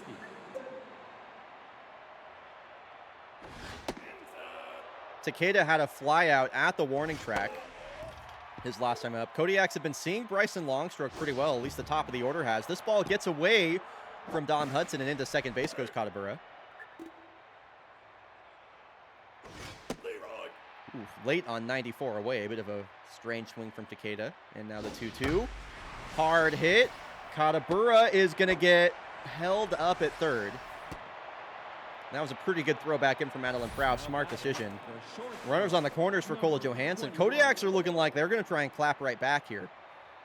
Kola runners on the corners. Takes a ball outside. And is ahead in the count here, 2-0. Big opportunity. This is hit up the middle. Kola, stop grounding into double plays. I'm begging you, girl. I'm begging you, please stop doing that. You're fucking killing me with that. Oh my God.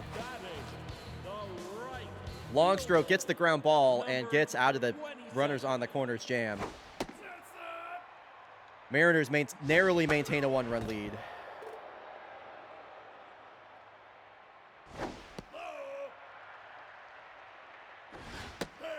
With Commander Shepard and Soap McTavish's bats heating up, this already good Mariners team is only going to get better. All their success came while their 3 highest paid players were all scuffling to start the season on their new team. And Soap McTavish has a leadoff single here on a full count. Now batting, the first baseman, number 12.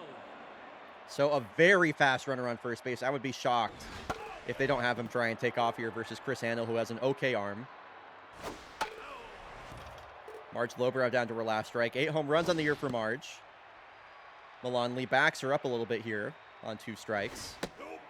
I really like that pitch selection in sequence, but doesn't get the call. Here's the 2-2.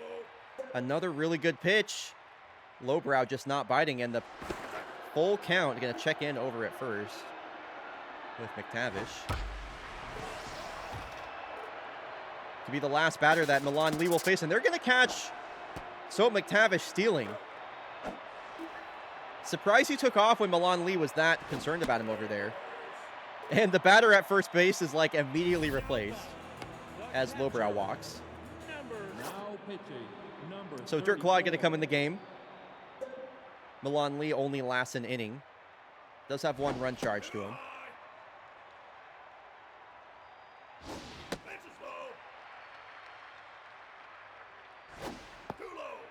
And a 3-0 count here to Dom Hudson. Swings 3-0. That would have been a strike. Dirk Claude's back in this count, and K-Man activated. He's been one of the best relievers for the Kodiaks all season long. Somehow, someway, Dom Hudson gets his bat to that curveball in the dirt. And this one's hit right back to Dirk Claude. Easy double play will end the inning. A double play of their own for the Kodiaks. And they extinguish the Mariners' threat. The third baseman, number 82. So it'll be Mao. Who's batting after Mao? Mao, Zamboni, and Hannah will do up this inning. And she's got a 3-0 count here. Swings 3-0, and I wasn't confident that was a strike. Scoops it out to the gap. If it has oh, I thought it had enough, but it bangs off the highest part of the wall. Julie Mao with a double. That one just barely contained Designated hitter. within the number Mariners 2. ballpark. Lead off runner on second base here, and this will easily score Julie Mao. Back-to-back doubles for the Kodiaks. They got a nice rotation going here. They've tied this one up. Nice play there from Barchamp Zamboni. The two lefties in the middle of the lineup combining right here. 18. I forget yeah, Forte's tense, so I guess we'll just leave in Chris, I suppose. Jiri Bednar gonna come in this game. Mariners going to their best reliever. He appeared in the All-Star game. Did Jiri Bednar. A sub-1 whip, 34 strikeouts, a 1.8 ERA. Trying to stem the bleeding here. Now batting the second baseman, number 4. Into third base goes Zamboni. Sacrifice fly in play. But Newt Gizmo, that means Newt Gizmo has to actually hit the ball, which I'm not confident in that happening. I'm not going to lie.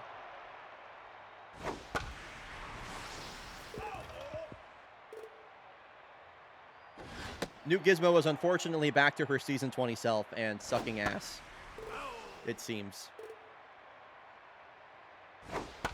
I did enjoy Newt Gizmo being good while it lasted.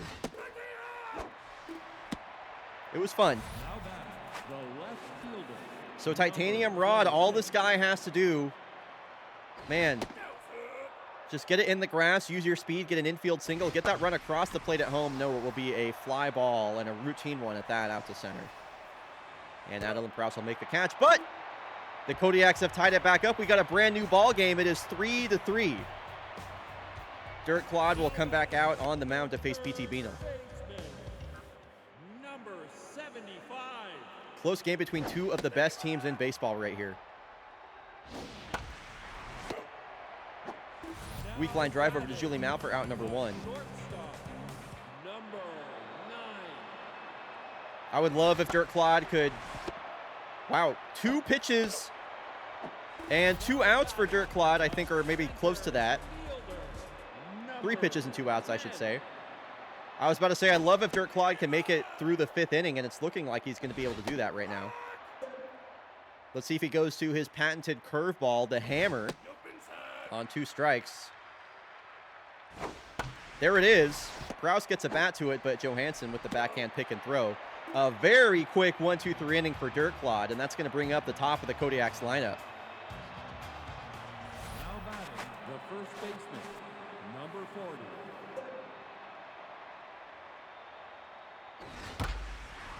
Swinging at the first pitch for the second time this game is Lola Dominguez, and that is a Right fielder, fly out to right number field. 7.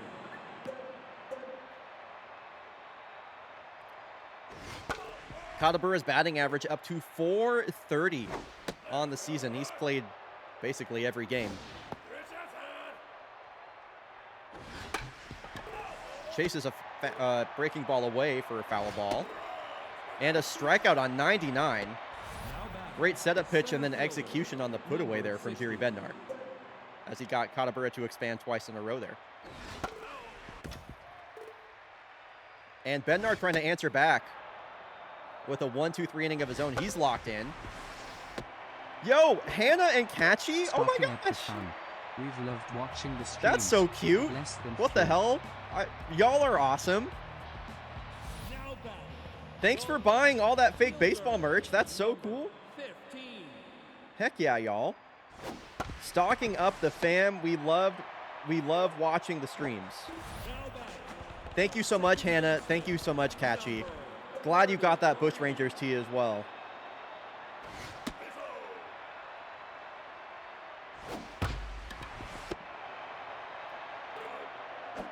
The dog, oh yes, the dog snapback and the Mallards tee and the Bush Rangers tee. That's awesome. number 21. I love finding out how often there are like multiple people in my chat that, you know, without assuming any relation about folks, like live in the same household. Now batting the It just keeps right happening. fielder, number Seems like there's multiple people I know that, or multiple people in chat that get their friends into it, and man, it's just great. Wow, nice throw, Chris Handel, to throw out. I think that was Solomon Doinkers.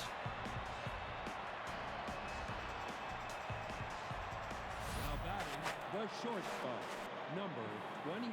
Teams might consider never ever stealing again after this.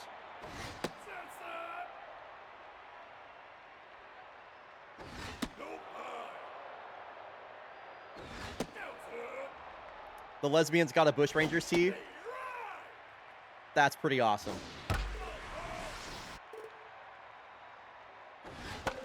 This one's popped up.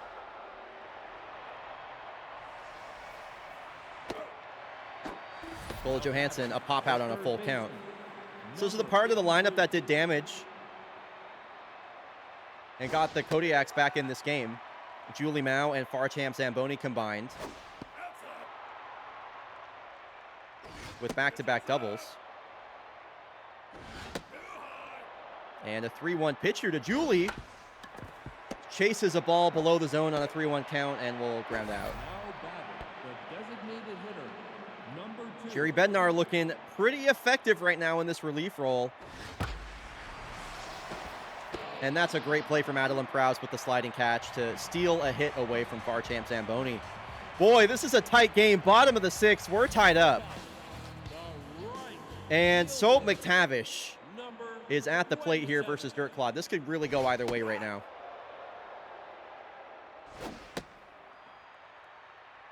Kodiak's on the verge of losing all 4 games for the first time all year, and Soap McTavish has a leadoff double.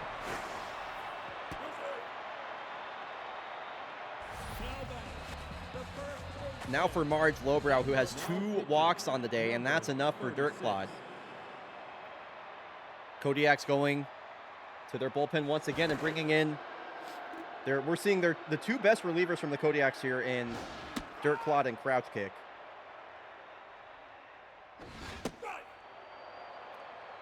And Crouch Kick has Lowbrow on the ropes here.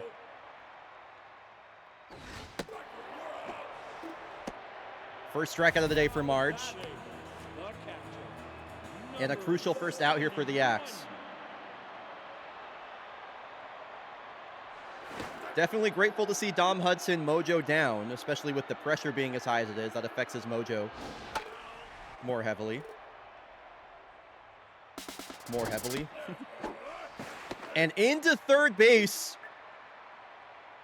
goes Soap McTavish. That could be really big if Dom Hudson can get a sacrifice fly right here.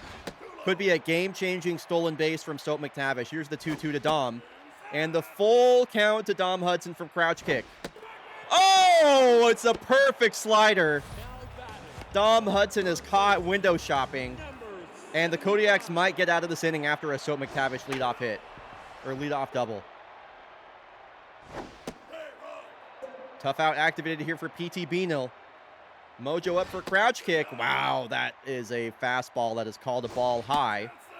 And a changeup that's called a ball low. And Newt Gizmo with the catch on the line drive. Woohoo! We are all tied up going here into the bottom of the 7th inning. Holy moly, and the Kodiaks are going to go to their bench. Kodiaks are going to pinch hit Raleigh Forte.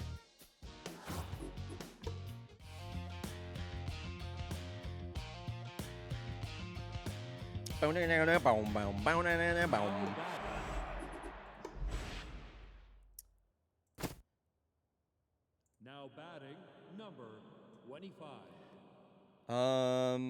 What do I want to do here?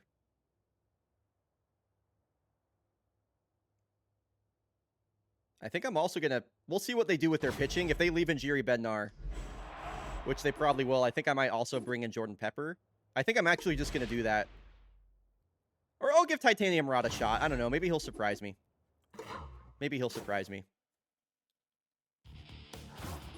All right. So, Kodiak going to their bench. It was supposed to be Raleigh Forte's day off with the mojo down, but if both him and Chris Handel are tense, might as well pinch hit Raleigh Forte, especially from the left side. First pitch from Bednar, taken inside, ball 1. I don't think the Kodiaks have played free baseball at all this season. And on a 3-1 count, Raleigh Forte will take a strike for strike 2. Okay, and a pinch hit walk for Forte. I'm not complaining about that at all. Number 4, now batting, I am perfectly okay with that. And once again, back-to-back pinch hits here for the Kodiaks. First it was Raleigh Forte. Now it's Antoine Goldsmith. Just don't ground into a double play and I'll be happy. I'm truly okay with any other outcome. 2-2 here to Goldie. Strikes out swinging. At least he didn't ground into a double play. Now batting, the left fielder, number 26. So titanium rod going to be left in. I thought about switching to the lefty Jordan Pepper, but I'm going to see what he can do versus the right-hander Jerry Bednar. He's going to foul out.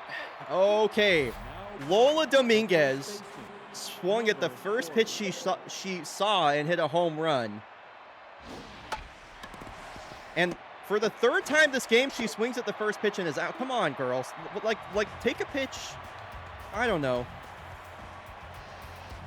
It was fine the first time. The second time I was like, okay, the third time, got to do better than that. So now at catcher is Forte. Over at second base is Goldsmith. Actually, I'm going to make a defensive replacement. Dude, crouch kick is just pitching too fast. I can't get out of the game fast enough.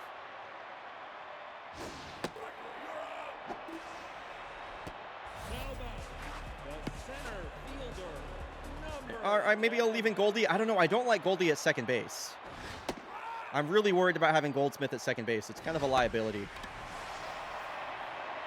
Can Uday get there? Wow, that was close. Uday covered a lot of ground right there.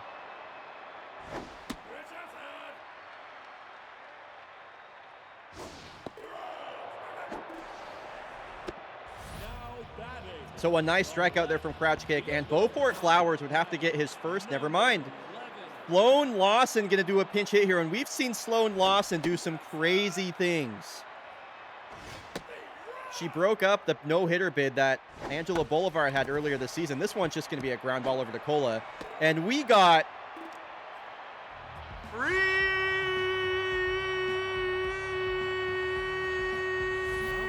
baseball. Uday Katabura going to lead off the top of the 8th inning. This is the first time we've seen Kodiaks have some free baseball going this season. At least I think. And Jerry Bednar being left in the game, just going with their best pitcher versus the Kodiaks' best hitter. He struck out Katabura his last time up, and he's on the verge of doing so again. Katabura fights off an inside fastball and gets a base hit. This was a pretty routine base hit. Now batting, the center fielder. But I want to highlight the sort of pitch that the sort of hitter that Uday is, and the sort of pitch that he just fought off as well to get a base hit here. On a 2-strike count, that ball is way off the plate and inside. It's a fastball, and Katabura just muscles this up the middle. Out of the reach of Commander Shepard for a leadoff hit.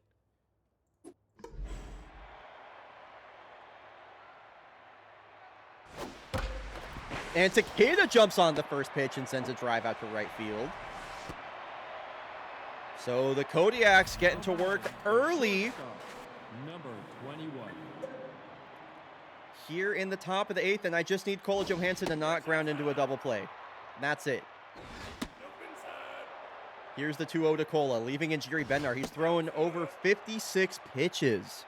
A walk would load the bases, and the bags are packed with yaks here in the 8th inning. Number 82. And they're going to leave in Jerry Bednar versus Julie Mao, who was unfortunately mojo down and tense with the pressure. Calling Noble Tiger Watch when the bases are immediately loaded is insane work. I'm sorry, that's a crazy thing to do. You're crazy for that. This middle finger's for you, ATD. Julie Mao, a 2 RBI single. And the Kodiaks have taken the lead. Number 2 now pitching number 53. 2-0 Kodiaks. They load the bases. Julie Mao, 2 RBI single, her second hit of the game.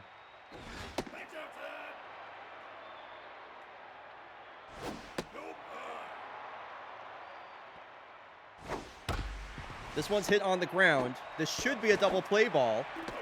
Whoa, safe at first base is Zamboni. And the Kodiaks are still going to threaten here. 1 out now for Raleigh Forte. He worked a walk his last time up. Takes a big swing at the first pitch from Barney Friedman and fouls it back. Top of the lineup here finally has come through for the Axe. They lead by 2. Now with the big thumper at the plate. 2-2 pitch. Fly ball out to right. This should at least be a sac fly, though Soap McTavish does have a nasty arm. Yeah, I mean, so much respect given to Soap McTavish's cannon of an arm out there in right field.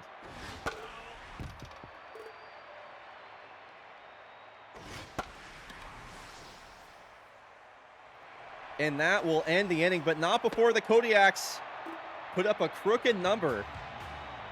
They score 2 when it matters most, and now it's the Mariners' turn with the top of their lineup to keep this game going. It'll be Shepard, Doinkers, and McTavish. Could not have a better 3 batters coming up here for the Mariners. Commander Shepard already with a home run this game. Down the third base line, snagged by Mao, who gets the throw in time. That was crazy. That is a clutch play from Julie Mao right there. Out. That is right. She is out. Full extension. Gets to her feet. Throws. Just barely in time. That could be the play of the game. And Solomon Doinkers is tense. Mariners looking for a bloop and a blast.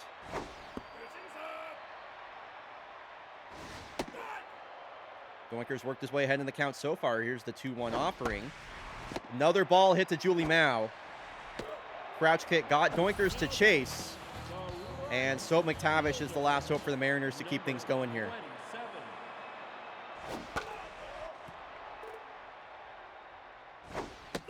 Julie Mao with one of her best games of the season so far this game. And the Mariners are down to their last strike. Here's the pitch from Crouch kick. Almost 40 pitches now, the 2-2. Hit up the middle, snagged by Johansson. She throws to first in time. Wow, did the Kodiaks clutch up in the 8th inning. Huge defense and huge offense from all of their key players when it really, really mattered. That's a great game.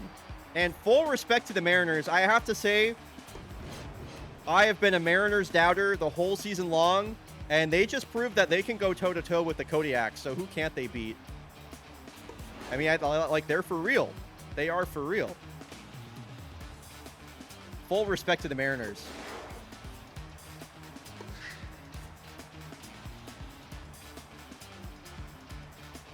Dude, we've made it back. I have to say, I have never seen chat so on edge today. The Kodiaks losing games makes people go a little crazy. Like, it's really interesting to watch. People, like, even me, I get like a little on edge. It's very funny. Crazy? I was crazy once. So I'm glad the Kodiaks at least won a single game. I'm glad they won a single damn game. That's for sure. Wild stream. Bunch of crazy games all day. I have never been crazy in my life. Don't rewind the VOD. Gotcha. Whatever you say, Nerd Piggy. So here's the season standings.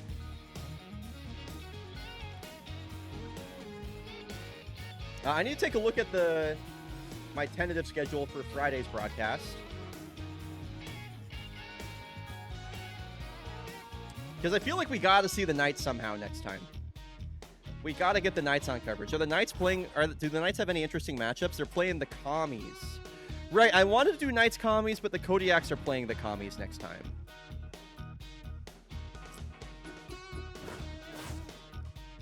Any other Knights games? They're playing the Commies. They're playing the Mallards. Maybe that'll be interesting. I don't know.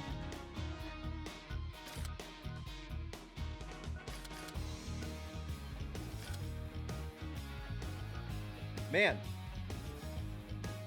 Well, Jags Platypi could be interesting. I don't think I can handle watching the Jags lose again, though.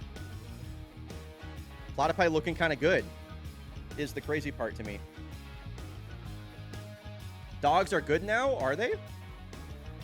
I haven't really been, I'm not gonna lie, I don't even really look at how the dogs are doing. The Dogs are 22 and 25. Yeah, I'm actually really surprised. That's like not bad at all. Truly is not bad at all. Well, here's the really cool thing, folks. It's Wednesday, which means the next stream that we have is Friday. And the next stream being on Friday means that I'm being so serious. Do not miss Friday's broadcast. You're going to want to be there because the SGDQ games list comes out on Friday. And kicking things off at 11 a.m. Pacific, 2 p.m. Eastern, it's Bryonato's unofficial SGDQ games list reveal show. I might be joined by some of my fellow EPs over at GDQ. And I'm always excited about the games list. I'm always proud of the work that we put out, but this one in particular, I really love. So don't miss it. I'm going to be showing off a bunch of different games that I'm excited about on the games list that you should be paying attention to. So that is, again, on Friday. Here's the post, if you're curious about that. And then if you really want to pay attention as well, take a look over at the events in Discord. You can RSVP to it to get the alert. Again, that is coming up on Friday. So don't miss that. It's going to be a blast. And then we got Friday night fake baseball coming after that. So anyway, folks, thanks so much for being a part of Fake Baseball today. As always, I had a blast. I hope you did too. Thank you for supporting Fake Baseball. This was a really fun day of Fake Baseball. Chat was super active the whole way through. So as somebody that has been streaming long enough that I hate talking to myself, thank you. I genuinely appreciate all the activity. And lots of merch purchases today, lots of resubs. I will see y'all on Friday for the unofficial SGDQ reveal show. I'm literally so stoked for this, y'all. Literally so excited. So I'll see y'all then. Thanks, everyone. And I'm going to go eat dinner and play some pinball. Bye, everybody.